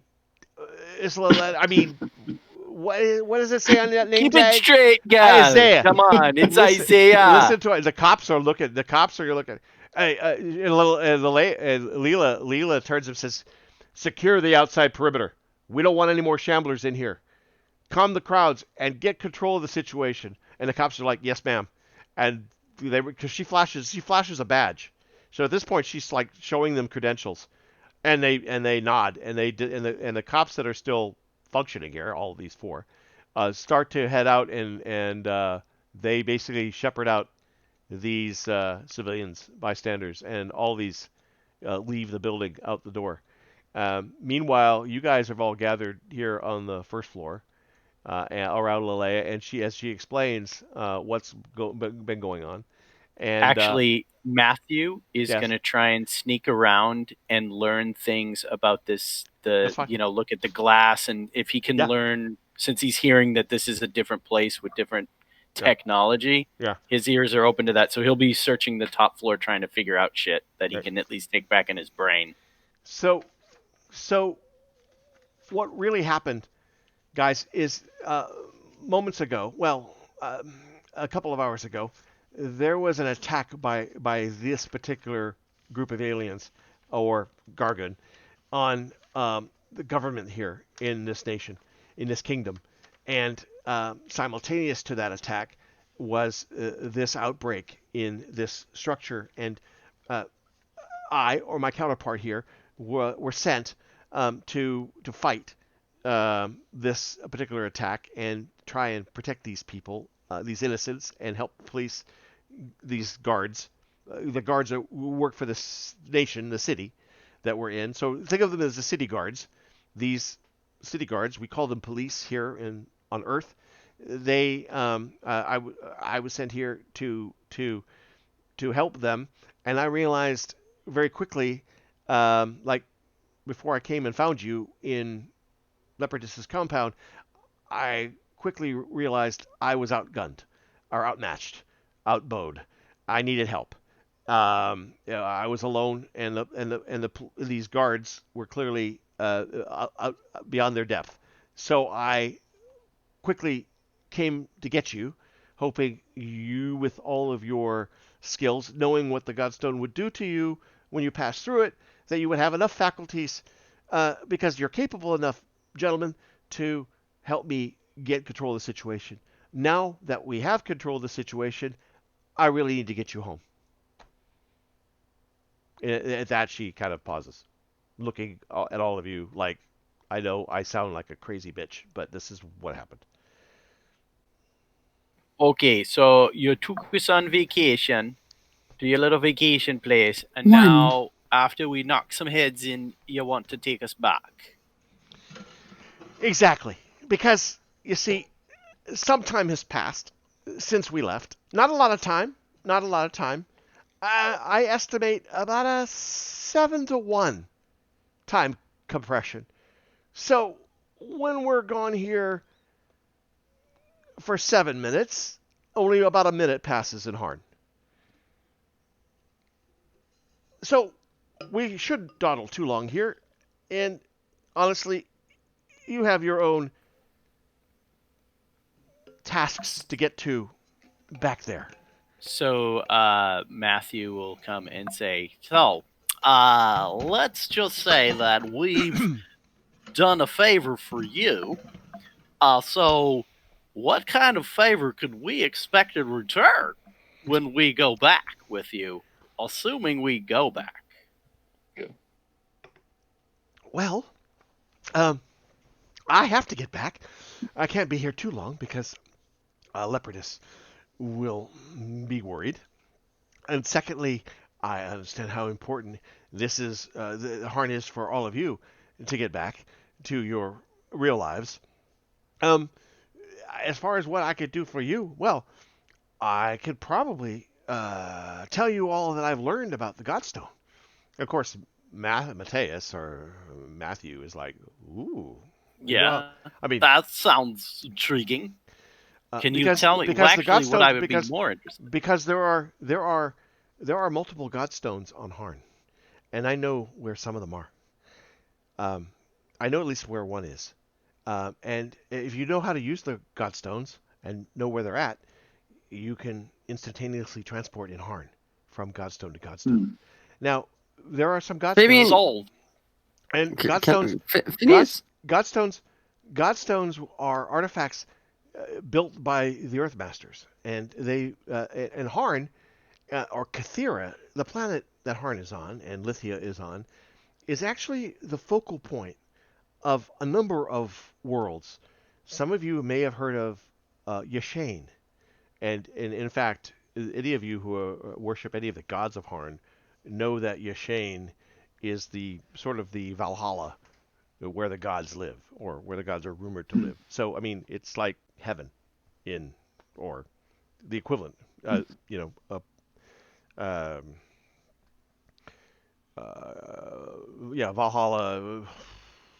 Can't think of where the Roman gods lived.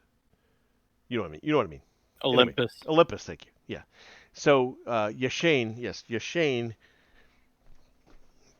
So she says the word Yashane, and that, I mean, Islander, the Koborans probably have a different religious philosophy and different. Yeah. You know, I don't think they. Yeah. You wouldn't necessarily know what a Yashane, but any of the 10 the 10 civilized gods or Western gods, whatever you want to call them, the pantheon of gods that like Lorani or Helea or Peony, or Agric or Morgath or Nave or etc. Those all would normally reside in Yashane as a world. So Matthew would go, "That sounds good to me." So I'll show the way back, and then show us the secrets of the Godstone. Phineas is still mesmerized by these ranged weapons. Well, there is a couple of fallen cops, and the cops that have left the building, ushering out the people. There are firearms there, because a couple of cops went. Didn't at least one police officer go down? Nobody went down. Oh, right. We saved all four, unless they were down from. No, I before. forgot this one went down. No, No, that was just on the character sheet, wasn't he? Oh, you're right. You're right. That was the character sheet. I thought there was one in the back about. Yeah. No. That was on the character sheet. Like, yeah. oh. Yeah, no. I don't know if you wanted to make it would be difficult. But if you wanted to make an investigation check for a firearm, I mean, the cops did leave, and there are no cops on the map. So if you wanted to try and invoke a cop, or trying to find a firearm, you saw the police officers spitting lead. So you are fascinated, no doubt about it. Fabian is very interested in this concept of a ranged weapon that does not require a string or an arrow. Well, yeah, I get that. So if you would like to make, let's see, if you would like to make Phineas, if you want to make an investigation check, you're a +3. Go for it.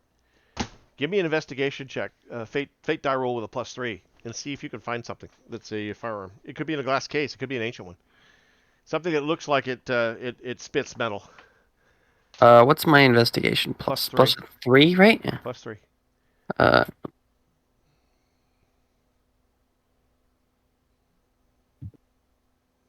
Oh yeah.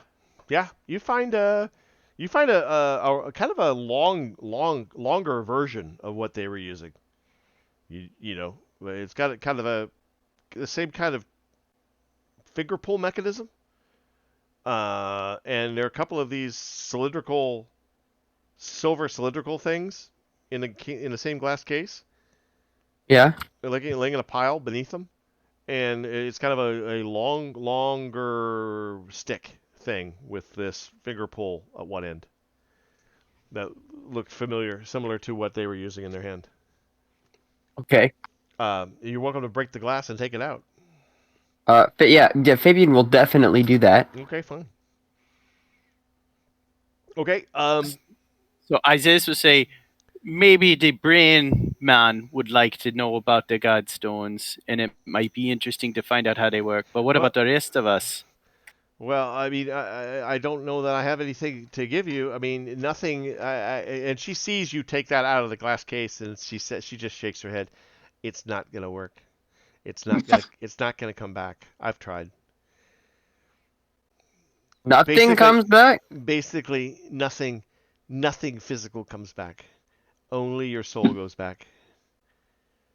You're With lucky. that Fabian, You're with that lucky. She looks at you. She looks at all of you, and she says, "You're lucky the Godstone clothes us. It only clothes us. It only clothes us." with that Fabian sets this long stick that goes boom down very angrily, looks over at Matthew and goes, "Can you look at this and remember what it does so that I can make a new one when we get back?" So the first thing that happens is Isaiah responds to her, "We're lucky we're closed," and says, "No, my love, you're lucky that we're closed." Then Kaboom. Matthew will go, "Well, I'll certainly give it a look. I don't know if I'll be able to recreate this device given the stone knives and bearskins of our time, but I'll certainly try and see what I can do." Well, it So looks he'll like just it's pick it up made and of look at it. some sort of metal, and I know we work with metal.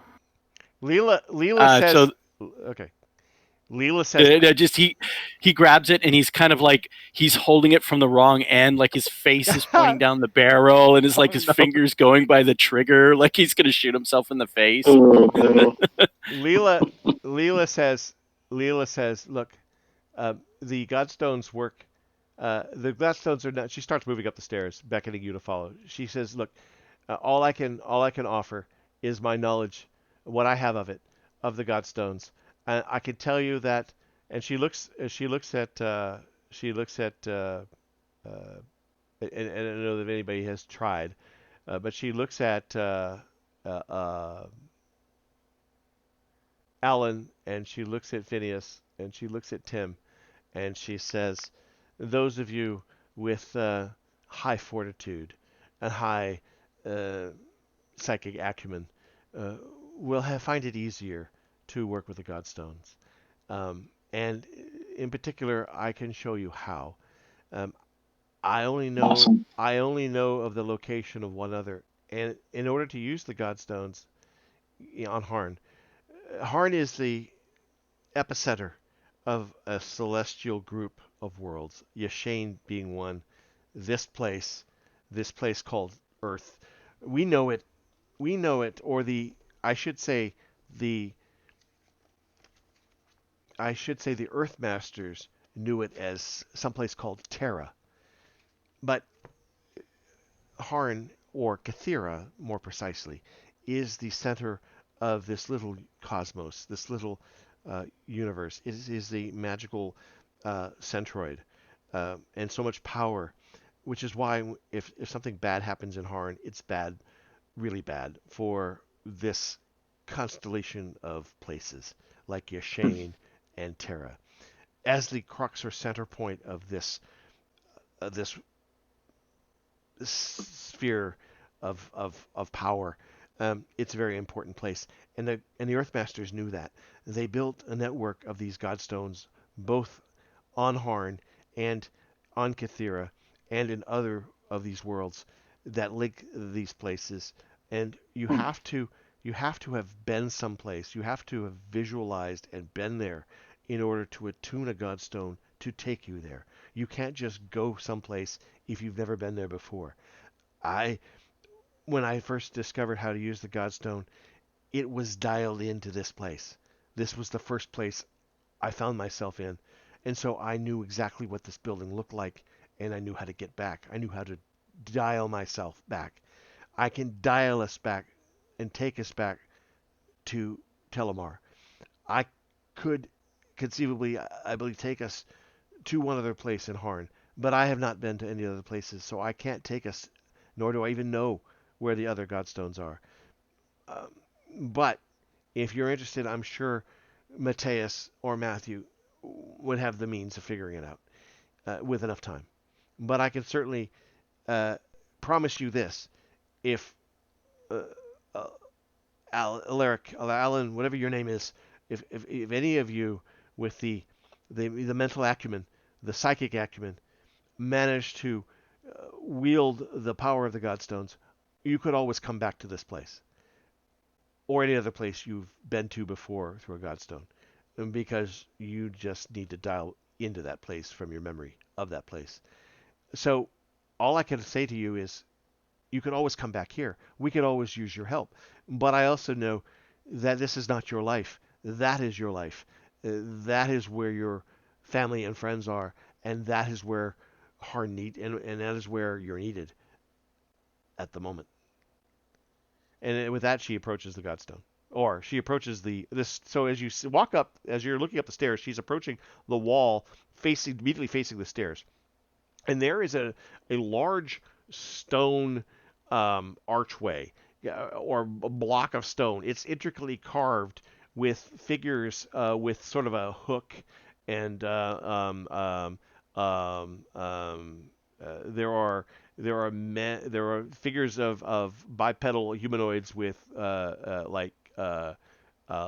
goat heads or lion heads or crocodile heads, and there's just different glyphs carved into this piece of stone that's up against the wall, and there's a plaque next to it. And as he's as curious can be, Draco, I think, who is the one who's the most curious about around here? Draco. Huh? Draco. Yeah, Draco, right? Yeah, curious check. So Draco walks up and he reads it out loud. He says, the monolith of Cairo, dated 1885, Egypt. So with that, she walks up to it and she puts her hands on it. Are you following? Are you actively following? Isaiah will look back at everyone and go, "What else do we have to do? You want to stay here? I mean, I don't. What's going on here? I don't know the currency. I say we go back." Phineas is still interested in whatever this thing is. There are Wanted- still corpses to loot. I wanted to try to do a Dare Aura. Okay. What are you gonna try? What are you trying to do? Aura? An aura? You're trying to light your own aura up? Yep. Okay. It seems to work. Really? Yeah. Go ahead and hold on a minute. Well, you won't. Yeah, you're not tied to a character sheet. You can't do it with this current token, but your aura lights up. Can I try shooting a firebolt against the far wall? You're using your magic? Yep. You can try conjuring a spell, but it does not work. Okay. Okay. You reach into you tap into your mind, and you feel your dirty powers are still there. Okay. But Matei, like I said, I don't know if Matthew is actually going to try and tap into his spells. No, he's not. Okay.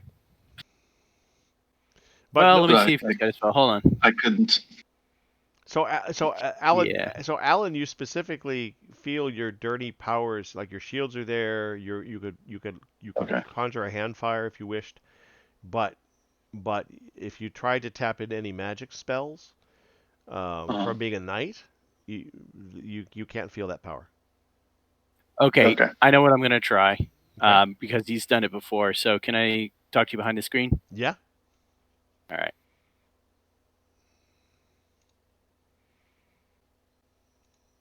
Yeah. So Mateus will try and use his telepathic feat, and he's going to try and detect thoughts. Okay. Yeah. Yeah. Who's he trying to detect? Leela. Okay. Okay. So let's see. I gotta find that feat. It basically just casts the spell I found it. detect Yeah, thoughts I got without it. using components or a slot.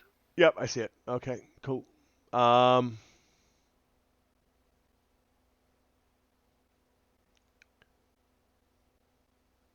No, it does not work. Okay, he will try also to communicate telepathically with, I would say Islander, just to make it simple, and see if the he has the ability to speak telepathically. It Is doesn't it- cast a spell; it's just the feat.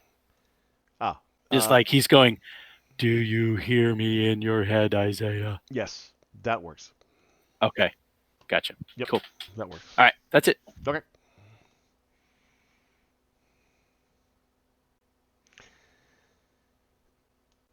Okay.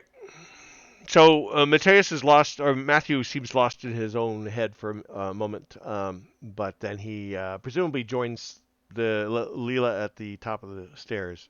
Is anybody not joining Leela at the top of the stairs? Fabian wants to try to squeeze off around from that weird metal stick. Well, Well- Matthew was looking at it. So do you want it back? Do you ask for it back? Oh, I ask him if he knows if he understands how it works, He will absolutely say he does. and then Fabian asks for him for a demonstration. Oh, Well- I could. You asked me if I could recreate this. Yes, I can recreate it. That's where I would go with that. We can recreate said thing.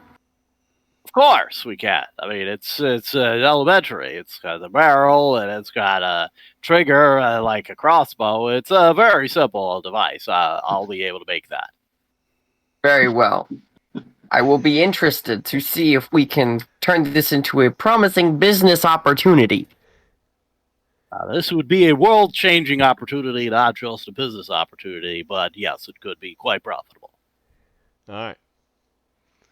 So with that, assuming everybody's gathered and nobody has to go back if they don't want to, Leela reaches up to. She says, "Let me get you back, and then I could deal with the repercussions of what's going on here myself and with my associates here on Earth.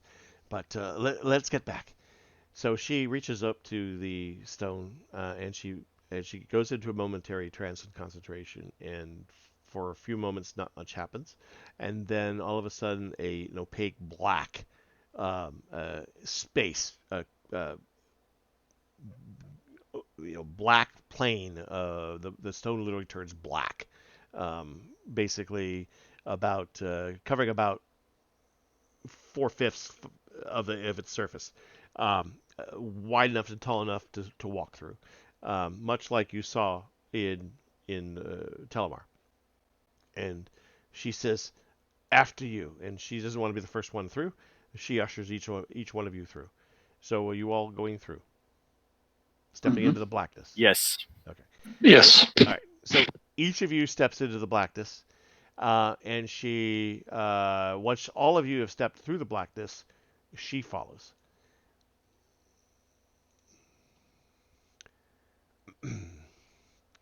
And we end up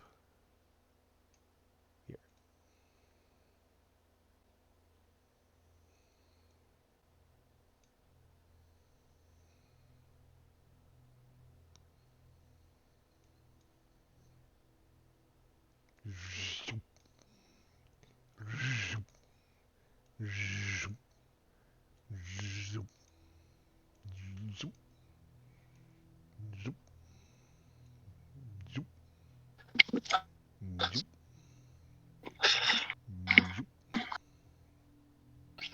Cool sound effects. Just as a side note, as soon as Grim comes through and comes back, he puts his hand down in his pants to make sure his whole body came back. And as you all step out or step through, again, you feel your body and your soul ripped apart in a very disconcerting fashion.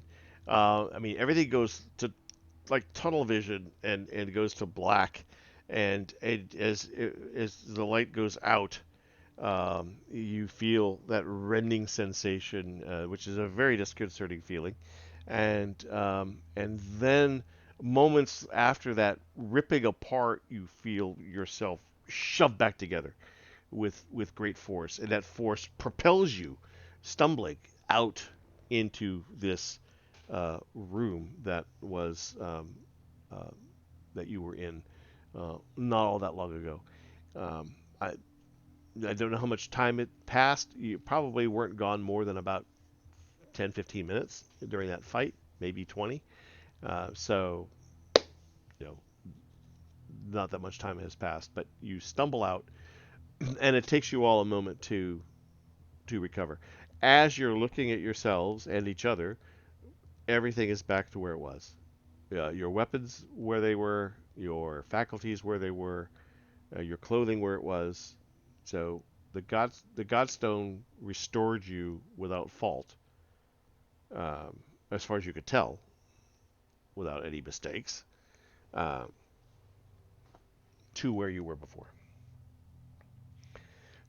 Thank you, my friends. I do appreciate it. Um, it's late, and I'm exhausted, as I'm sure you are too.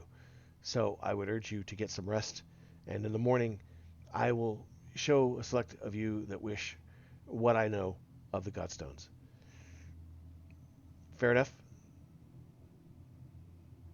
Sounds Deal. good. Yes. Okay. Yes. Draco is traumatized.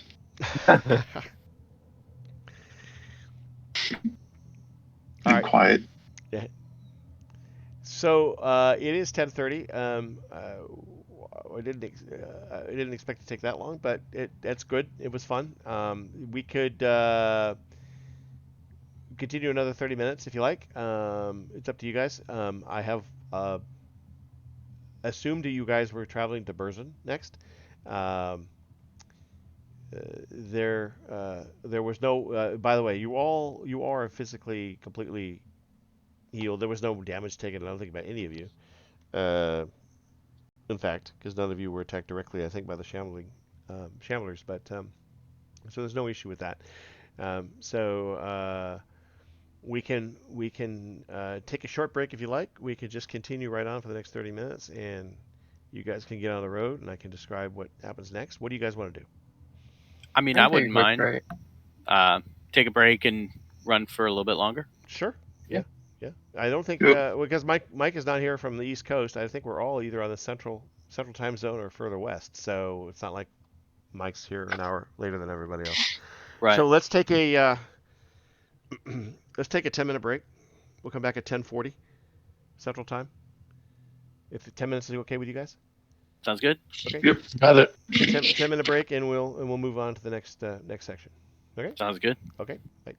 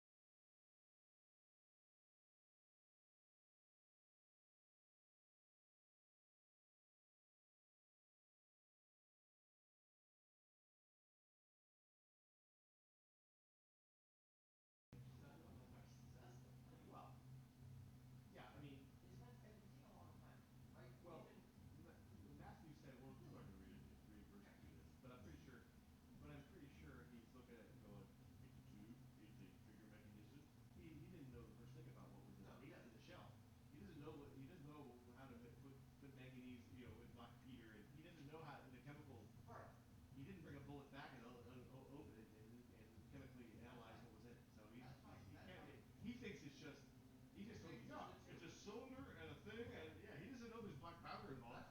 That's why Fabian is now interested in his Godstone, because it means he can come back and make sure the design is right. And learn more about the science, yeah.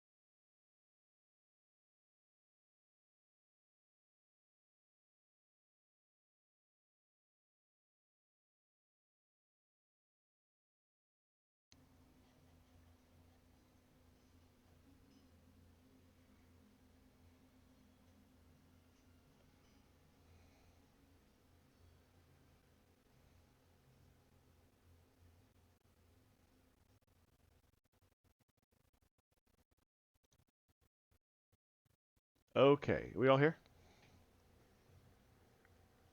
Present. Here. All right. Silas, you here? Fabian, you're here? Test. Guys, we hear you. Okay. Cool. All right, so after a fairly eventful evening, but culminating in getting back to your sleeping chamber above on the second floor of the residence for the servants of Leopardus, you guys crash out, talk a little bit about what you just experienced. There's further chatter between Mateus and Fabian about the potential of bang sticks and what they might mean for the future of Harn military technology. Isolander had a very pleasant dream about Leela. Oh yeah. And taking her back to, dragging her by the hair back to Kubora. Oh yeah. And Silas, Silas and Grim talked about what could potentially be gained by leveraging this new knowledge of Godstones and darting between places instantaneously and all that. And Grim said aloud before falling asleep to Silas, "I wonder how they swear in Terra." Um, and Good. Silas, your reply was, "I don't care how they swear. I want to know what the beer tastes like." Yeah. In Terra. And anyway, so the morning dawns, and you guys get up, and the servants, the cook who makes the meals for Leopardus's compound, makes you all a hearty breakfast, and hopes you wishes you well. Hopes you had were comfortable last night, and so you're now sitting around having polished off a nice little breakfast. I mean, not ostentatious or I mean, not the best breakfast you've ever had, but still, fairly comfortable. At least it was a warm place to sleep, um, and so so the question now becomes uh, what do you want to do? You um, we're given a lot of evidence and information. It seemed like you collectively had decided that you needed to visit the Tower of the Unicorn to follow up on the genealogy of, of Kibisa. Um, and Leopardus's main head servant, manservant, promised, indicated that he could give you directions from here to Burzin if you plan to go there, or anywhere else. He could try and describe at least the general direction you needed to go and how far you needed to travel before you got there. For the most part, he's familiar with the immediate vicinity area, but not much further than that. And it's not long into the morning where Lileia makes an appearance as well, and she comes in and pays the visit to you, and again discreetly says, thank you again for helping me last night. It was really a big help. I was able to touch base not long after you turned in and made sure that that things were under control. You see, I should have told you, and the reason it's a little dangerous to hang out in Terra is, you see, the Godstones, when you're in a place here on Harn, you're transported to that location, and your body is the same here on Harn. You are Isilender or Drigo or Mateus or Ofligir, no matter where you travel in Harn through a Godstone. But when you go to another world, there is no correlation between this and that world except your soul. Your soul goes there, your body is destroyed, and you're given a new body. But the Godstones are intelligent. The Earth Masters built them this way. The Godstones remember the body it gave you, and it gives you back that body each time. But it's not very, how I put it, imaginative. It doesn't invent a body. It borrows a body. So, for example, Islalander, there is a real Isaiah Lender from Jamaica in Terra. You were just borrowing his body. So what is a Jamaica? Well, it's a place there, another kingdom. But I guess my point is, if you go there, you have to be careful. You could run into the real owner of that body. In other words, the Godstone figures out through its intelligence the closest match and clones, or that's not a good word, copies that body and puts your soul in it. So, for example, and the reason that these I'm able to speak with such authority when I'm in there is because there really is an Agent Leela, and I am there posing as her. But if wait, does that mean there's two of the Isaiahs? Me and the real one? Yes. Ah. So there are two Leelas when I'm there, and if I ran into the other Leela, I don't think it would be earth-shattering, or terror-shattering, I should say, but it might be very confusing and disorienting for a number of people who might witness it. So you have to be careful.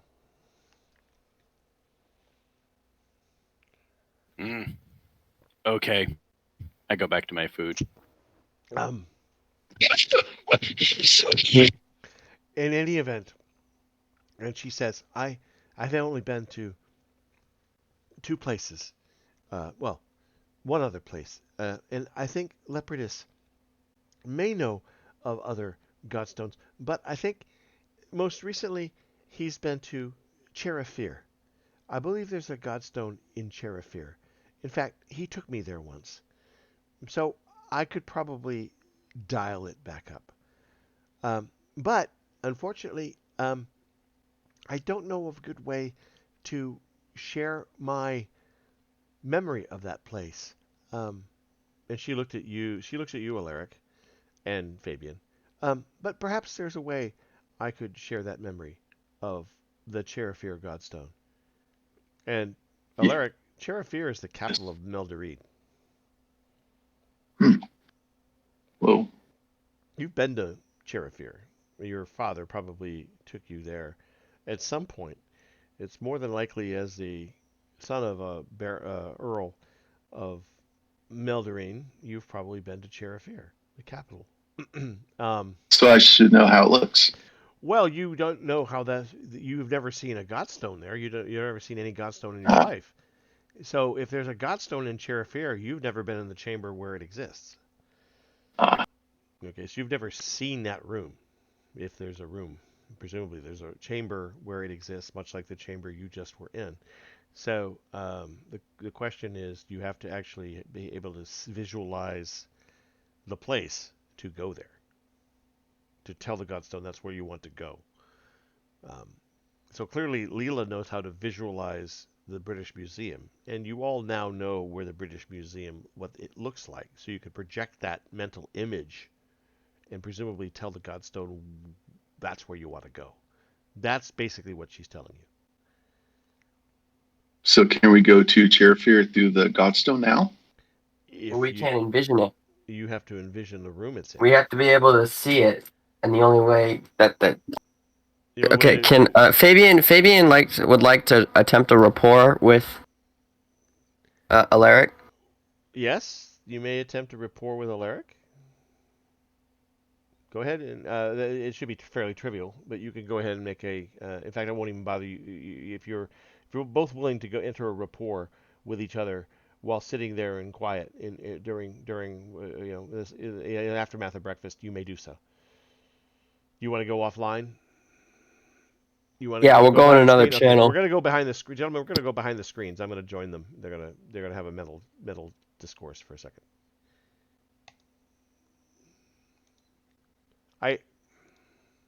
I assume you were not inviting Grim to this discourse. It was just the two of you. Yeah. Okay. So I think what we need to do, and I think she knows what she wants us to do, but she's not going to say it. Is if we rapport with her or enter her mind, we can essentially visually view the image. Yes, that's exactly what you can do. You can basically, if she permits it, you can, and doesn't defend against it, you can view her memories of it, and therefore visualize that space yourself. Okay. Is there anything else we might want to be searching for in her memories as well? If she's human and not Durney, she cannot prevent you from probing anything she wants. If she feels that you're doing so, she might take offense. If she is Durney, she can block you. If you want to fight that shield, then that's an attack. I'm not going to fight the shield. I was just curious. So basically, we just want to... Neither one of you have tried to sense. Neither one of you have been particularly proactive about sensing whether somebody's Durney or not that you've encountered. Well, part of it is... yeah. Part of it is trust. I mean, we trust these people. I understand that. But probing somebody... You can probe somebody, unless you're really unskilled at it, and neither one of you is unskilled at this, because both of you have had training. You can both gently passively probe someone. You can basically passively probe somebody, unless that Durney has no shields active at all. In other words, they're in such a trustworthy mood that they're not even providing any vestige of defense, which very few Durney would ever do. Then, or if they're so drunk or just out of it that they're not putting up any sort of sign that they're dirty, then you might be fooled and think they're not. But for the most part, you would sense passive shielding at least, and with the slightest touch, without them really being aware, would know that this is now you wouldn't necessarily know how strong they were without a stronger probe. But you would know whether they were or were not. Okay. Of that race. That's pretty trivial. Well, would we be interested in doing that in the attempt to search farther in her mind, or do we not care? Do we want to try it just to see if she is, because we're curious? I What mean, do you why can't think? we just transport ourselves in the group to Chairfear? The whole group Yeah. into her mind? No. No, she can show us how to do it. Right, but the problem is that we have to go into her mind because we have to be able to visually see what it looks like. Because she said she can't explain it. We Well, have we to can ask actually her. like You're Like, asking. see You're it. asking. I think he's asking. He's suggesting that she take you there. Number one, she'd have to be willing to take you there. Number two, she'd have to be able to do it without Leopardus knowing it. Number three, I don't know how much time you guys have to waste doing that. Actually Right. going there and coming back. Number four, you don't know if it's protected or not. So, I mean, you could, you know, Terra was seemed to be a museum setting where nobody there knew what it was. If Leopardus has been to Cherifir before, and you know, Alaric, that and Fabian, you probably know this too. The kingdom of Cherifir is a strong with journey power, and the Council of 11 is an advisory council of powerful mages and powerful journey that advise the king of Meldurian. And so the likelihood that the gate, if there's a Godstone in Cherifir, and this is the first you've actually been aware of it, you know there's a Council of 11, you know there's powerful journey there. If there's actually a Godstone there, it's probably protected. It could even be warded. So just going there, you know, Might cause damage. well, yeah. I mean, it's you don't know. You have to keep that in mind. All right. Thought it might be just a way to quickly, get somewhere. anyway. The only reason I asked about the mind thing was because if there's something in her head that she's not telling us, something more interesting. If she would be willing to share, I think you could persuade her because she owes you the group. I think you could probably persuade her. She's probably persuadable to at least share knowledge of the place. But I wouldn't suggest you encourage her to take you there at this time. But she offered knowledge about it, right? To show us. Is that what she was saying? Well, she In Terra? from what I understood, she looked at us when she said, when she implied that's what she wanted us to do. Which means that she must know we are Dirny, otherwise she wouldn't have done that, so she probably is one. Because she wouldn't have incited it to us otherwise, because we didn't tell her we were Dirny.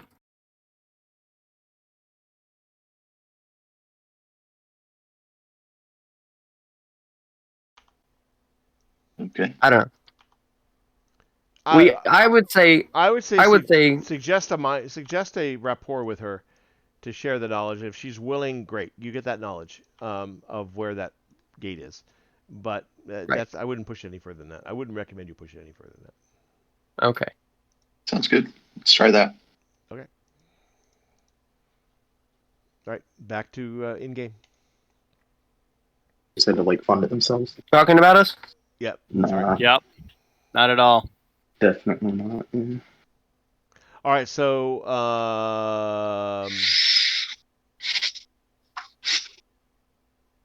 what do you want to do? Who wants to do? I mean, so Lilia is able to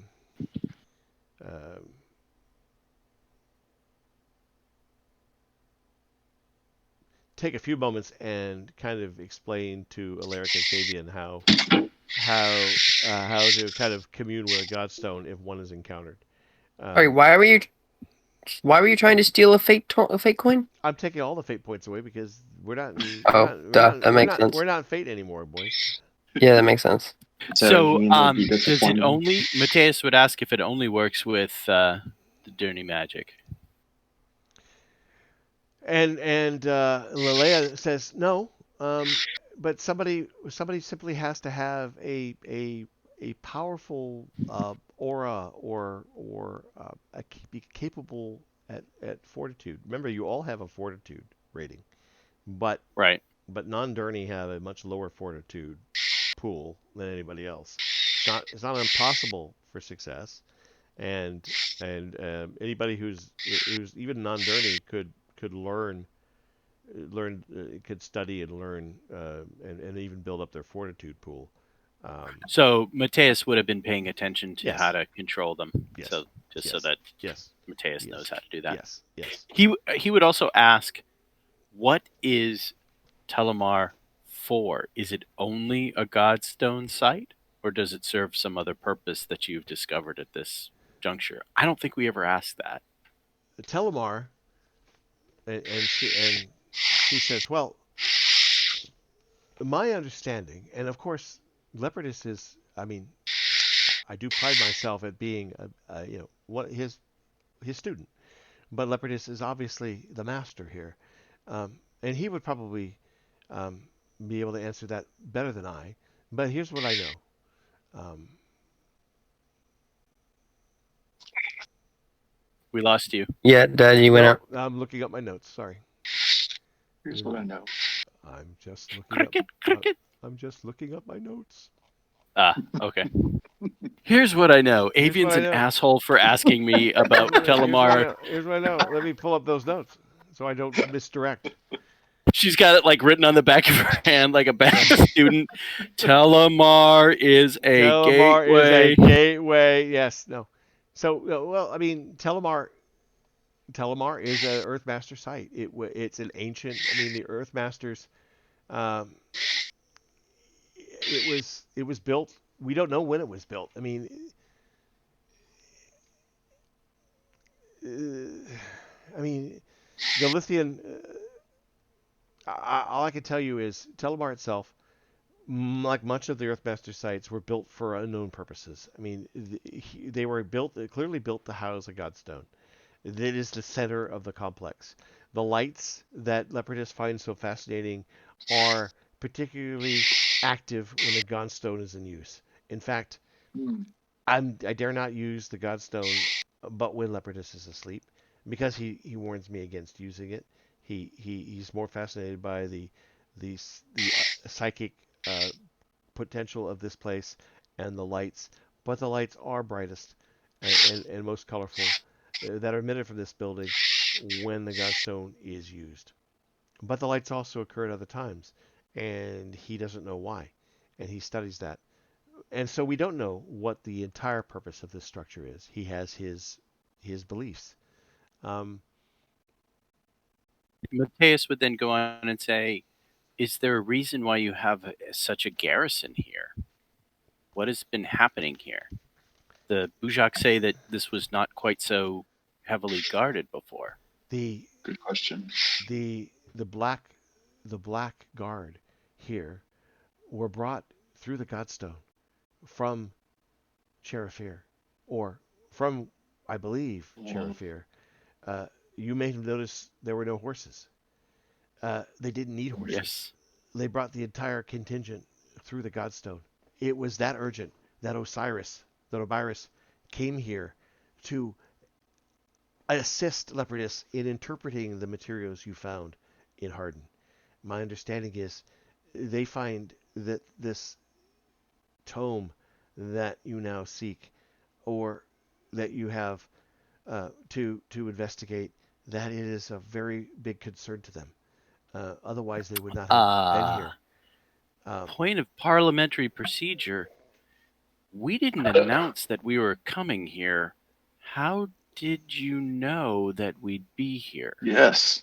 I believe you've already encountered one of the Savnor monks Yes. in Hardin. Yes. And my understanding was he may have given you cochlea stones.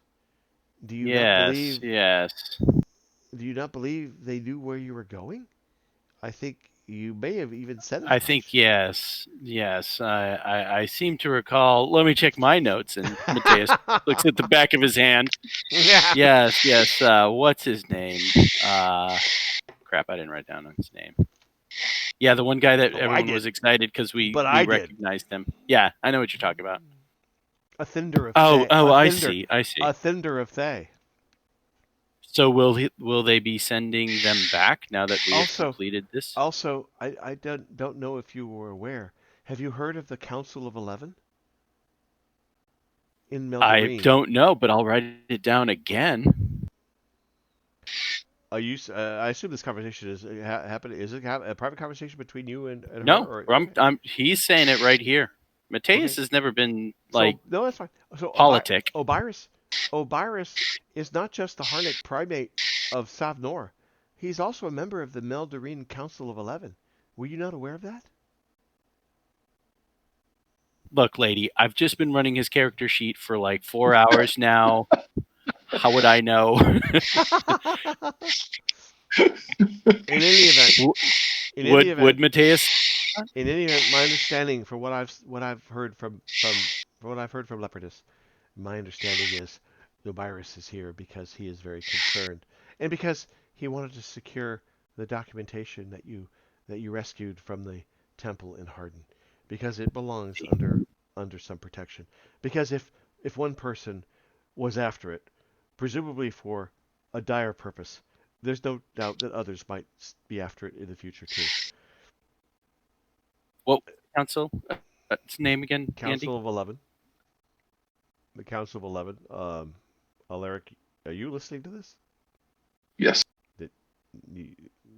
Okay, so Alaric is listening to this, and he doesn't look surprised at all, Islander. At whatever this Islander? Council of 11 is. Islander is fucking eating. He's out of it. This means nothing. These are just Mateus. chatter Okay, between. so Yeah, Mateus. Mateus is the, So Mateus. is So the guy. sorry, Mateus. So if Alaric is overhearing this, Alaric is not saying anything, but that I'm silence nodding. is nodding apparently. So maybe he knows who the Council of 11 is. I don't know. But in any event, she says Obyrus is a member of the Council of 11, and as a result, she looks at you, at Mateus, and she sees the dumbfounded look, like, I don't know what the fuck that is, and she goes, "Oh, the Council of 11. I'm sorry. The Council of 11 advises the King of Meldarine. Meldarine is if you weren't already familiar, Meldarine is strong with the Durni and strong with magic wielders, and the Council of 11 is a powerful force of Durni and mages in general who advise the King of Meldarine on matters of the arcane." This will look hurt and go. Oh, of course. Yes, the Council of 11. Sure. Okay, that sounded like Matthew just then. Right? Mateus just sounded like the absent-minded professor. It's amazing. Well, wait. You've now got to teach Evan how to do that. You like that? I love it. The saddest part is he did not get to hear me doing I that. know. Oh, he did. I recorded the whole damn thing. Nice. I recorded the whole session. I've been recording this. Nice. Anyway. Gotcha. Okay. So. So that's that. So, any other questions?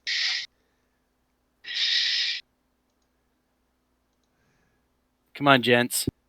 Anybody got anything else for me before I send you on your happy way? No.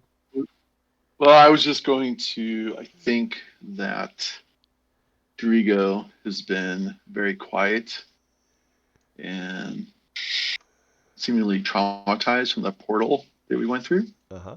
So I'm just going over to check in on him, see how he's doing.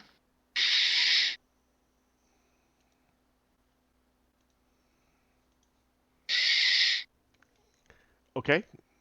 Drigo's fine, I think. No, he kind of doesn't like portal things. Based on his Sherlock history. Sherlock. Well, he's Sure. probably not. I would say that Drigo is probably not too accustomed to anything magical, or mystical, or Yeah. psychic, considering where he's from. That's He was kind of probably mentioning. He was probably mentioning something yesterday. fairly accurate.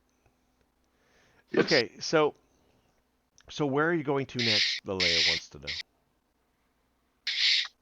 What's next for you, gents? Why come on? I'm sorry. Nothing. You have food in your mouth. I couldn't understand you. There's egg between your teeth. I can see it. I can see it.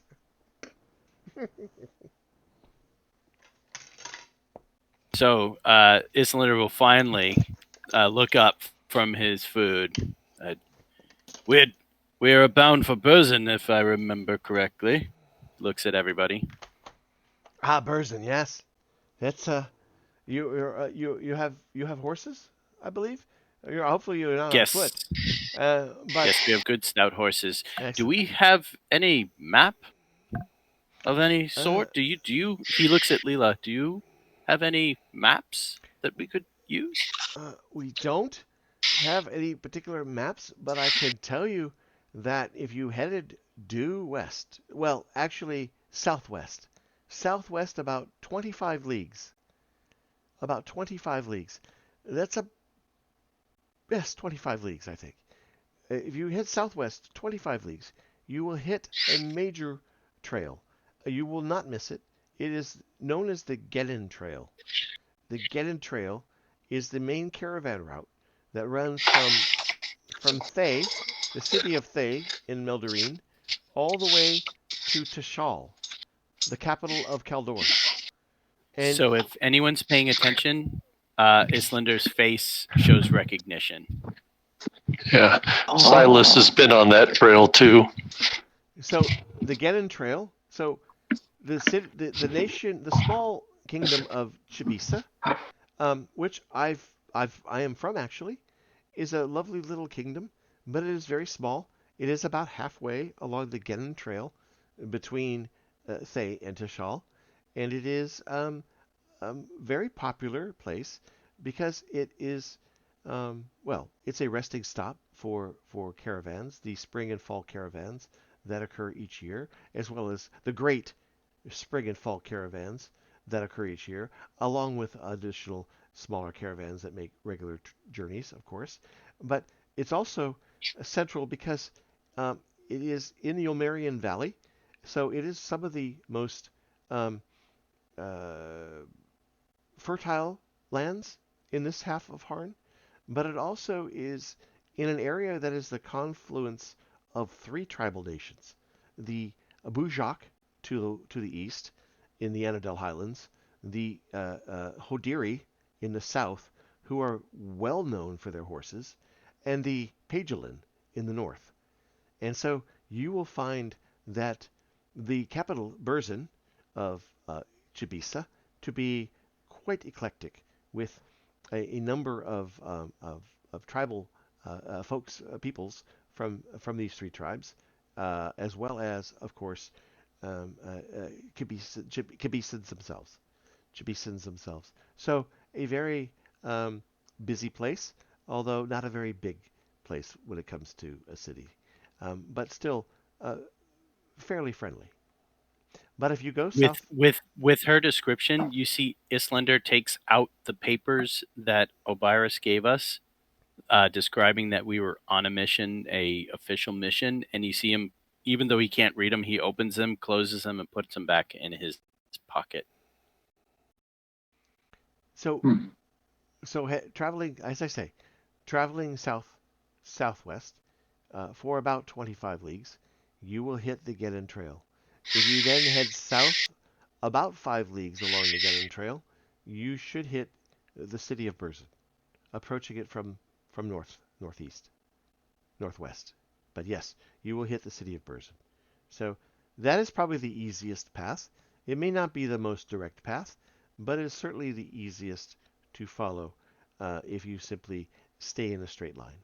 travel in a straight line. And by my estimation, I would say 2.5, maybe 2 3/4 days by horseback. And the terrain itself is not overly difficult. Rolling hills, fertile land, etc. Sounds good.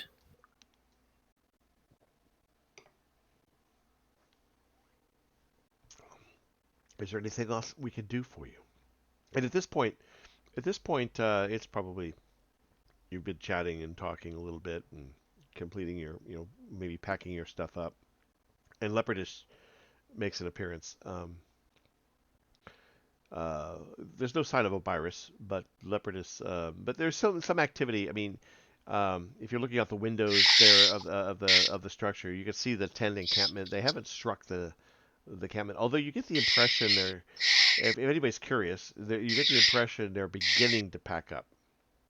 So, presumably, Gotcha. the occupation is, the presence of this force is coming to a conclusion. Winding down. Yes, but yeah, I mean, those of you who are of a militaristic flair would probably have noted, anywhere between 25 and 30 guards, soldiers, and probably half a dozen, 6 to 8 others in terms of priests or monks or acolytes.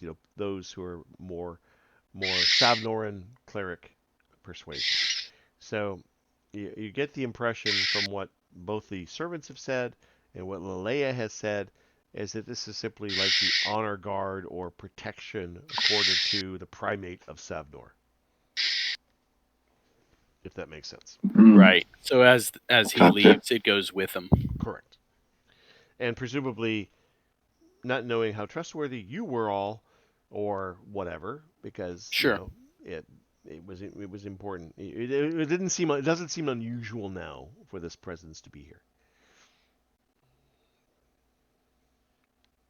So Leopardus arrives and says, "Oh, gentlemen," and of course, as sort of disheveled and wizened as he looks, and much different from what you saw yesterday, he goes, "Oh, gentlemen, I hope you had a pleasant rest. I see Laleia has been answering whatever questions you may have. Hopefully, she steered you on whatever course you plan. May I ask where do you plan to go to? I guess there were several options, and it was just up to you to decide how best to pursue this investigation, because clearly Obyrus is very concerned about it, as am I, of course. And, oh, by the way, I believe, Matthias, was it? I think you were Yes. I suspect you would find my notes very interesting. So I have dug up some additional notes, having gone back last night and looked through some of my original notes when I had written my study of Lul and Canis.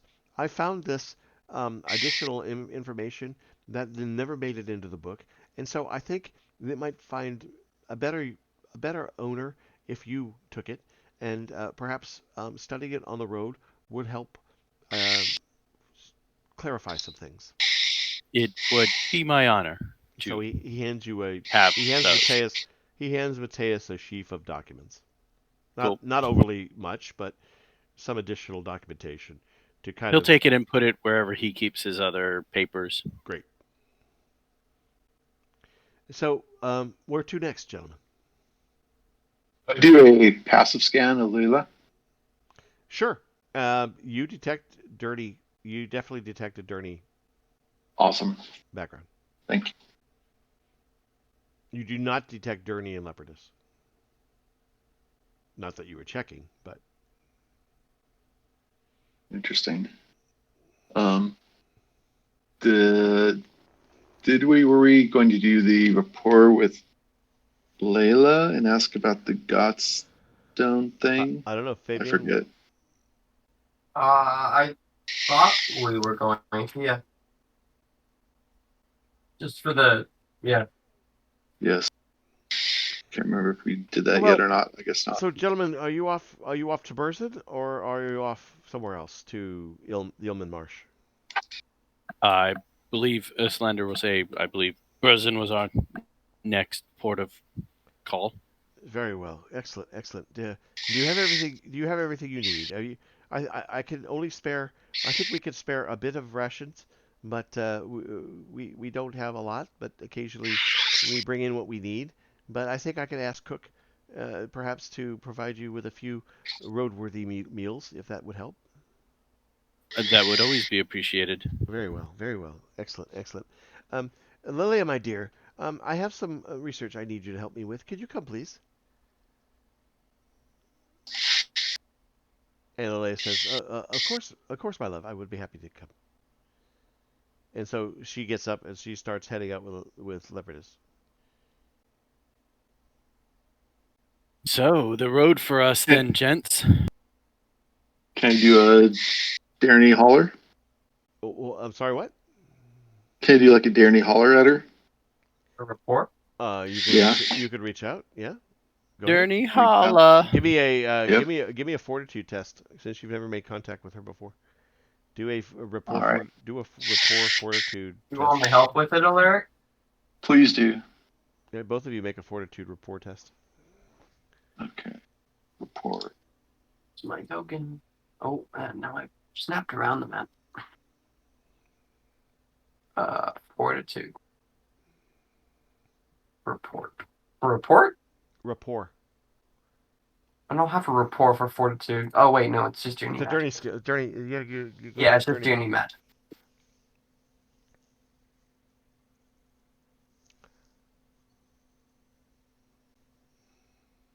What?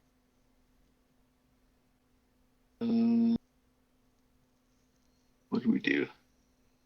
3? 5?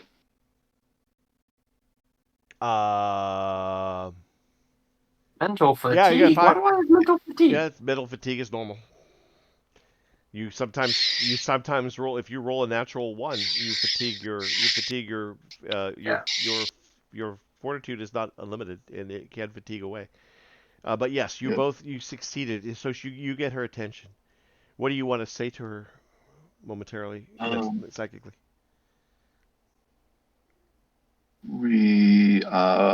Can we have a moment of your time? Or what do you want to? Yes. What do you want to ask her?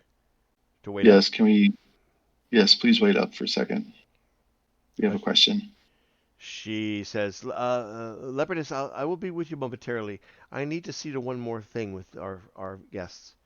Okay. Oh, that's fine. Don't be long. It's quite important. I have some important research. I need your advice on. That's fine. I'll be there in a moment. I'll see you in a few minutes. Okay. And he disappears back towards the Earthmaster building. So she turns back. She turns back. And she comes over and she whispers in her mind back to you. What is it? You were going to help us with kind of the gods of knowledge, maybe being able to use one if we can identify it later on.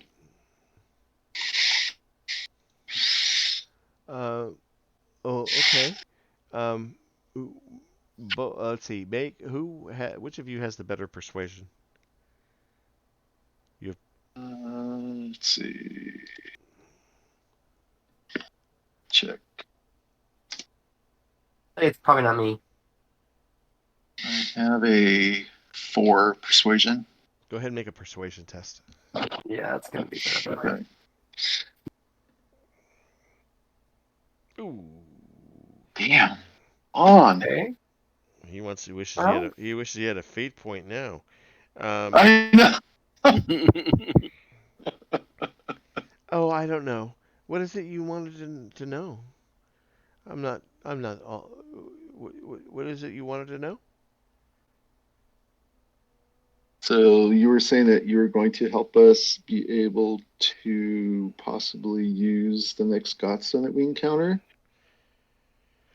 Well, I think I said that I had been to the I had been to the Godstone in Sheriff, but you can't. I mean, it's difficult to go someplace unless you've been there before. In that case, I was led there by Leopardus. He goes there periodically. It's been several years now since he used the gate.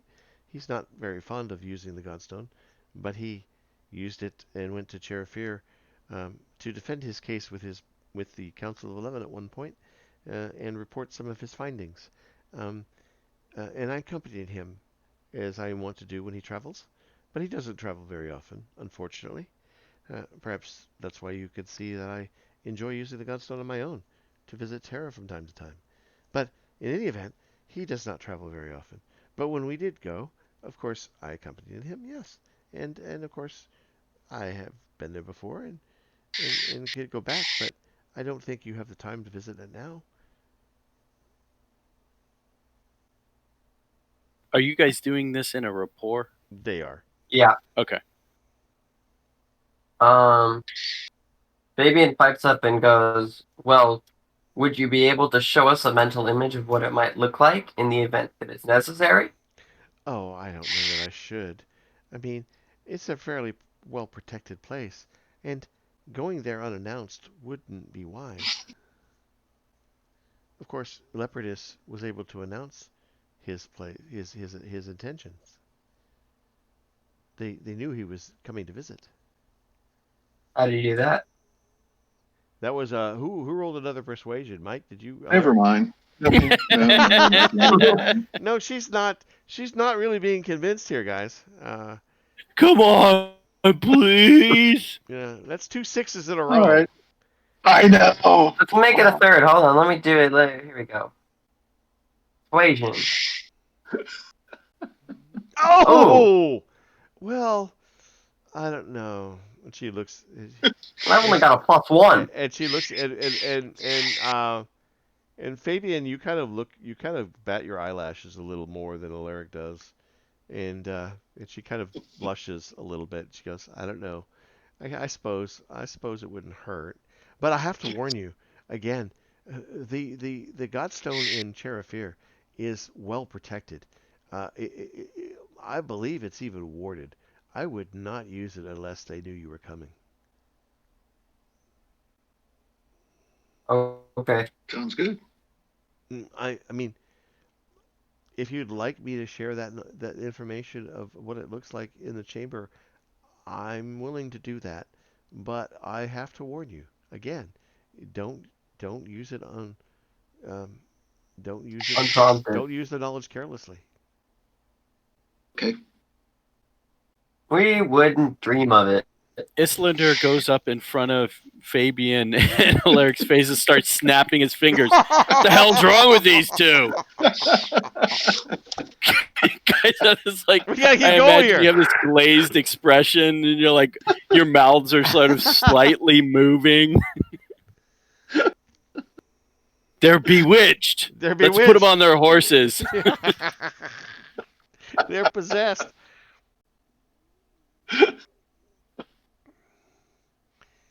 Yeah. Well, Ooh. I think Grim recognizes what's happening and says, "Calm down, big man. There'll just be a moment." He'll whisper in his ears, "Why don't you steal their shit while they're talking?" Grim says, "That's not a bad idea." Anyway, to make a long story short, she was willing and goes ahead and shares briefly the memories of that space. So I would say now that the two of you have that memory, and I'll describe it to you later in your character Correct. in private messages. It's not important the actual. I mean, for color, I can describe. Great. It, Now you know how to teleport into Guantanamo Bay. basically, that's what we're talking about here. Yeah.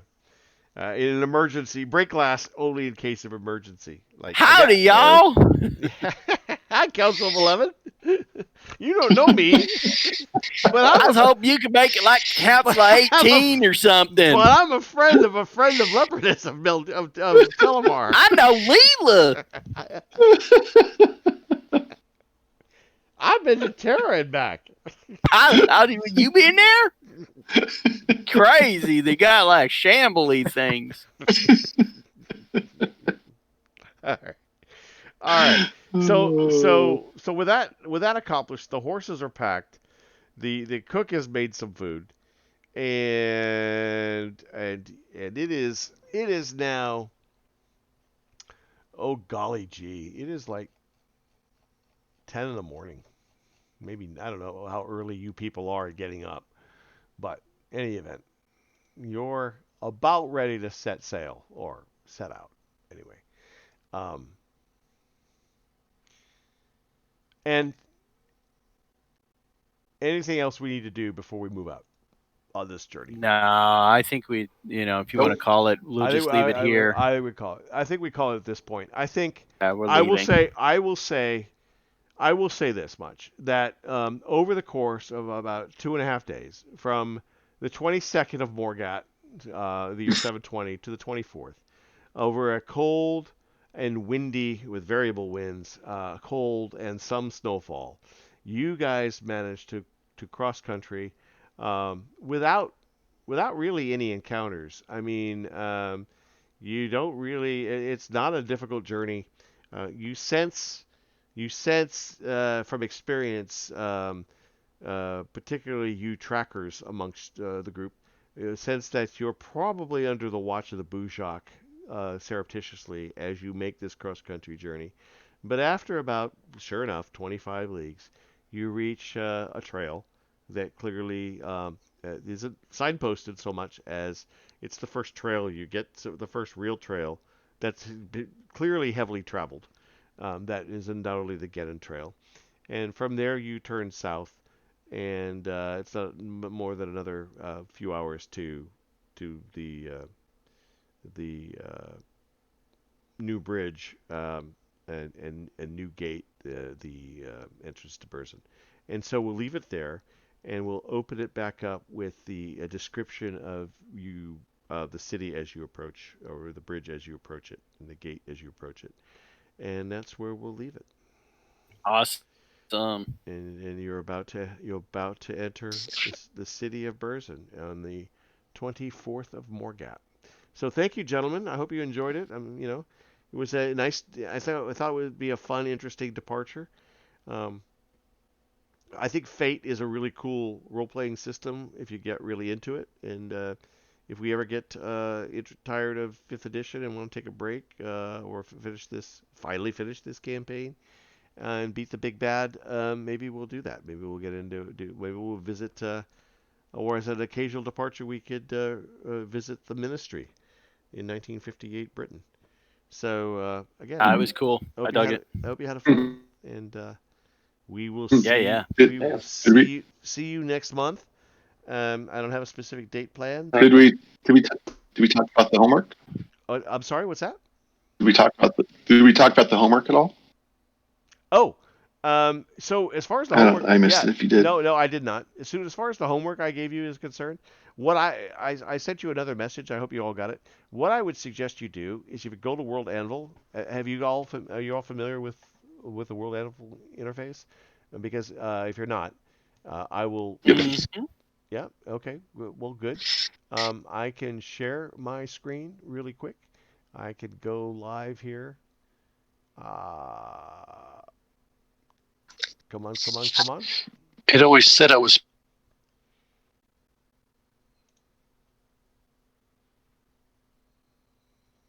Come on. You guys still with me? Or did I lose you? Uh-oh. I may have lost you in Discord. I hit screen share and I may have lost you in Discord. My internet is cycling.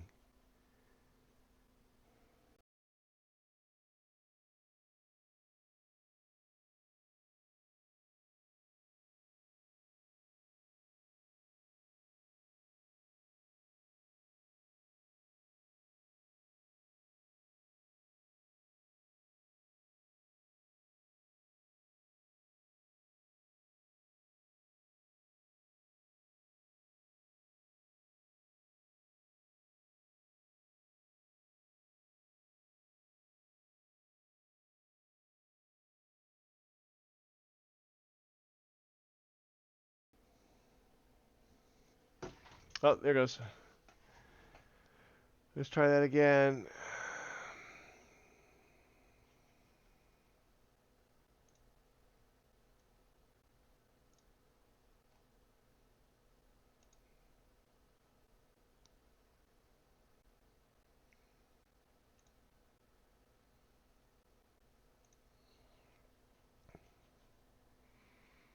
Come on, Discord.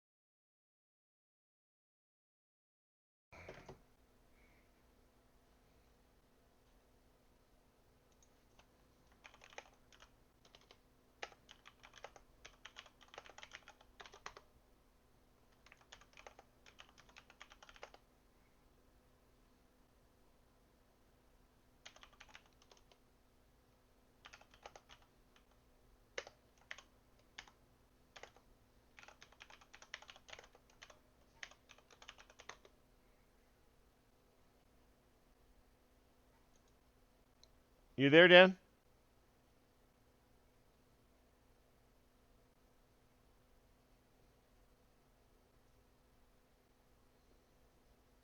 Dan? Daniel? Daniel? Are you downstairs?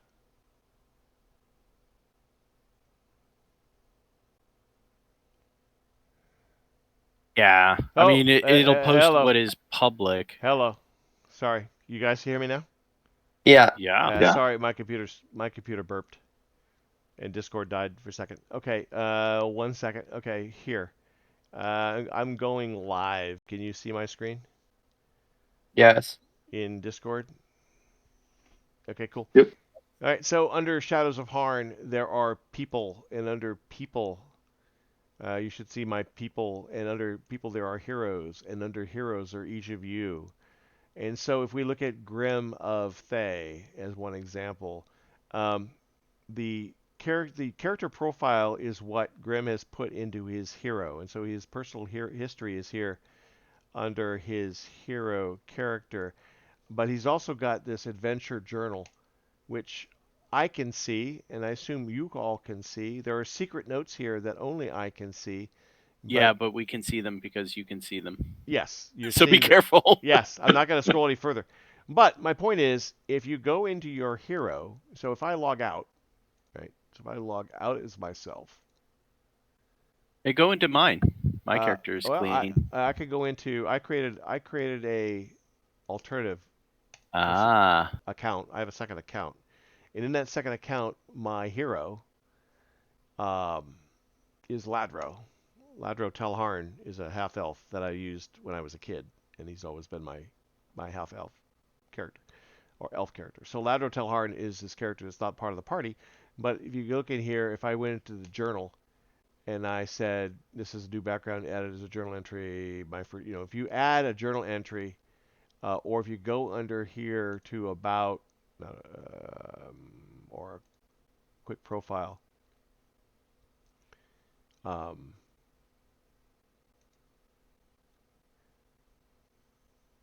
hit edit. There he goes. Whoa, whoa, whoa! I don't want that. I don't want an ad. Where'd that ad come from? Edit. There. So I go in here and edit his profile. You'll be able to see that profile. So I could put a short bio in here and you would see that. Or the extended profile, you would see that too. But I think what I'm suggesting is that you guys use the journal feature to write those homework assignments, those background.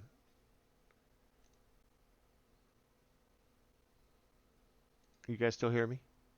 Yeah. Okay. Yep. Yeah. We're listening. Yeah. So you just create a new journal entry and put like Islander, your story about Kabisa or Silas's story, right? So yeah. So if I go to Shadows of Harn, and look at people, and yeah, look at. You said it's in there, so I can look at Islander. Yeah. Okay, Yeah, so look at look at Islander. Islander. And yeah, you see his basic I've description. kind of I'm thin on the Yeah, personal thing, but the there you go. journal Yeah, has yeah, like that's it. painful Yeah, day in Burzin. yeah. So you should all be able to see that. I could see that as because I'm just logged in as Ladro, right? Not as the GM, not as the world owner. So I could see this. So that's where I would suggest you write that. So Mike, if you haven't done that for Alaric, write up, like you could. I did. You did already? Okay. So Uh-huh. I would stick it in the journal.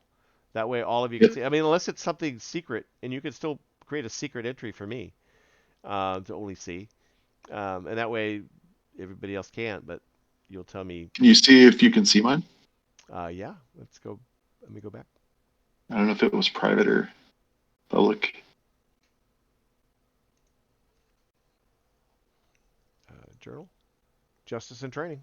Yeah. Yeah. Yeah. Cool. Purifiers preparation. Yeah.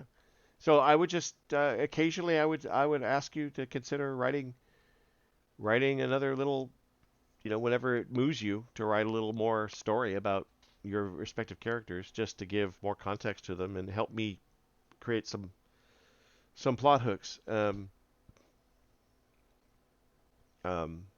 Your visit to Chibisa here shortly is going to hook in one of you. So I'll make sure that person is available the next time we play next month. But yeah, periodically I will be, like I did with Fabian, periodically I'll be sticking in, hooks that involve your characters. And so it's good to have some more background. And of course you have now a history, you have a history in Burzin, Islander, right? So. Indeed. I was thinking about kind of, so I wrote the backstory of how I got from, what is the Western Harn called? Sorry. Pern. Canday, Perrin, your Perrin. place, Perrin. So I wrote from how I got from there to here. So what I was thinking about is actually kind of writing it in reverse now with a little, like a blurb for, the places I've been. Right. So Burzin's kind of close, so then I can keep going up the salt route, up to back home. Mm-hmm. Sure. Yeah, I mean, you describe a nautical journey, between two ports. So. Yep. I got some of that. I got a ton of stuff. I mean, it just Yeah. I wrote a broad brush on the quick backstory, and Mm-hmm. what I was thinking about doing is just elaborate kind of as you filling want. that Yeah. in. Yeah. Yep. Absolutely. And I could share, like I said, if you need me to, I have a lot of digital content for Harn, so I'm willing to share some of that digital content for backstory. If you want to invest in your, I went ahead and bought a bunch. Yeah, I mean, for anybody who wants to buy some backstory, I mean, I'm pretty much using the stock stuff, but obviously customizing it some. I mean, it won't be any spoilers really, but yeah, if you guys want to invest in any of it, Drive Through RPG. If you just search for Harn, he's got a gazillion articles for $4.99, $9.99. Yep. You can get PDFs. There's a lot of good stuff. PDFs for a lot of this background, and that's all I'm using. I've got a lot of my stuff is the printed materials from the 80s that I bought back then when I was in college, and have had all these years.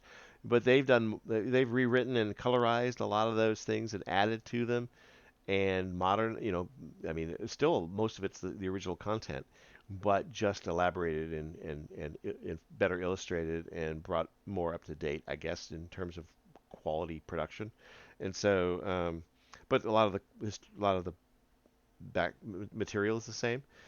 So I haven't. I mean, most of my recent investment has been PDFs, just because it's easier to copy and paste stuff from that than it is from the printed documents themselves into World Anvil or into my own notes.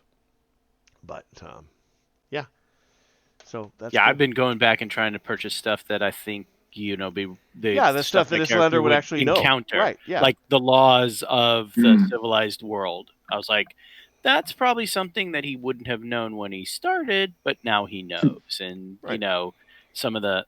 I mean, I even got the Caboran Barbarians one because that was pretty obvious, right? That. Right. Yeah, Right. stuff like that. Yeah, cool. And I think I shared with you some of the original Caboran article that I had. Yeah, I looked at what was in the one I purchased, and there was more stuff in there. Yeah. So I Yeah. like having extra stuff to Yeah. pull from. Absolutely. Absolutely. No, that's cool.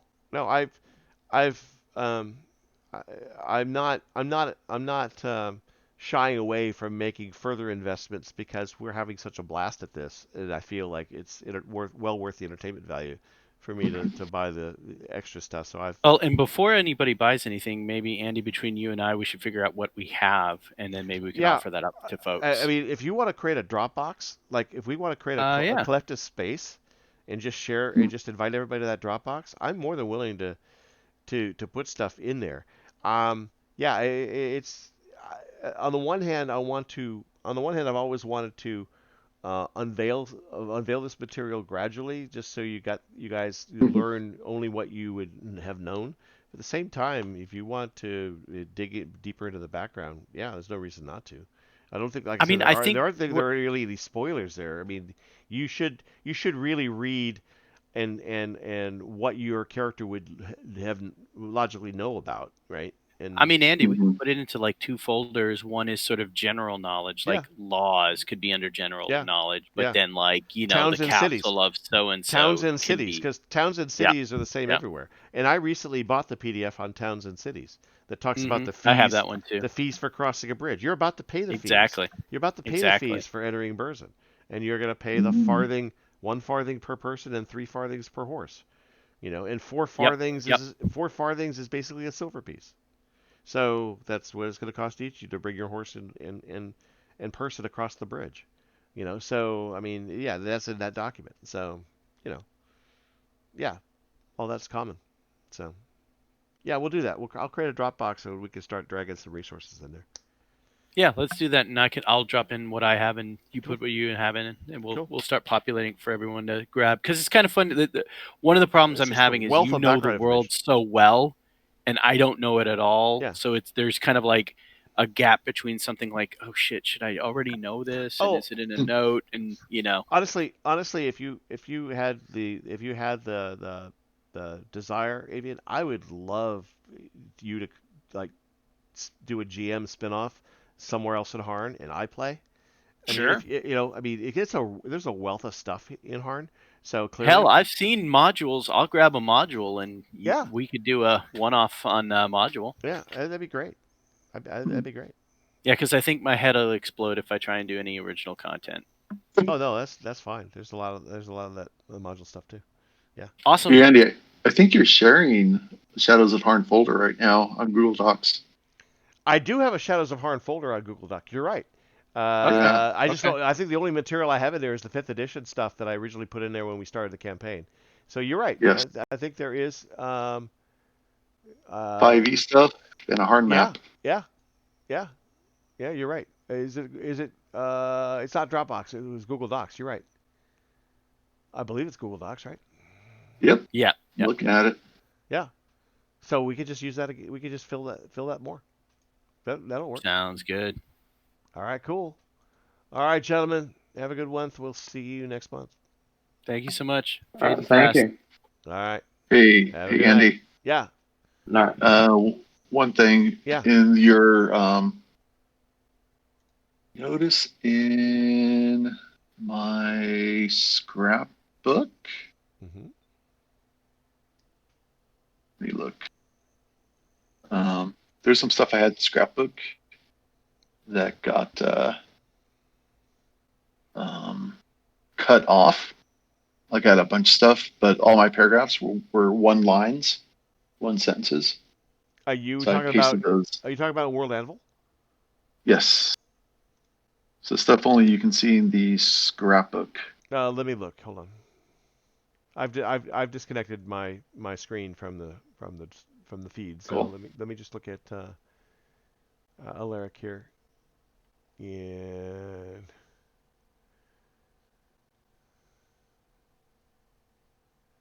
So when I had gone back to look at it today, yeah. I noticed that everything was cut off up to like 10 words. Oh, that's weird. It's like, what the heck? So then, but I had it Okay. somewhere else. So I just pasted it back in here. Okay. Let's see. Looking at your character profile, I don't see anything. I can't. Your scrapbook is not public to me. So Two. Hmm. I can Okay. see your character profile, and I can see your adventure journals.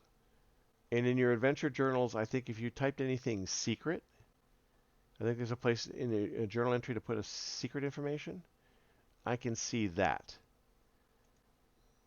Because if I go to, I don't see any for you, but if I go to Grimm, personally, I look at his adventure journals, I see a journal entry, another journal entry, another journal entry. Where did I see the secret stuff? Hang on.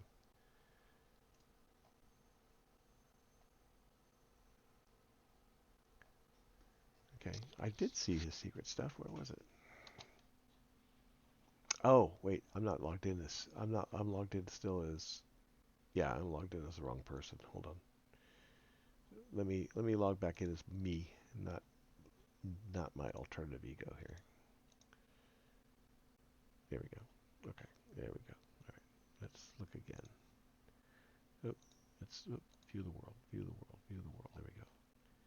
People, heroes, Alaric. DM only information. Okay, I see DM only information.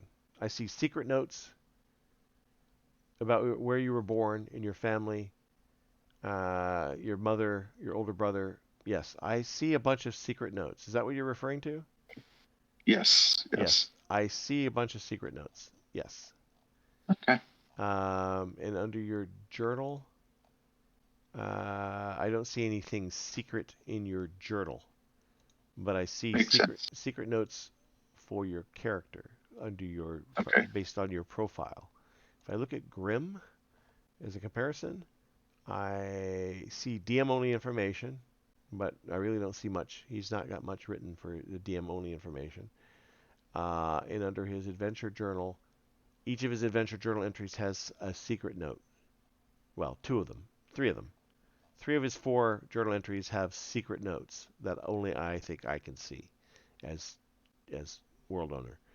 So you haven't done any secret notes to me in a journal entry, but you have sent me secret notes in your profile, if that makes sense. Yes. Yes. Okay. So it's trying to. Yeah, navigate the I system. pulled in. Yeah. I pulled in Joram, my journal entry, Mm-hmm. public one. Yeah. So, whatever it's worth. Okay. No, that's cool. Backstory stuff. That I'll might read it. work. I haven't read your your new journal entry, so I look forward to reading it. I'll read it here when we disconnect. Justice and training. Yeah. Cool. That's cool. It's it's not exciting, but it's not really tied well into the like the right names of the cities and stuff. But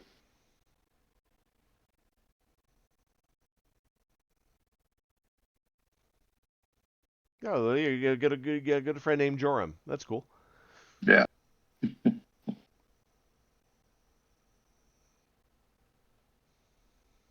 Cool. So, All right. Thanks, Mike.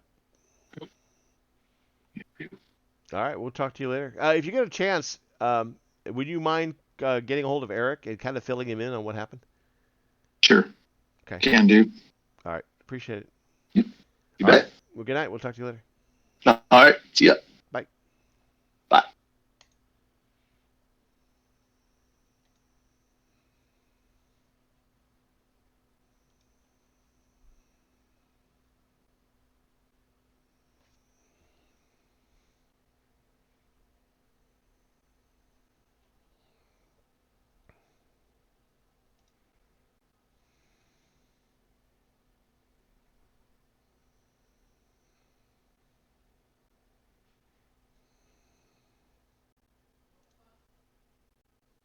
Yeah.